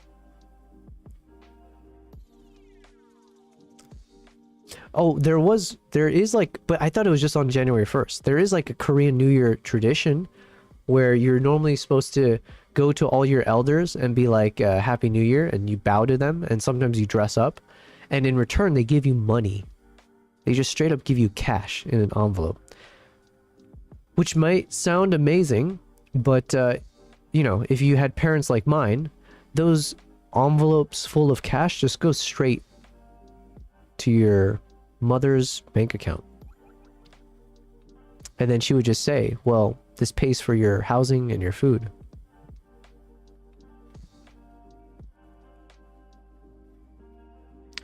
Rodriguez, he made El Mariachi for like 15,000 bucks.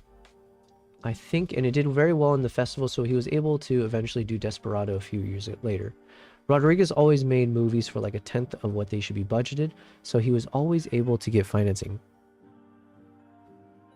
Tarantino always critiques everyone and everything. It's nothing new. People are just easily offended nowadays. Yeah, maybe. But it seemed out of nowhere. It seemed like it felt uncalled for. I'm all for people just being, you know, you can be very aggressive with your language. I personally just don't get offended by much when it comes to me. Like, you can say a lot of critical things about me, and generally speaking, like, it's water under the bridge, you know? It might hurt my feelings, depending on what you say, but I don't, like, you know, I just move on. So I'm like one of those where it's like, I don't mind, but it felt uncalled for. It just felt like, yo, why do you have such strong feelings? And it feels like it's pent up. What did these guys do to hurt you, you know? I will say, as good of a director as Tarantino is, God, is he trash as an actor? You know, like... it's like, at one point do you just tell yourself, you know what, I should stop trying to be in my own films. I think I've gotten enough critique, you know? Perhaps the people don't want me in front of the camera.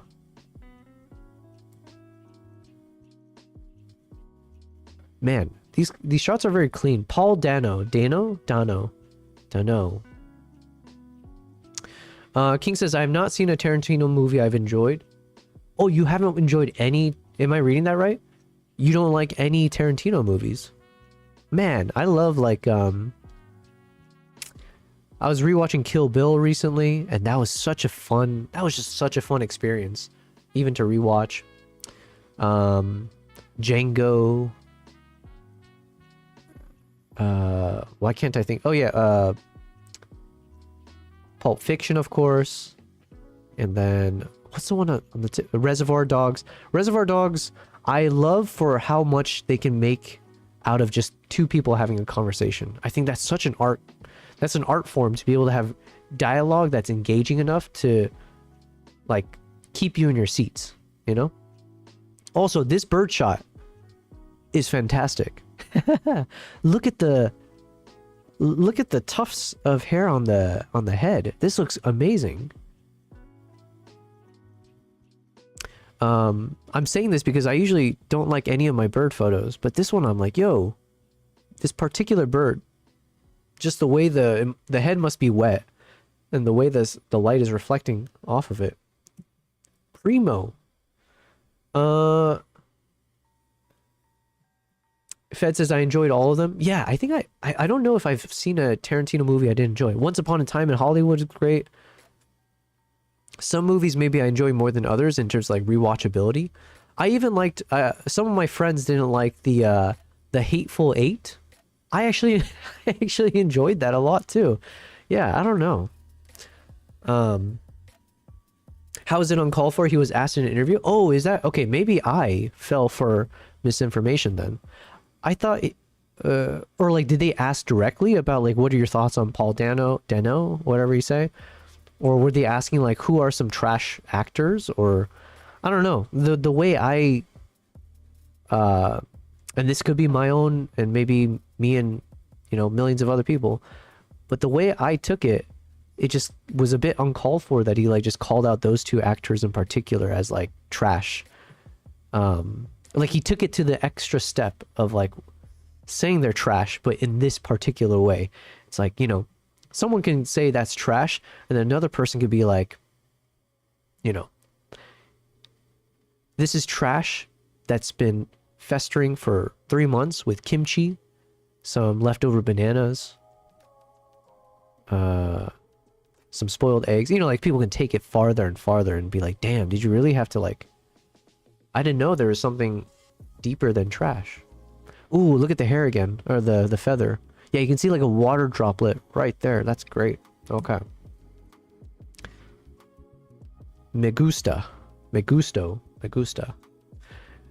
He has, yeah, you know what? I need to look up this article. He always has strong feelings. My favorite is probably Jackie Brown. I have not seen that. The Hateful Eight is really great too. Are all these photographed with 400 2.8? Yes. I think I might have just been traveling with that one. So this is all 400 2.8s with the Z.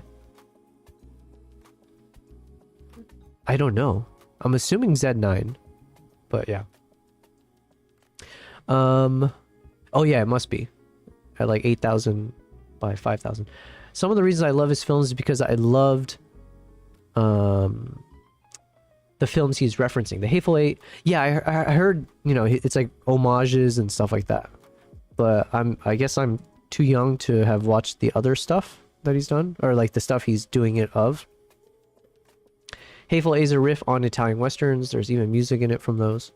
The one thing I didn't appreciate, and you might even know where I'm going to go with this because I am Asian and I have strong affinities to my boy Bruce Lee. I wasn't a fan of how he depicted Bruce Lee in his movie. And like, granted, the movie was about Once Upon a Time in Hollywood.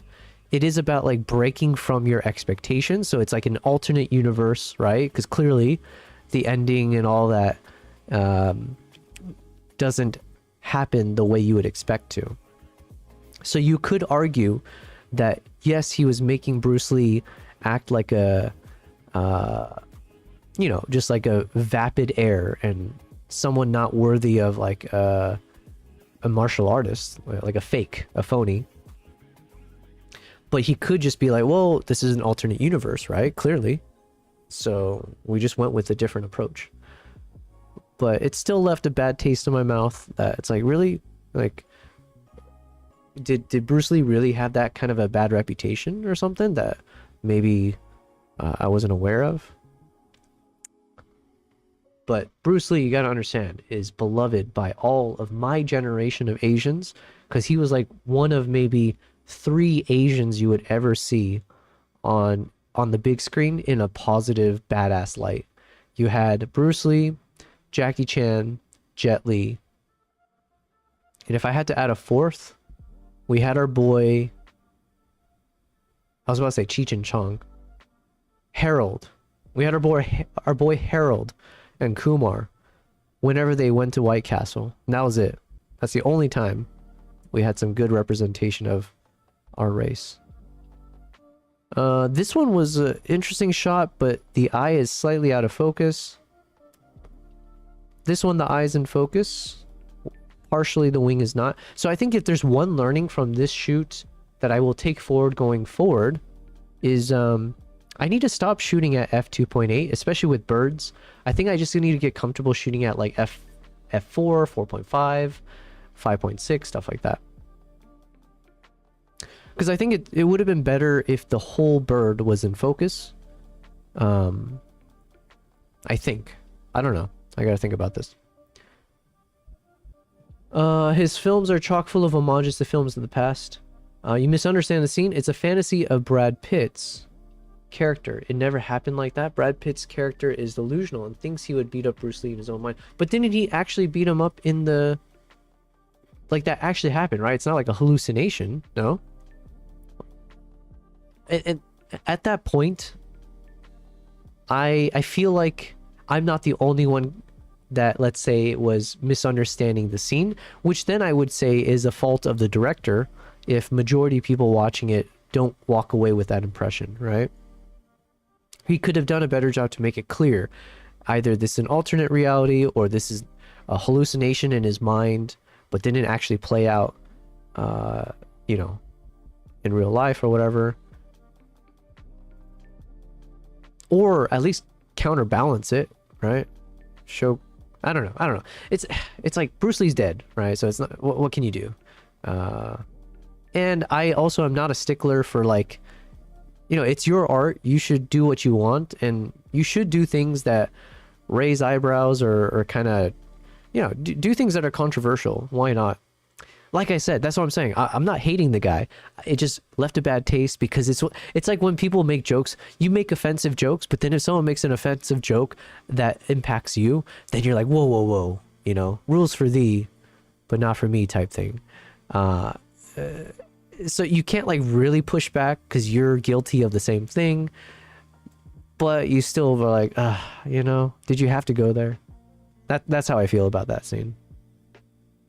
Brad Pitt's character probably I don't even know if I can say this word on TikTok.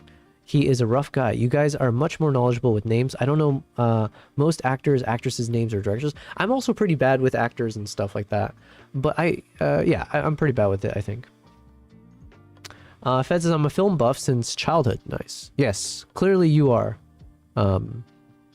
King says, what about the smart kid in the Goonies? I haven't watched the Goonies.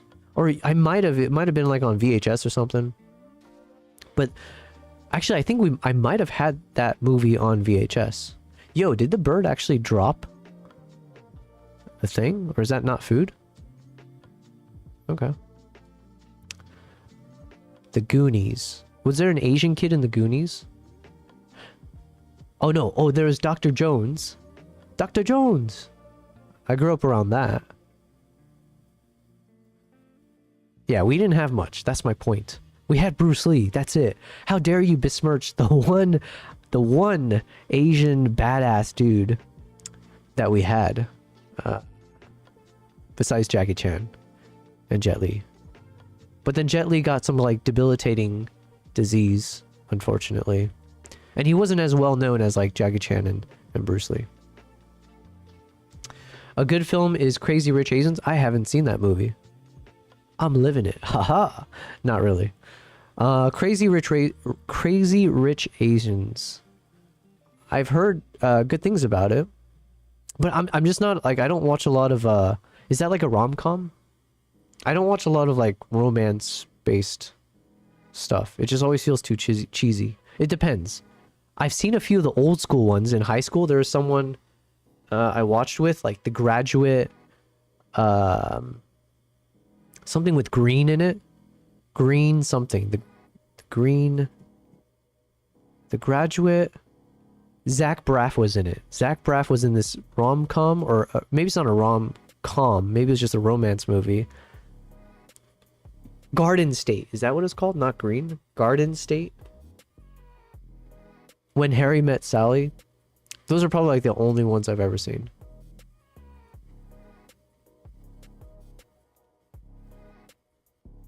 Ooh, this one's sharp. The film is full of scenes like that. The way he filmed it made it pretty clear he's on his way up on the roof. Then that scene happens and he goes up on the roof. He was fantasized. Oh, really? Yo, I need to rewatch this movie then. Dang. Wait, so did the ending also, was that all in his mind too? The film is all about different perspectives and self-doubt versus delusions.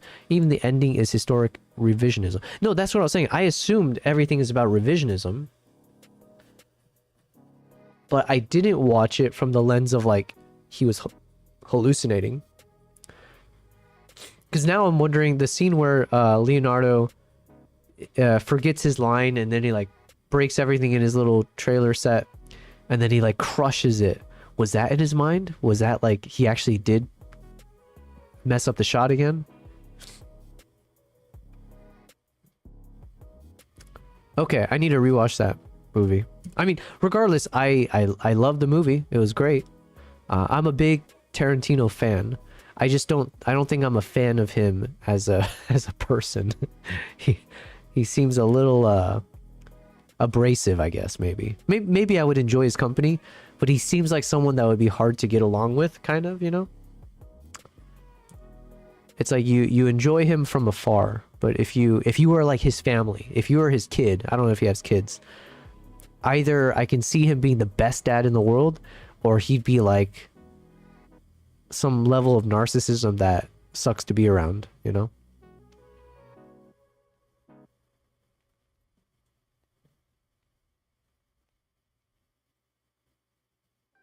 Yo, we need to do more film talk.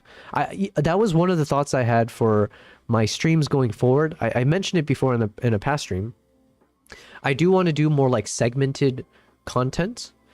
So I've been doing a bit of research. I say research. I've been doing a lot of brainstorming and like taking notes on like what can I do with my YouTube channel going forward, where I can create more a steady stream of content that's in between a mix of like informal, off the cuff, just me in front of a camera talking for a few minutes type of a thing with like no scripting and just put it out there, versus like the more tailored content like the travel vlogs or short films, things like that. Hey Nala, you want to come up?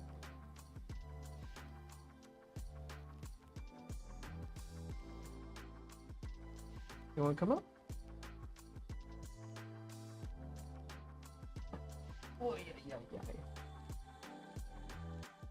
All right, Nala, you want to say something?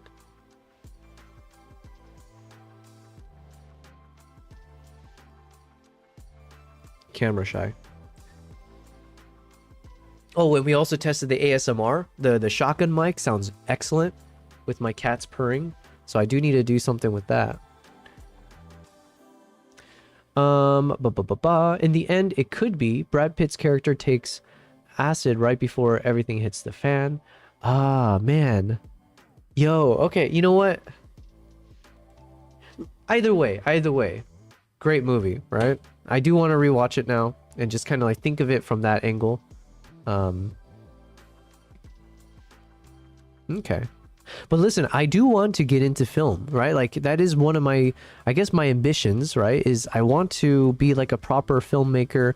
I would love to be in that industry. I would love to turn my ideas into stories in whatever medium, but preferably something of like the visual variety, let's say, like yeah. I would get a headache spending time with him. I think he talks too much. Yo, I talk too much. So maybe that's why I'm saying I don't think I get along. When you have two yappers competing on yapping, yeah, something's got to yap.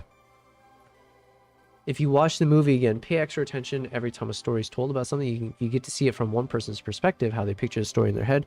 It happens a lot. Okay, all right. I'm excited. I might even try to watch it maybe tonight if I have time. It's gonna be midnight, so we'll see.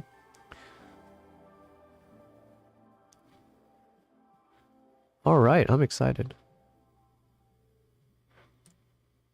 Yo, I say brilliant.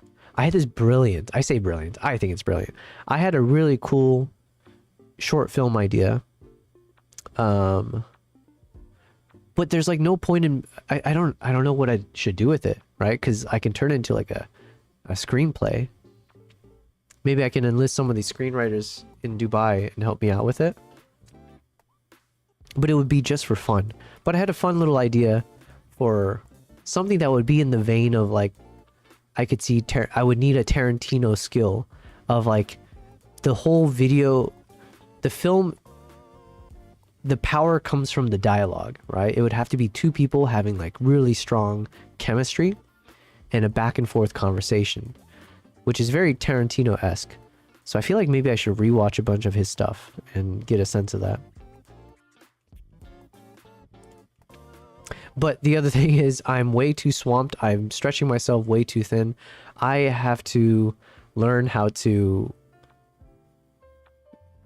prioritize and take things off my plate. So this is a cool shot. I don't know why. There's something about this kind of split in, you know, here we get this nice like soft brownish background, and then over here randomly we just get this like the watery colors and the greenish colors.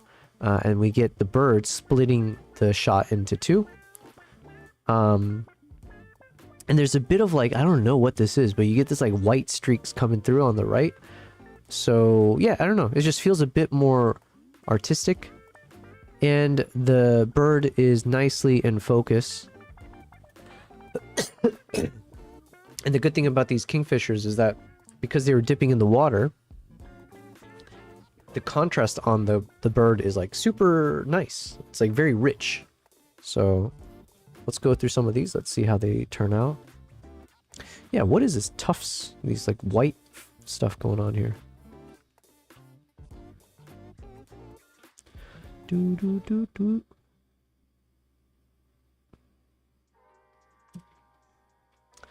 Ba ba ba ba. Do do do do. Yeah, well, can I take 2 to 3 minutes of your time by checking photos and videos channel right now? Or right quick? Sure. Do you have something? You're saying you posted something there? Do, do, do, do, do.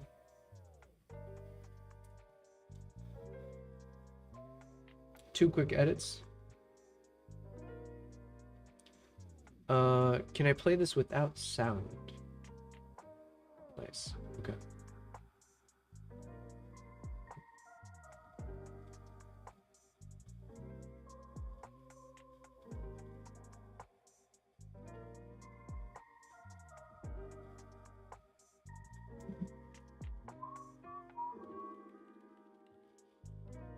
Oh, I know that. Okay, so I know the sound, but I'm definitely afraid of playing anything that will get me in trouble or copyright struck. So let me mute this.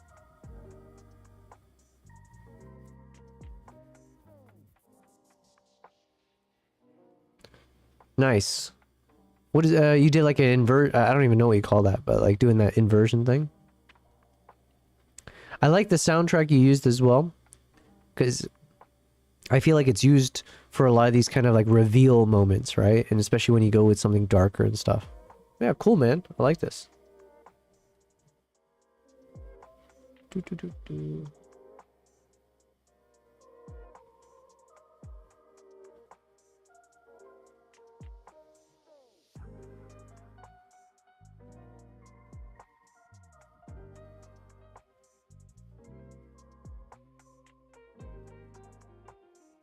If you pulled up outside your house, you'd think, oh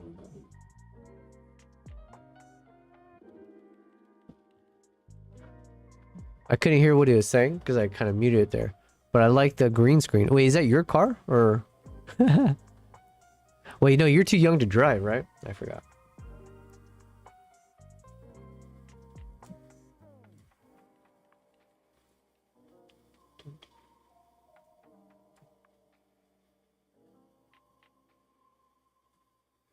Fed says.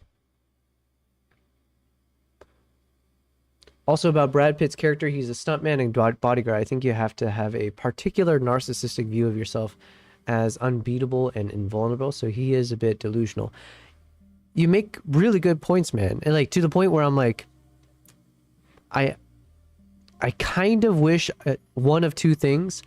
I kind of wish one that he made it more clear that this is one of those types of ambiguous movies or like not everything is what it seems. And or two, I kind of wish I was smarter, that I could have recognized if that is the true intent, that that's what it was. I think I just watched it for what it was without thinking it was one of these kind of like mind bender things. Although that is my own fault, because clearly the ending meant that it was like either a historical revisionism type thing, which then makes everything off the table in terms of what's fact. But yeah, anyways. I will rewatch it. I'm very excited. Man, how many freaking Kingfisher shots do I have? I should probably just start skipping through this. Let's look for maybe when it takes off. Oh yeah, because I wasn't shooting in the 240, is it 240, 120 frames per second mode? I think I was just shooting in the normal, like, is it 20 something frames per second? Tarantino, like I said, I'm a big fan of his work. I don't know who my favorite director is though. I feel like the easy answer is Christopher Nolan. I feel like his mind is one that it's like, I would love to know how he comes up with his concepts, because there, so many of them are so trippy, but yeah, they're such epics, right? The level of layers going into his ideas, I think, is so crazy. Like, how does one man have the time to even flesh out so much depth? And I can imagine he must have a team. At some point, he must have had a whole crew of people that help him out with all that. But still, like, I'm curious his starting point. Like, what... I'm curious with all the big names, right? Like, when you made your first work of art, did you, like... How much was of your own doing, and how much was, like, a team effort? So what was, like, your primary kind of... What did you bring to the table? And what did you bring to your table? What was your skill set? And then how much of the other things that we know you for now was either always built up by a good team, like someone else did it for you, but it's like someone on your team, versus a skill set that you built over time? Because like, I personally would love to know, because like, I want to know, like, if I start with my lack of, knowledge in XYZ, but I have a strong sense of this, could I then take the next step to follow in the paths of like a Christopher Nolan or Tarantino or whatever else? We would all like to think that any random Joe Schmo can become the next great, right? Which is a little bit of my own hallucination, like a Brad Pitt moment. Or are they literally that much of a genius that it's just like one of those great minds like that? It just comes once in a blue moon. No one can replicate his ability to like do these multifaceted thought processes to come up with all these things and blah, blah, blah. I don't know. I have no idea. Tarantino, he's from Top Gear. Oh, that guy. Yes. I forget his name. Tarantino is a big Kung Fu fan, so I doubt he dislikes Bruce Lee. I don't know, man. Even, did you see, I'm pretty sure even Bruce Lee's daughter or granddaughter, whomever came out, was like really pissed off at Tarantino. And I don't feel like I saw anything from him afterwards, because it was a big enough controversy that, people talked about it. I don't think I ever saw Tarantino ever push back on the common perception that he was basically doing like a middle finger to Bruce Lee. Like if I remember, you know what? I'm saying if I remember, we can just look this up. Maybe I will look it up in a second. I just have so many of these freaking kingfisher bird pictures that I need to get through. His brother comes up with a lot of the concepts. Oh, for Christopher Nolan? I swear, I have some good concepts, okay? I know everybody says that. Everyone and their mother says like, "Oh, I'm sitting on this like story, blah blah blah." But I think I got a good few solid stories, okay? I just need a Nolan to pop into my studio and be like, "I'm signing you up. I saw you on a Twitch stream, right?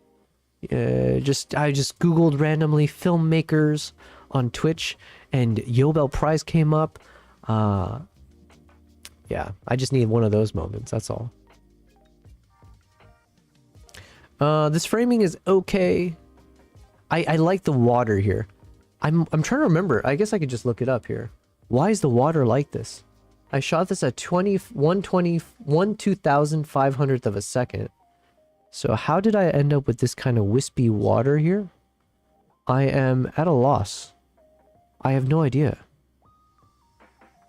I mean, I'm not complaining, but I am just so curious. I have no recollection as to this shot. Because the way it looks, you would assume I was shooting at like a long exposure, but it might just be like some kind of optical illusion.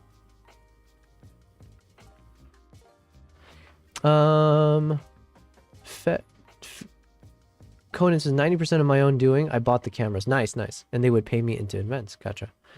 Tarantino, sci-fi to recommend, but he wanted to direct a Star Trek movie or episode. Oh, you're talking about, okay, so you're talking about Tarantino.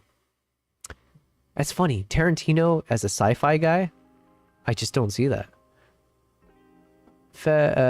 King says, Yobel, I thought you would say your favorite director is Victor Fleming. Who is Victor Fleming? Victor. Okay, let's look it up. Victor Fleming.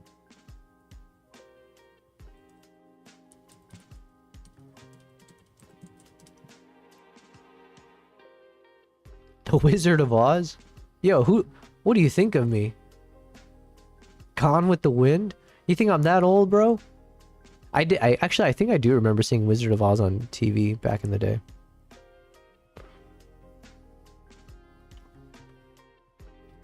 Ah, from Arizona. You thought my favorite director was some dude that was born before 1900? Come on, man. Come on. Conan said, I'm ahead. The GF is texting. Yes, always listen to your GF. Thanks, man. Thank you, Conan. Thanks very much. Thanks for engaging and being a part of the stream. A lot of people are sleeping on Nolan's brother. They have collaborated a lot. Okay. I think I've heard of his brother. I will try Jackie Brown. Is Jackie Brown about like the baseball player, or is Jackie Brown a baseball player, or is that a musician? I have no idea. I honestly, I'm not a big fan of what do you call those? Not biographical movies? Is that the term? Like even as much as I love Christopher Nolan, I have still yet to see Oppenheimer.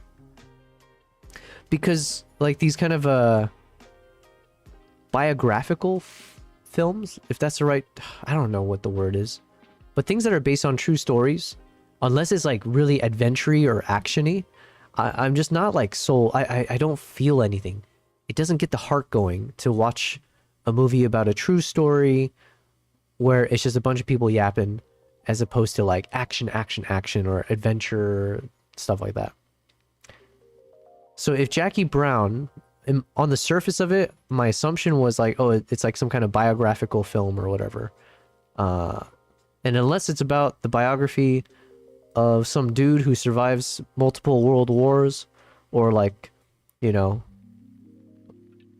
was escaping wild lions chasing after or something like that, I don't know. Not for me, Chief.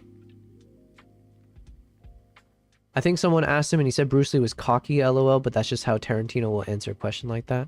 Yeah, but I mean, is that... Yeah, that's my point though. I feel like his response didn't really do anything to dissuade people from thinking he did this intentionally. To just be like, you know what? I agree. Like, speaking as Tarantino, it's like I feel like he is a contrarian for sure, and he must have been like, when he was young, he must have known about Bruce Lee, but then maybe somehow either he got the idea of this, or maybe there were random rumors back in the day that he is privy to, given, you know, how much he knows in his circles. But maybe he did hear some rumors or stories about, oh yeah, Bruce Lee was kind of rude to me that one time, or didn't tip the waiter. And it got to his head where it's like, I want to, what if I made a movie where I make Bruce Lee the bad guy? And it would definitely get headlines. And then they can't yell at me because I'd be like, oh, it's a revisionist movie. So, you know, relax, guy. I don't know. It's a pulpy crime film heist style. Oh, really? Probably his most adult movie. Lots of great acting in it. Okay, then I do need. I do like myself some heist film and stuff. So I don't know why. I thought it was just like some boring baseball player movie. I will keep an open mind. Tarantino loves TV too. He has directed some TV episodes and stuff. Nice. Jobel, you are an old soul. Thank you, I think. But not old enough to think Victor Fleming is my favorite director. Get out of here with that nonsense. Jackie Brown is a woman played by Pam Grier. It's a crime heist style movie. Samuel Jackson, Robert. Yo, how did I get it so wrong? I need to go watch this movie ASAP. Wait, this sounds exactly like my type of movie. What an idiot am I? Damn. Why would I get it in my head that Jackie Brown? Is there a baseball player named Jackie Brown? Is there any excuse you can give me to get me out of this mess that I'm in, where I'm like, I'm not watching this movie? Wait, that sounds fantastic. I love Bruce Lee, but he could be cocky at times. You gotta understand, Fed. You need to understand this, okay? I'm gonna pull my Asian card now. It doesn't count for much, but I'm just gonna pull it for fun. He had the whole weight of billions of people on his shoulder, okay?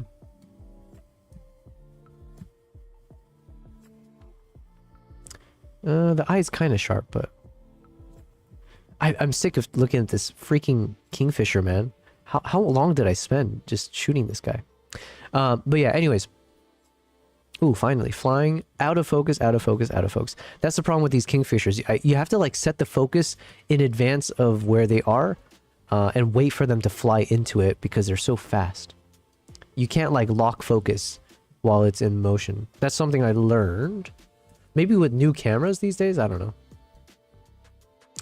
This one, the framing here looks really nice. I do like it. It's a bit abstract, but it's not too much of these branches that kind of break from the shot. And then again, whatever this wispy line is from the river or the creek, it's adding a nice flavoring to the shot, unexpectedly. So I kind of like this.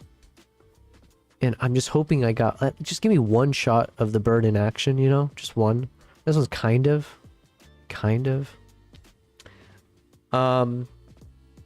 Bruce Lee was jacked, low body fat percentage. Maybe he was just feeling himself. Yeah, he had every reason to be cocky, first of all, for sure, right? To make it that big as an Asian dude in the United States. Although, to be fair, I guess he was like half Asian. Was he like Scottish or something? Half Scottish? I don't know. He had to be cocky because you have to also understand, even to this day, although I think a lot of it's probably changed by now, us Asians, we have a stereotype of being very passive, of being very agreeable, you know, just very not in your face or aggressive. So, and it usually works against us, right? Like, but yeah, it's not a good portrayal of, well, if you want to be a badass, you know, well, don't look to an Asian guy. That would be kind of like what they would say, right? Or that's how you would feel, because that wasn't the stereotype. And then along comes, boom, like the Kool-Aid Man, right? You got Bruce Lee just karate chopping his way through with his nunchucks. and then boom, changes the entire freaking, you know, the whole, man, I grew up. How many times do I hear someone say Jackie Chan and Bruce Lee, this and that? Big difference, okay? Because that was the only Asian guy you would ever hear about, see in any media, if it wasn't like some really bad stereotype version, right? So then he was like a hero amongst heroes, man. You have to understand. He deserves to be cocky, is what I'm saying. And he had to be cocky. Let's say he wasn't internally. He put the mantle as an actor and martial artist, whatever. Let's say all of his martial art credentials were, let's just, for the sake of it, let's say it's like all made up. He was just like some dude. He's like that one Steven Seagal guy or whatever. Let's say it's all made up. But the thing is, he's still a hero because he took a bigger calling in life, which was, I'm going to make us look badass. So I'm going to make us cool. And so the being cocky is absolutely a part of that DNA. So I rest my case. Tarantino. Yeah, I like Tarantino a lot. All of that said. I get it. I don't mind Bruce Lee being cocky at times. Most of the times he was very elegant and suave. Yeah, man. Talk about a dude who, like, how many quotes does he have? I don't even know if they're good quotes, but like the be like water. What does he say? Life is like a box of chocolates. I don't know what he says. Something about water, right?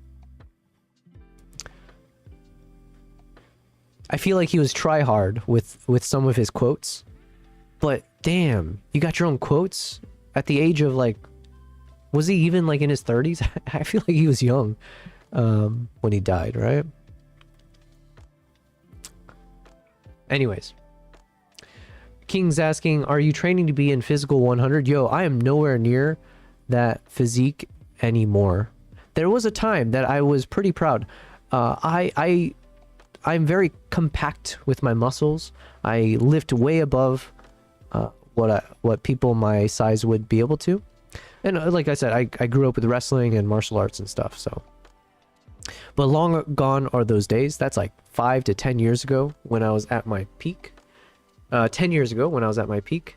But that's why I set the goals for this year, right? I'm trying to get back to 100% physical peak, including I've made the ultimate Asian sacrifice. Man, I'm going on too much of this Asian thing right now, but whatever. I've gone on the biggest sacrifice, which is I'm saying I'm going to cut out rice from my diet. I'm going to be honest, I broke that while I've been sick, because while I'm sick, I think all the rules break because I'm like, yo, I just need to feed the body what it wants until I recover. But starting tomorrow, no more rice. We're back on the grind. We're going to the gym. You know, it's just full on. We're going to get back. I'm going to lose 5 kgs of fat, gain up the muscles again, hit my PR, deadlift 161 kgs, box jump 51 centimeters. I think that was the highest I've done. But now it's like, I think the highest I can do is like 46 centimeters. We got goals, okay? Physical 100, here we go.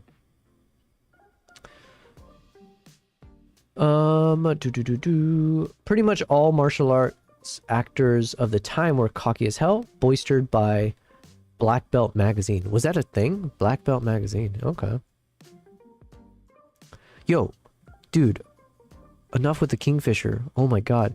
And I can't help myself. I am still checking each photo because I'm still holding out hope that there's like some really crazy shot. Because with these birds, you never know. They're so fast. You take 1,000 shots and you say you'll look at it later and you don't think you got anything. But with these birds, you just capture a moment and it's, you know, magic. I like the framing of this. So we'll save one. Compared to someone like Steven Seagal, Bruce Lee comes off as modest and shy. Was Steven Seagal, I didn't know much about him. I just know him in the modern day where he looks a bit tubby, and I've seen those really cringy videos where he's like knocking people down. And I've been there, right? Listen, I grew up with martial arts. I know the routine. I know how you fake being thrown or grappled with. And it's just so sad because it feels like this dude, Steven, I don't know anything about this guy besides these videos. he just feels like a dude who is delusional. Maybe like Brad Pitt in that movie, right? He's got these grandeur delusions of like being some black, striped black belt martial artist that can knock people down with the way of the wind or something, right? I feel bad for the guy. Actually, I don't, because he's very famous and successful, I'm assuming. All martial artists were super overconfident until MMA started becoming mainstream in the 90s. Yeah, and I know that was like always the big question, was like, okay, Bruce Lee, were you just kind of puffed up chest? Because you look at his physique, he's very jacked, but he wasn't like ripped. Oh no, he was ripped. He wasn't like bulky, right? And not to say you have to be bulky to win in a fight. If anything, being like the Bruce Lee style of like wiry and fast and stuff, that probably would lend itself to be better in a street fight. But it still raises the question then of like, okay, if Bruce Lee was born in this time, when MMA and all these like jujitsu and stuff have come about, and it's kind of knocked on its face a lot of these older martial arts as far as like fighting styles go. Like I wouldn't like knock these older martial art forms for the value it provides, but there's clearly certain fighting styles.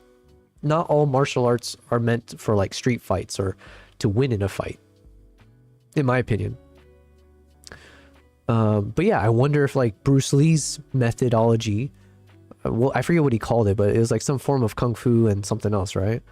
If he were to try to fight someone in MMA, would he get destroyed? I have no idea.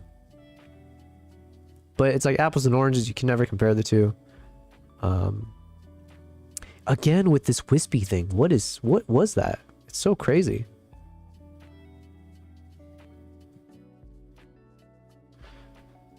Most of the quotes, like with most people, were other people's quotes. Yeah, I don't trust ever when people say like, this was a quote by X. Like for my short film, I did a quote by Jane Goodall, and I was like, yo, I still don't actually know if that's actually from Jane Goodall or not.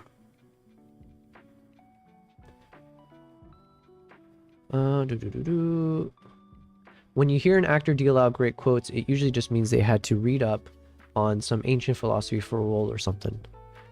Be like water. That's what he said, right? Something about water forms, it flows or something. Then he's like, be like water. Or whatever his accent was. The early Steven Seagal movies were badass at the time. He has new stories about himself and things he did for every role. He seems to take the characters into his personality. Okay. I mean, okay. Sure. I don't know, man. He just seems a bit cringe. Man, those clips of him, like, I don't know. And believe me, my dad is kind of in that same bucket, so that's why I'm saying I don't know anything about the guy. I pity him because I feel like I understand that mentality. In one lifetime, Steven Seagal apparently lived 30 lives, all more badass than the last. Jeet Kune Do was the style he was working on, but he was never able to perfect it. Gotcha. I'm sure you have your fair share of laughs on bullshido. Wait, is that a... Wait, how come I've never heard that word before? Bullshido? There is something called Bushido, right? Or am I making that up? Is that like from like Final Fantasy or something?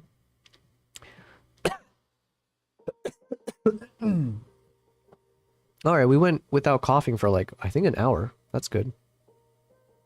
Bullshido. Nice. That's good. King says, Jobel, who are you picking? Lucy Liu or Michelle Yeoh? I would marry Lucy Liu in a heartbeat. I would never fight them. They would fight each other to be with me. Wait, Michelle Yeoh, that's the one in, was she the Crouching Tiger?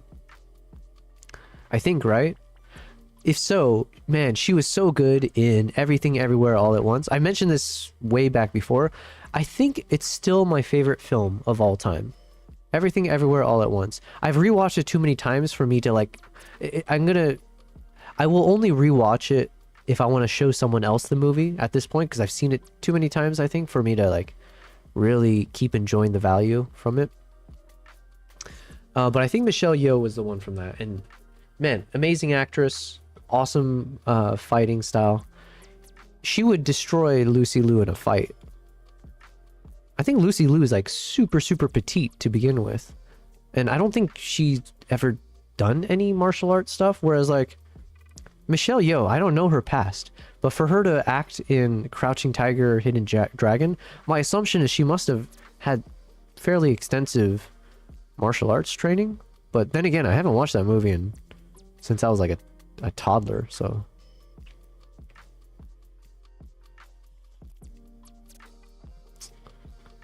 Man, look at all these blurry shots. 1 hour later, I'm still on freaking Kingfishers. Whoop-de-doo. And still no money shot. A lot of blurry ones, though. King says, I think you nailed the composition of that bird. Bro is popping in the picture. Well, unfortunately, I moved along. So thank you very much. And I hope you were talking about one of the ones I've already starred. And I'm too far into this to go back. So now we're just looking for like the perfect framing or like a perfect action shot maybe.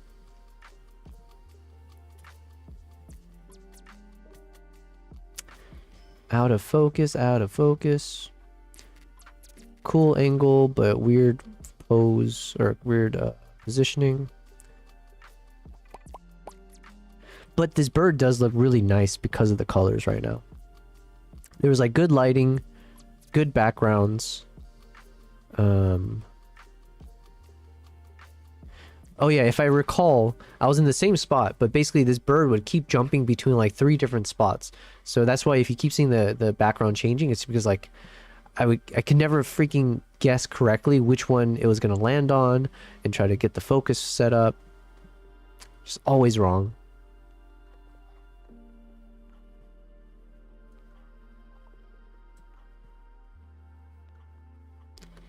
So like here, I set the camera ready here, and then the bird landed somewhere to the right or splashed in over there, and it was gone. The moment was gone.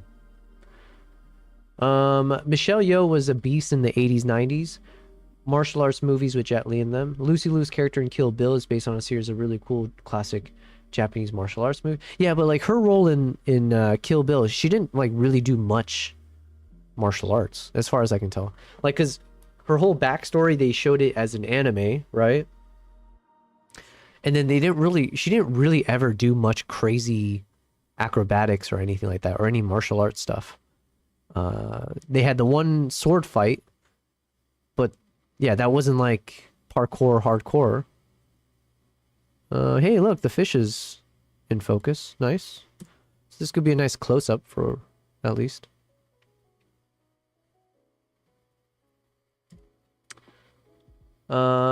Cool Japanese martial arts movies. Lady Snowblood. There's comic books too. King's asking Fed, do you think she can throw hands? Lucy, nah, probably not. I don't know. She might have done some karate. Yeah, I don't think she's got any fighting strength. But Michelle Yeoh, yo, it's in her name. Eat the fish. This one's kind of an interesting shot because it almost looks like the bird sticking its tongue out. So we'll save it, but nobody, who cares, you know? It's like, I'm going to be like, wow, look at this shot, guys. Who cares?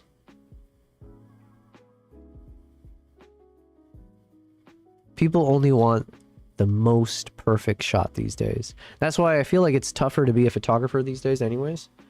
Not to say it was ever easy, but thankfully, I've been shifting over towards videography, cinematography, stuff like that, where the whole point is you're trying to capture like a story within the frames. And capturing a story with one frame, always, obviously, that is the hallmark of any good photo. But my God, you gotta tell a good-ass story.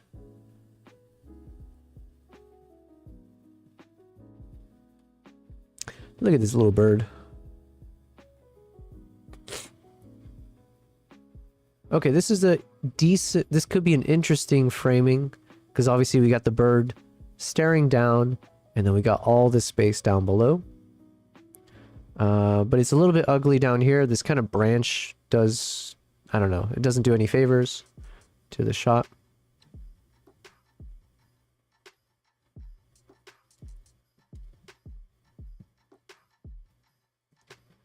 She might know the Taikyoko Shodan kata.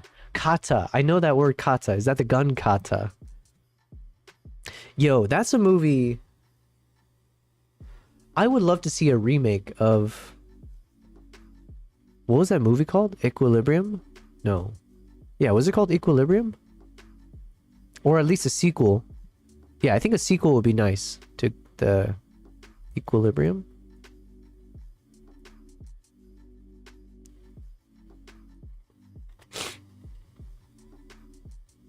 Michelle Kwan can definitely throw hands. I think she can throw feet. Is Michelle Kwan the ice skater? If so, yeah, stay away from her. Be at least a leg's length away from her. She will slice you up.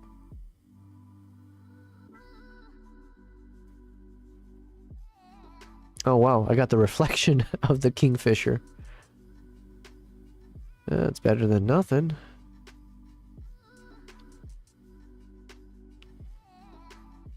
Yeah, anyone who does bird photography, I respect the patience.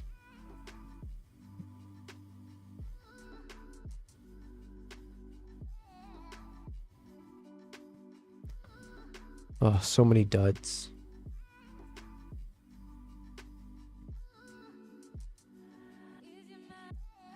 Ooh. Oh man, see these are the kinds of shots I would love. So this is what I was hoping for, or I wish I had more examples of like getting stuff like this, right? The moment when the kingfisher either hits the water or when it's emerging, coming back out, right? Unfortunately for me, we've got this ugly ass freaking tree branch that blocks a lot of the cleanness of this shot here, because this is one of those shots where you don't want any obstructions. You just want to see the transparency, like, you want to see this kind of water droplets and everything, the splash and the ripples. This as close to a good shot that I could hope for was like right there.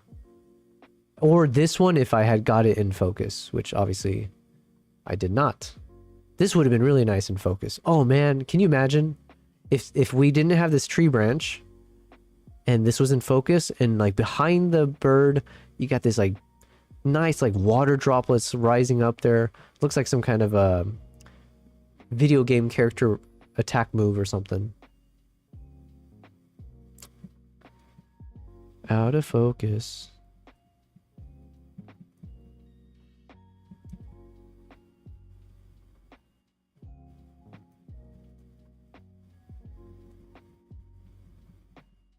But I'm saying all this, I'm not really complaining because this was probably one of, it's not like I had many opportunities or times where I've done this type of bird photography with like, especially with kingfishers.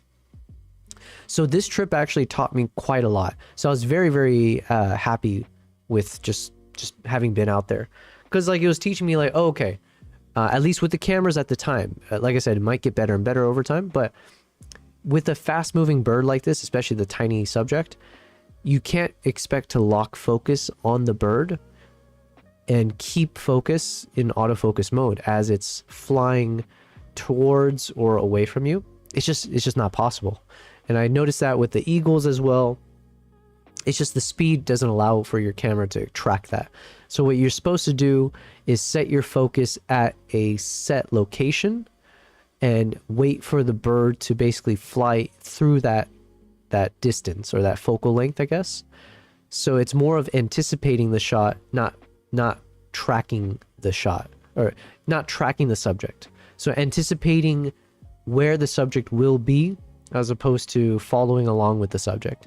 And that was a good lesson for me, because a lot of this you'll see I was just trying to follow that bird, and occasionally it would cross my mind that maybe I should just set the camera frame at, let's say, where the tree branch is or some part of the water and wait for the bird to kind of dive in.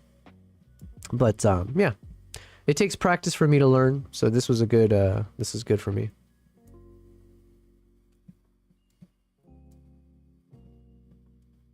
But yeah, at some point the cameras are going to get even better, where it's like, oh yeah, it'll just lock on focus on a fly, no matter where it goes. It just keeps lock. That's, you know, we'll get there someday, right? It's the first karata kata you learn. Oh, I didn't know that. She will put feet and hands on you. Are you editing on Capture One? No, King, this is all in Lightroom. I'm not doing any proper, like, it feels weird to say color grading now, because of, like, since I do that for video. But yeah, I'm not doing like proper color edits or like, I'm not doing any edits to the photos just yet. I'm just kind of doing a culling process. So I'm going through all the photos from this trip and doing like a little bit of like a 2-starring system. And yeah, I want to go through everything first, and then we'll review all the 2-star photos, maybe like apply a bit of denoise across all of them, and then start to cherry pick which ones to do like true editing on. And when we get to that point, I do want to keep testing out Luminar Neo. So Skylum is the company, but they had reached out to me and asked if I was interested in testing out their product called Luminar Neo.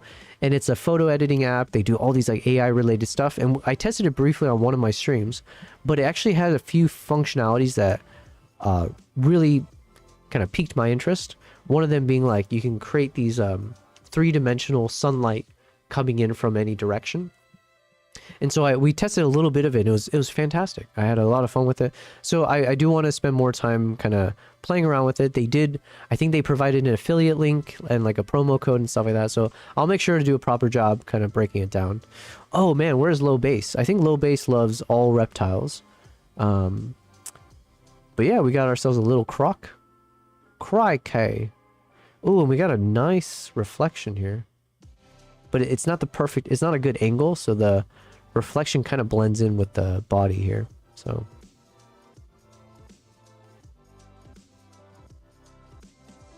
let's just grab one that's properly in focus. I think this one. Oh, another mysterious bird. Competitive skating. Not to mention that Tanya Harding, she was a meanie. Tanya Harding was the controversial one that... Did she, quote unquote, accidentally slice her opponent or something? Or was she the one that got sliced? But I remember she's one of those two, right? And the controversy was like no one could ever prove one way or the other or something? I don't know. Competitive skating really makes some people aggressive. Competitive anything, to be fair. Right? I didn't know skating was a league on its own. I feel like every sport's. Yo, what is this bird? This is a crazy looking bird.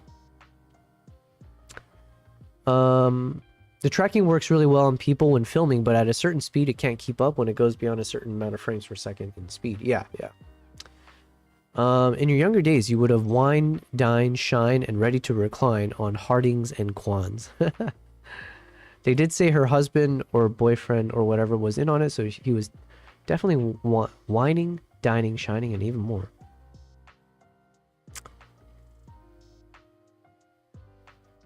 Okay, I can't get enough of this bird. I am not a big bird guy, but oh yeah, it's got the freaking long tail. This is one of these this is one of the birds that I would love to photograph. Oh,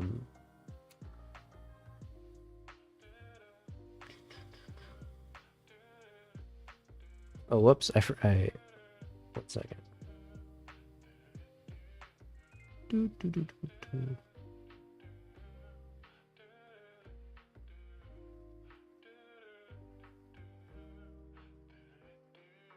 Okay, sorry, I was saying.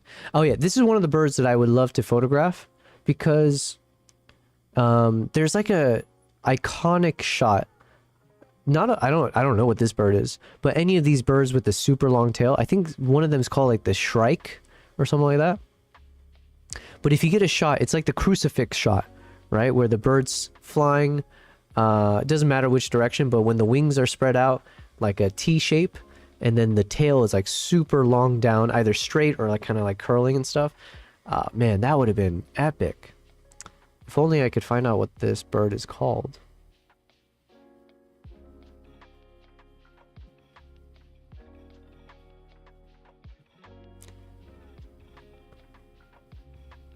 It is a cool bird. We'll never know. Here, maybe... Oh, I guess I could take a screenshot of it and send it to AI. Let's see if Google can tell me. What bird in Sri Lanka has a white body with a bluish, blackish head and a super long tail that splits into two?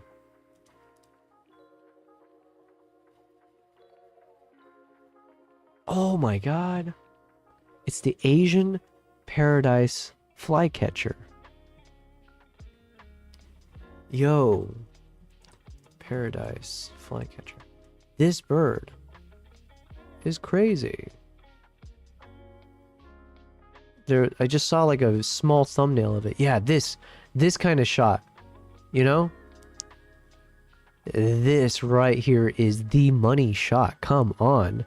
Give me some of that. I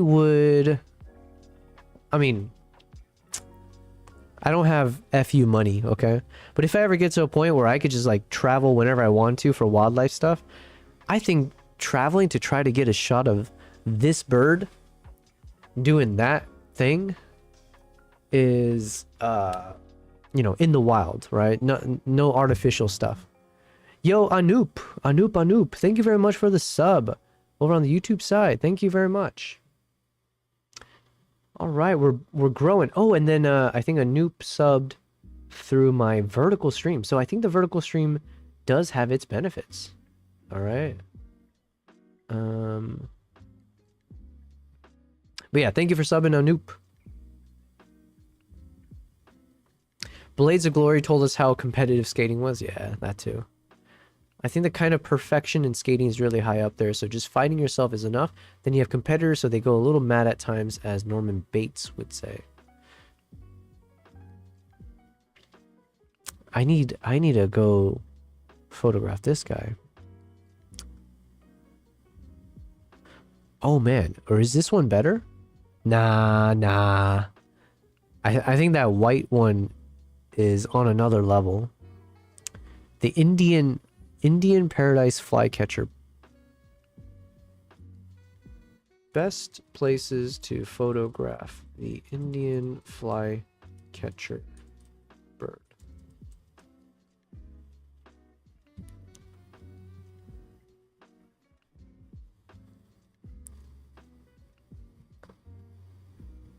The best places are national parks and bird sanctuaries across India. See, here's my concern. Maybe you can photograph them, but you have to photograph them like where there's like a feeder. So it's not really seeing it in the wild. You know, it's like one of those artificial. Well, I mean, I did find the bird here, right? But to get it in that moment, I can only assume either you're super lucky, which is very true. It's very possible.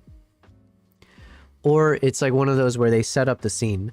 So they either have a feeder and the bird is like flying up to the feeder, so people just set their camera and get the shot when it's flying upwards, I guess. That's realistically, that's probably how they do it.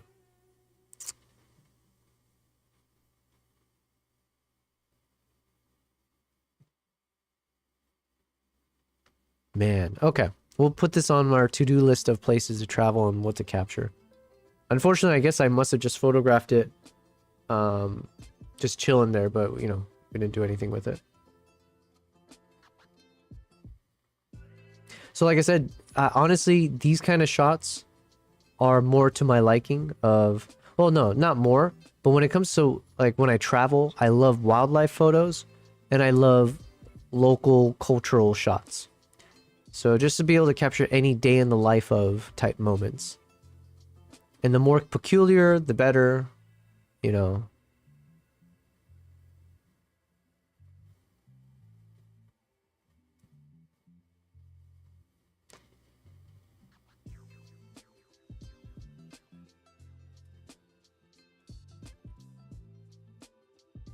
I'm not a fan of the backgrounds on these ones. Fed says, yeah, but to get a shot like that, you get a camera that can just shoot insane burst probably. And even then you have to spend a lot of time waiting. Yeah, either, well, at least with the Nikons, I would have to shoot in JPEG. And I would have to shoot in the pre-release mode. I think it's 120 frames per second.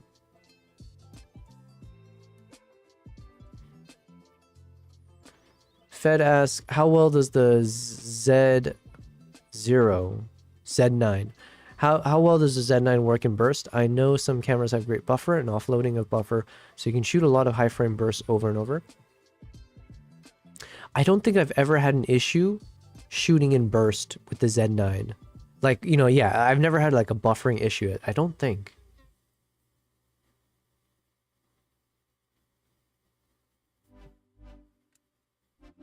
I think I've had buffering issues with the Z6 III, but it also, you know what? Yeah, I've had buffering with the Z6 III, but to its credit, it's because I was also shooting photos to my SD card as opposed to the CF Express Type B. So for all I know, if I had done the photo burst in the CF Express card as opposed to the SD, it might have not hit a buffering as soon as it did. Because I did a whole string of shots of a horse racing towards me in 120 frames per second burst pre-release on the Z6 III. And then it would skip a few times because it was buffering. So yeah, shots like this is, like, I don't know. It's hard for me to say what is better in the sense of like, what would I prefer? But in many respects, this is kind of not my bread and butter, but this is like the kinds of photos that I was capturing for years, right? Like when I first started traveling, one of the reasons I loved traveling, even before I had a camera, was just experiencing culture, experiencing like how people live different lives, you know, in different ways, while still having a common universal like humanity, let's say. So no matter where in the world you are, there's still a lot of things that connects us all, that kind of thing. But we live such different lives. And like that was also one of the big pulls for why I wanted to get into photography, was like, I just want to, there's so many of these moments that pass you by that how do you explain this to your friends back home? How do you explain like just the randomness of even this dude on the back of like a food truck, or like a bananas in the, you know, like piled up there, and like seeing this guy looking kind of like, I don't know, like in the zone, like he's in his own mind, in his own world, right? Like, how do you explain that to someone if you don't capture it on film or on camera? So those were always thoughts as I was getting more into traveling years back. And eventually, after a few more moments in Costa Rica, that's when I was like, you know what? I just need to get a camera. I just need to go in and try for myself. And yeah, obviously, I've gotten super into it, but I didn't get into wildlife until maybe like, yeah, like right before COVID. So I think about 2019, 2020, in that era onwards. So it is always funny to me, like some people, they know me mostly as a wildlife photographer, and I call myself that as much. Because that is one of the biggest passions for me. Like in the same way, like the feelings I get when I'm out there in the wild capturing moments, but like these kind of human shots also stir up just as much emotions in me, in the sense of like, why is it fulfilling? So yeah. Anyways, there's my little diatribe, my little TED talk. Yeah, I thought I heard it's really great at that. Yeah, the Z9 has been fantastic. I haven't had any of those types of issues with the Z9. The Olympics are coming soon. Lots of rumors of Z9 replacement. Interesting. We know Jobel is pre-ordering. Yo, I'm about to spend a bunch of money on all the live streaming kit that I need to start traveling. I don't think I could. I need to get gear for free at this point, okay? Or I need you guys to donate crazy money to me. Always rumors of new flagship cameras for the Olympics. Yeah. Well, does Nikon have some kind of tie-up with the Olympics? I know they do with like a bunch of like, I think they have tie-ups with journalists. I don't know, like the big, whatever, I know Getty. I feel like they have something with Getty. some journalism stuff. Oh, and then they mentioned that they've got a tie up with, is it NASA or like the space program or something like that? So I think is NASA still a thing? Whatever the space blah blah blah. They're supposed to be using Nikon cameras and lenses. King says it's as old as the first Olympics in Athens. They would photograph moments on sculpted clay tablets. Fed says Yobel has to get Z9 II to shoot Olympic pancration events in burst mode. Man, you know, it would be nice to go to the Olympics and photograph for them, because my dad went to the Olympics back in the day. So it'd be a nice little, like, you know, now that's not the way that my dad would have wanted me to make it to the Olympics, but you know, listen, beggars can't be choosers. Fed says, I wonder if they had Japanese burst mode on clay tablets too back then on flagship model clay. Yeah. All right, let's see. Do I have a clean shot? So we got one of these marked up.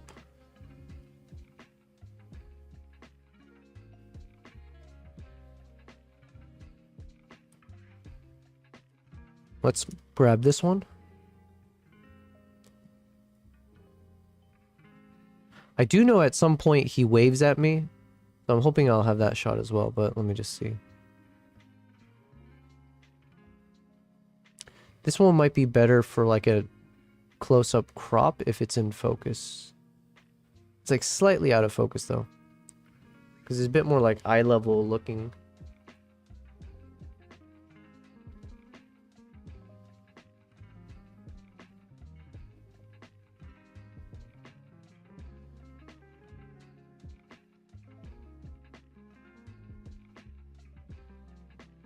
That's a cool shot. Slightly soft, but decently, it's not bad. And then we've got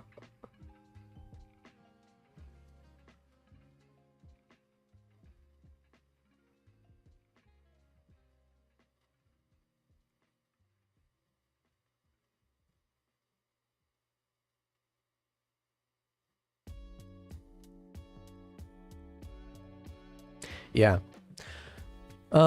Cat, I wonder if they Cat and Candles back. What's up? Are these photos for fun or for work? These are, well, it's weird because I don't know what is work these days, but in a world where I don't work in corporate anymore, and I am focusing all my time in content creation on my YouTube channel, now doing these live streams. So all of it is really for fun, but it's also in the name of building my brand. But yeah, I'm not doing this to like sell photos or anything like that as per se, unless if you want to buy my photos, feel free to reach out to me. At some point I will be, because this is a trip to Sri Lanka and I have a lot of footage that I captured. So my goal is that I'll be doing a lot of travel vlogs. So I'm working on a trip to Mongolia from prior to this trip. And I'm going in chronological order. So by the time I create the Sri Lanka vlog on my YouTube channel, I like to also show a mixture of photos that I've taken as well as like video moments, right?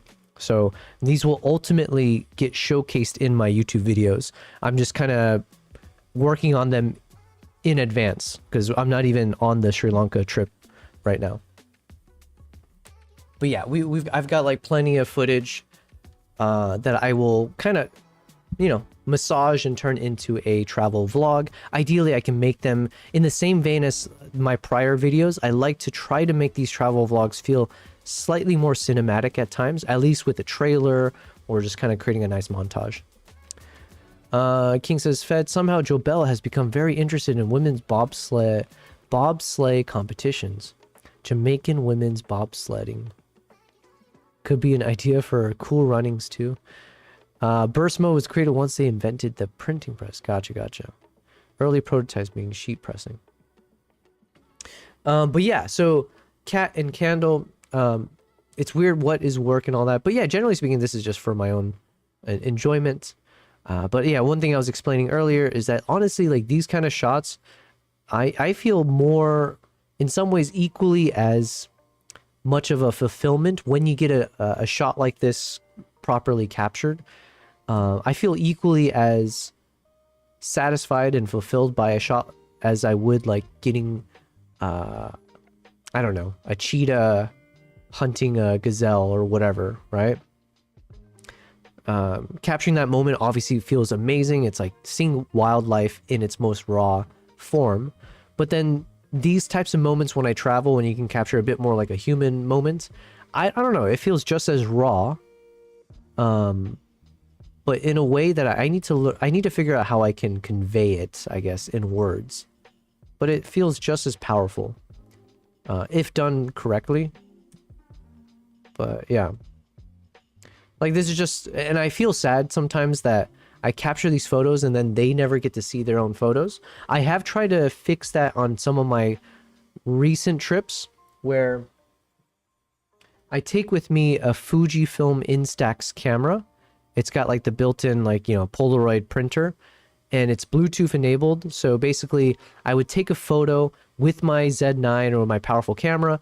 Then I would quickly edit, like I would Bluetooth drop it to my phone, and then I would do some very, very quick edits on my Lightroom mobile app.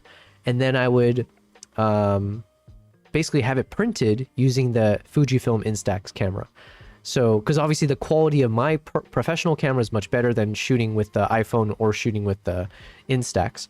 So depending on the time, I'm able to then give the Polaroid to the person that I took a photo of. And it was honestly one of the best ideas I've ever come up with. And like, I was like, I need to do this for all my travels going forward. Because like the feeling people get when they're able to get this like shot of themselves, through the eyes of a photographer with like professional camera gear, and to get it, you know, in this case, like for free or whatever, I feel like it's a lot more meaningful than like a lot of other kinds of gifts you can like give to someone. So, but yeah, unfortunately for these shots, like, I mean, this guy will never know, like, or unless he randomly happens to come across my photo somehow. Yeah, he's never gonna see himself, which is kind of sad, right?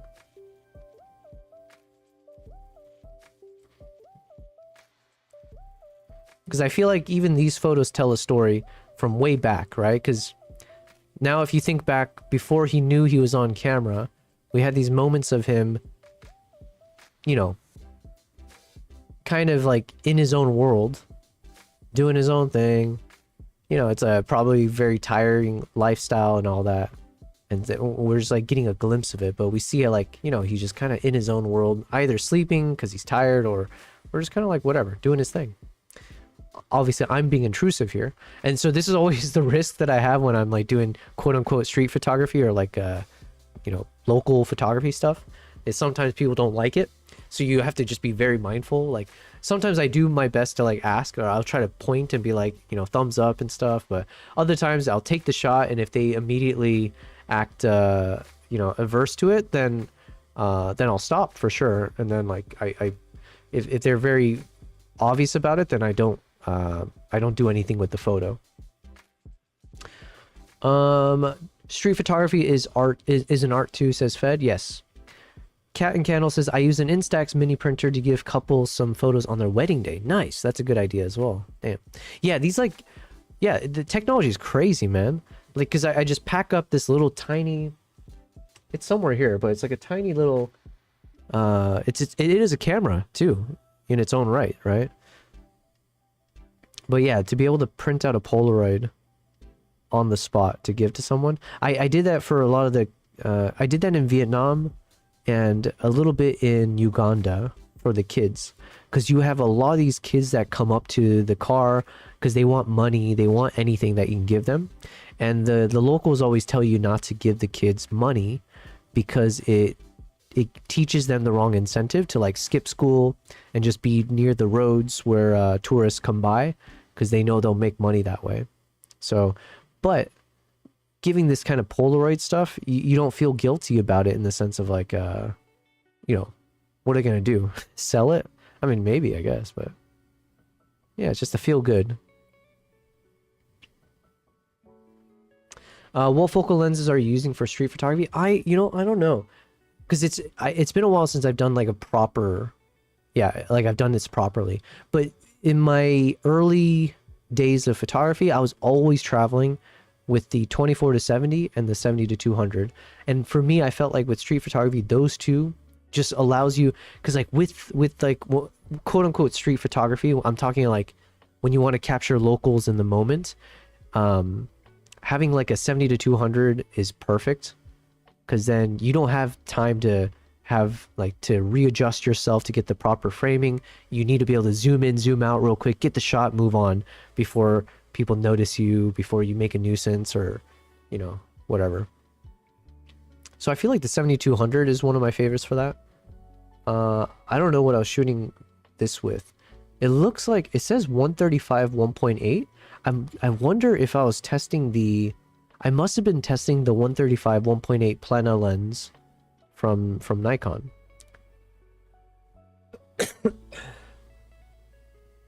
So I think this was the 135 plana lens. And I was, of course, I was shooting at 1.8, which is a bit silly. And these days I realize how silly it is, but it sounds like you should always, what's the word, stop up or stop down? You should go up a couple stops.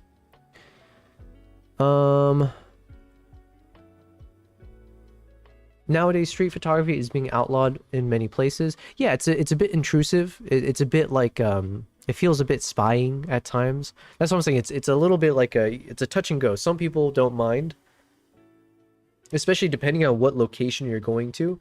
Where if you know people are traveling to your country, to your town, right? You know you are a spectacle in some ways, like to an American tourist, blah blah blah. So in some circumstances, they know they're part of the show. And some people like, when some people want you, they demand, they're like, hey, take a photo of me when they see your cameras and stuff like that. So some people are like super on one end of the spectrum, and the others are like, you know, I've rarely gotten someone be angry if I'm like pointing a camera in their direction. But generally you can tell if people are just like hiding their face and stuff like that. In Spain, for example, you have to ask for consent, which defeats the purpose of candid shots. It's illegal to take photos singling out anyone. Yeah, and obviously you have to be mindful of every country you go to, what their rules are. Dubai is kind of the same, although I don't know if it's going to change anytime soon.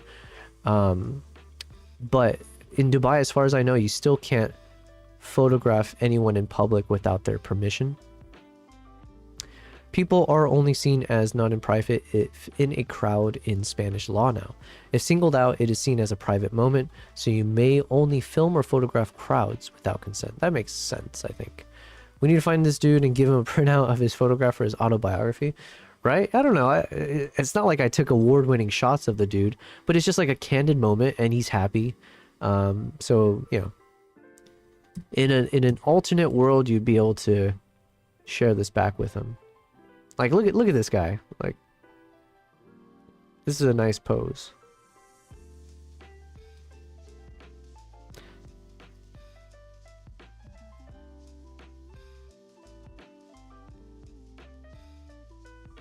Now, the problem is I was in a moving vehicle, so, you know, like trying to keep focus and frame and stuff was a little bit challenging. But I think some of these shots turned out really nice.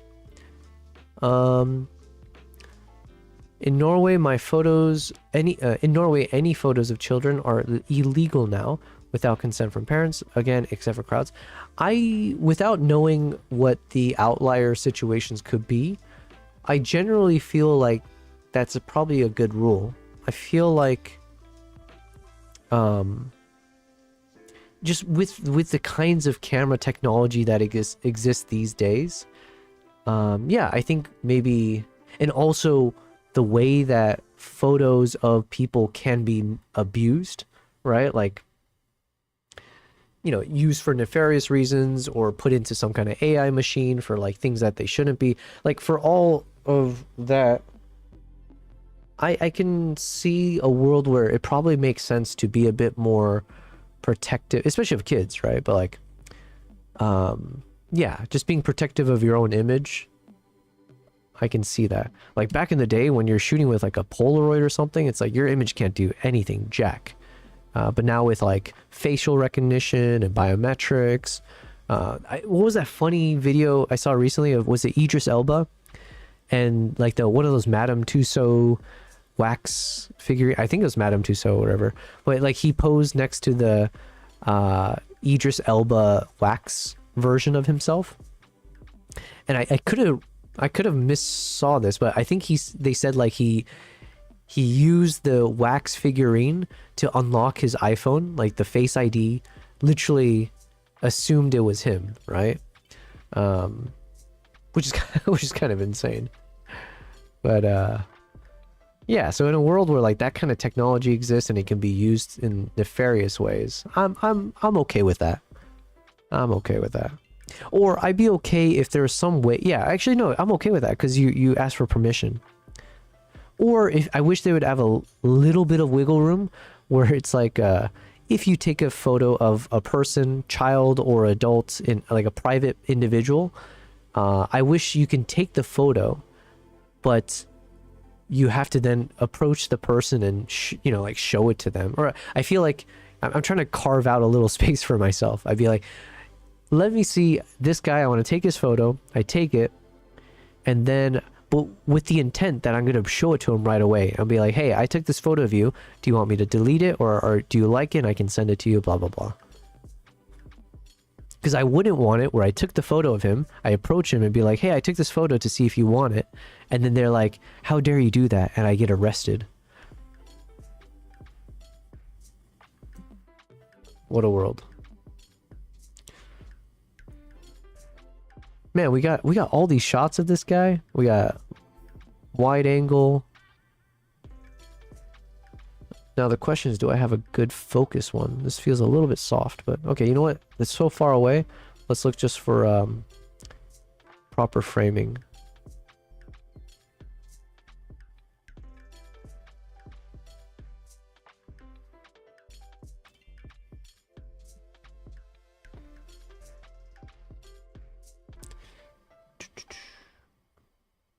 This one's, he's in focus, but the framing's not the best. It's a bit too top heavy, but I guess we can maybe try to crop it and stuff. People out there being weirdos.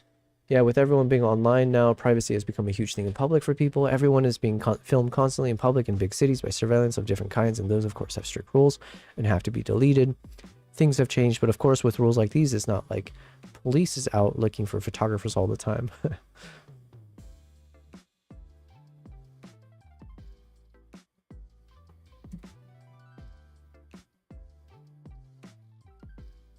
But yeah, that's also one of the issues is like, I think like street photography, I don't know what the term is. Is it street photography? But basically, yeah, I guess so. Like, but just like any shots of like the locals when you're traveling, it's really fun, but you can never, because you have to get permission, right? So like, I would never like put this into a photo contest anyways, because I would have to like, it's like such a hassle for me to like then approach the person and be like, hey, I think this could be a really cool photo. Do you mind if I get you to sign this digital, consent form so that I could submit your image into a photo contest for the chance of winning it? And then it's like, yeah. And you have to ask that to someone in a different language, most likely. It's just like so many things.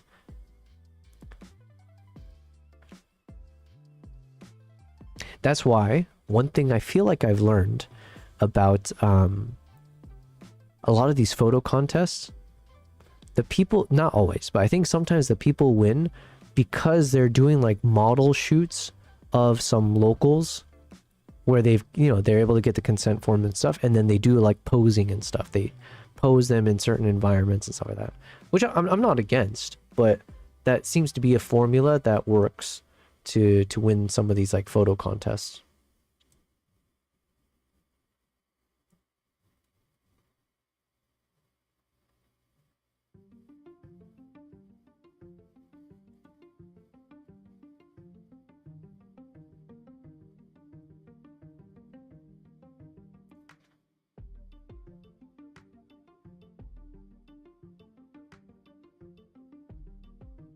Yeah, so like for me, these kinds of photos, honestly, of all the photos that we've looked at today in today's stream, I feel much more, I feel a lot closer to these photos than I do of the animals so far.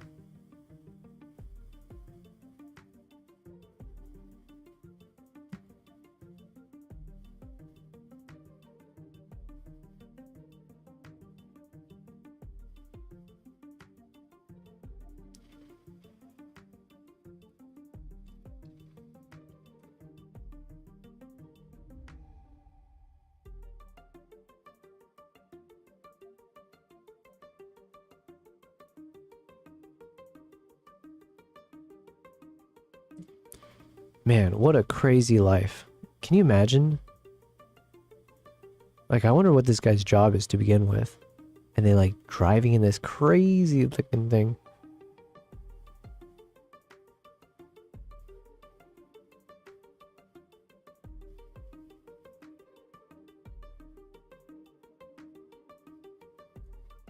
Wow, look at that amazing shot.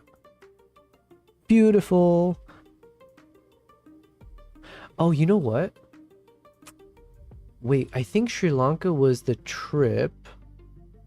I don't know how to check though, but I think this is the trip that I was testing out the Nikon shooting in HLG for the photos. Is that what it's called? HLG? Fed says it's when you publish the photos it can become an issue if the people see it. They can use the law to make you remove the photo in question. Yeah, but remember you are now showing it on YouTube and Twitch. This guy is now intrawebs famous, yeah. Everyone are now buying tickets to go get bananas from this guy and watermelons from this guy. Maybe has or works at a melon farm. He then goes to sell melons at the market. Yeah, yeah. But yeah, I think I don't know if this photo is an example of one of those. I know at some point I was testing out that shooting in HLG instead of I think SDR for photo. I think it was like one of the tones or something. Which I remember it was a bit confusing when I would shoot because it would either look overexposed or underexposed. I think it used to look overexposed. I have no idea. This might be an example of that, or it's an example of how powerful this camera is. Because obviously you look at it and it's like, yo, this is like super dark, but it's kind of crazy that I can just lift the shadow and almost as good as new, you know? Obviously I did it all the way to 100, but that's pretty impressive.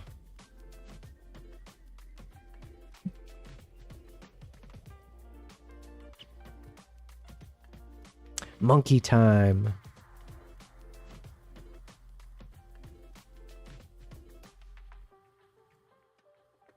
That's all the monkeys I shot?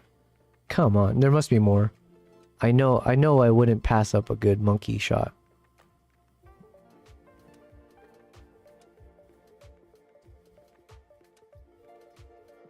I'll bookmark this for later. I really don't do a lot of landscape photos these days.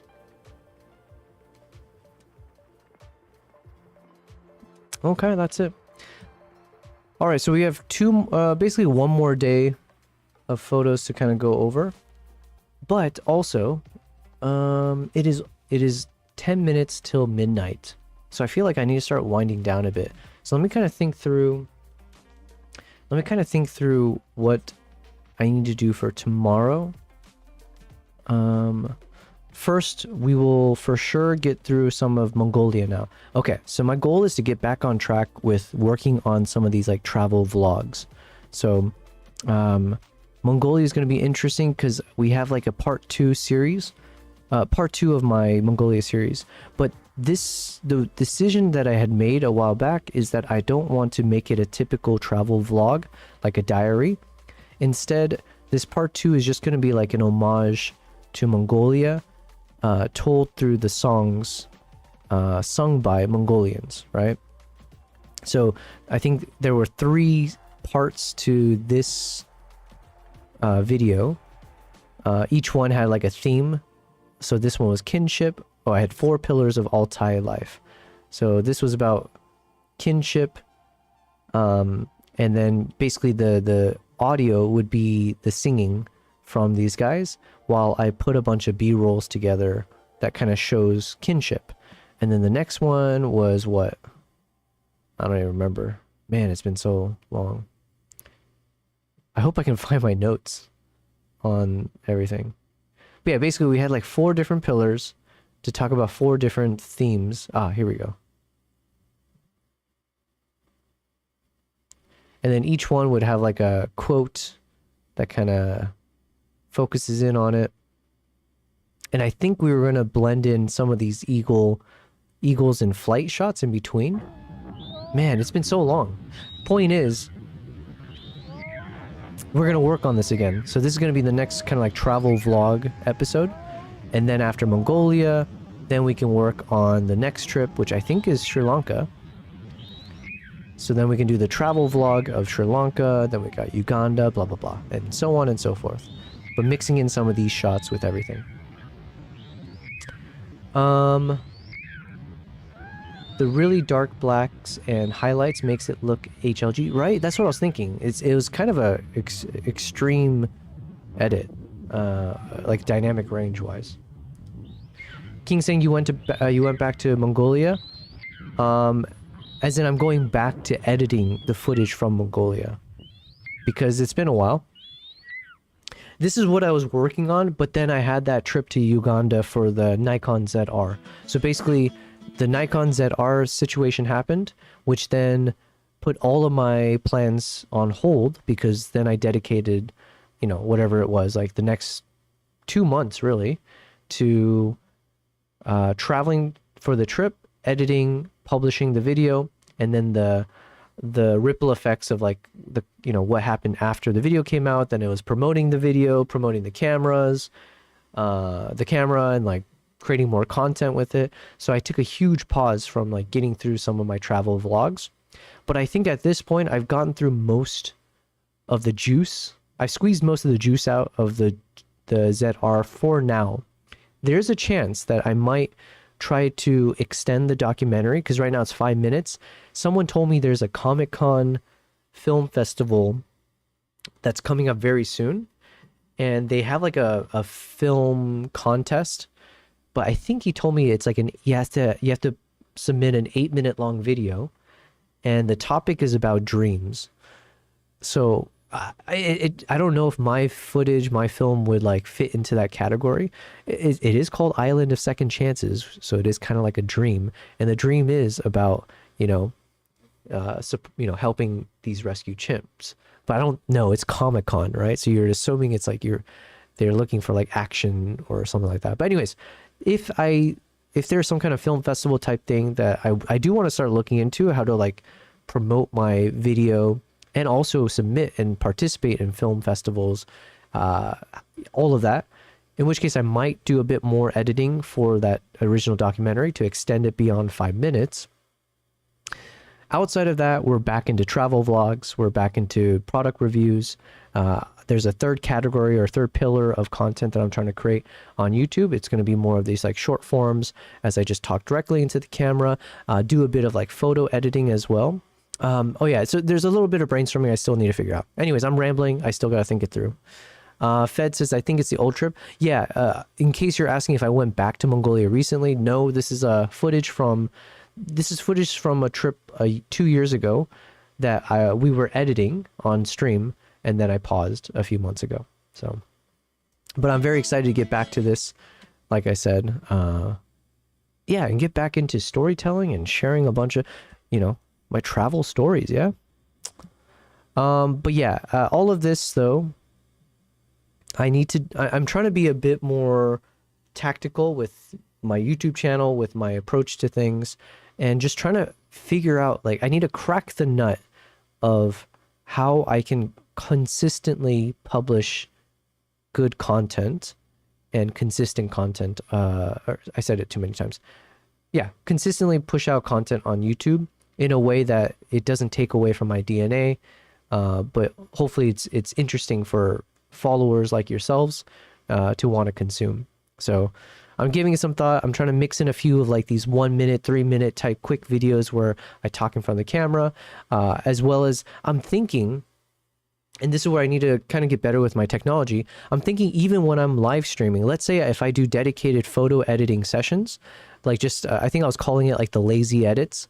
So if I do like a lazy editing session, I would just make sure to clip it later and just turn it into you know, hopefully if an editor can just spice it up slightly, but just turn it into like, oh, here's just a series of quick stream moments when I was editing a photo, and you get to see the before and after. So just kind of like showing the process, right?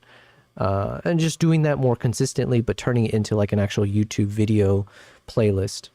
And then, yeah, just sharing my thoughts a bit more off the cuff, so not scripted. So if I can mix that in with a bunch of my more, you know, some of the videos that take me like 2 to 3 weeks long to make, I feel like that should be a good recipe to consistently have stuff out there, in addition to the live streams and all that. This was in the ancient time of 2024, I think. Yeah, I think this trip actually was February of 2024. Yeah.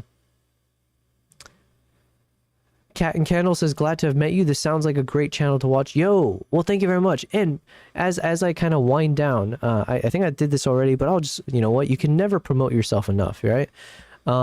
Feel free to check out my YouTube channel. That is where majority of my focus is going towards. I have plenty of content for you to watch if you're new to my YouTube. And if you want some casual stuff, especially, you know, if you're a cat lover, Mr. or Mrs., I don't know which, Cat and Candle Photo. I have a second YouTube channel that I just started called Lo-Fi Cat Naps, which I've also linked in the chat. And it's literally hours of footage of my cats in their little ambient vibes that I've recorded. And then I curate soundtracks, and the whole the meat of it is that it's not AI based. So I'm trying to compete against the lo-fi girls and the lo-fi everything else that's out there, but non-AI with real cats, and yeah, all made by me. So feel free to follow both of them. One for your background content when you're working or sleeping or whatever, and the other one, hopefully, just to be inspired of the places that I've traveled to and all that fun stuff. So, Fed says, yeah, this was in the olden times, pre-ZR era. Man, that feels so long ago, but I've only been streaming for 5 months, which is also kind of crazy to think about. So we, you know, it's been a good progress, but it's not good enough, right? Like I need to put the accelerant on a few things. The wildlife, like the IRL live streaming, is definitely going to be one of those. But the other is just be consistent on pushing content on YouTube. So yeah, those are things to look forward to. Tomorrow I will be back to stream probably the same amount of time, I think. Like I have to double check. There might be some meeting or something I have to go to, but generally throughout the rest of the week, I will be here aiming to stream about 5, let's call it 5 hours per day. How many hours did I stream today? Where do I... Tell me. Oh yeah, we streamed about 6 hours. Yeah. We're just not making the cut of 6 hours, but that's fine. Okay. Anyways. Yeah, let's switch back here. Yo, is the color green behind me? It looks a bit greener than before, doesn't it? Did I... Unless I'm going crazy, I feel like the colors are slightly greener than it was. It should be a bit more blue. No matter. Yeah, it is green. What the heck? Well, it could be light reflecting off the TV. You know what? These are things for me to figure out. All right, my cat is still not there. Here's Nala. Nala, good girl. She says, thank you guys. Appreciate it. Thanks everyone for tuning in. And it sounds like I think I'm over the sickness. Clearly I'm able to talk now. I haven't coughed in a while. So awesome. Tomorrow I'll be at 100%. So yeah, stay tuned for that.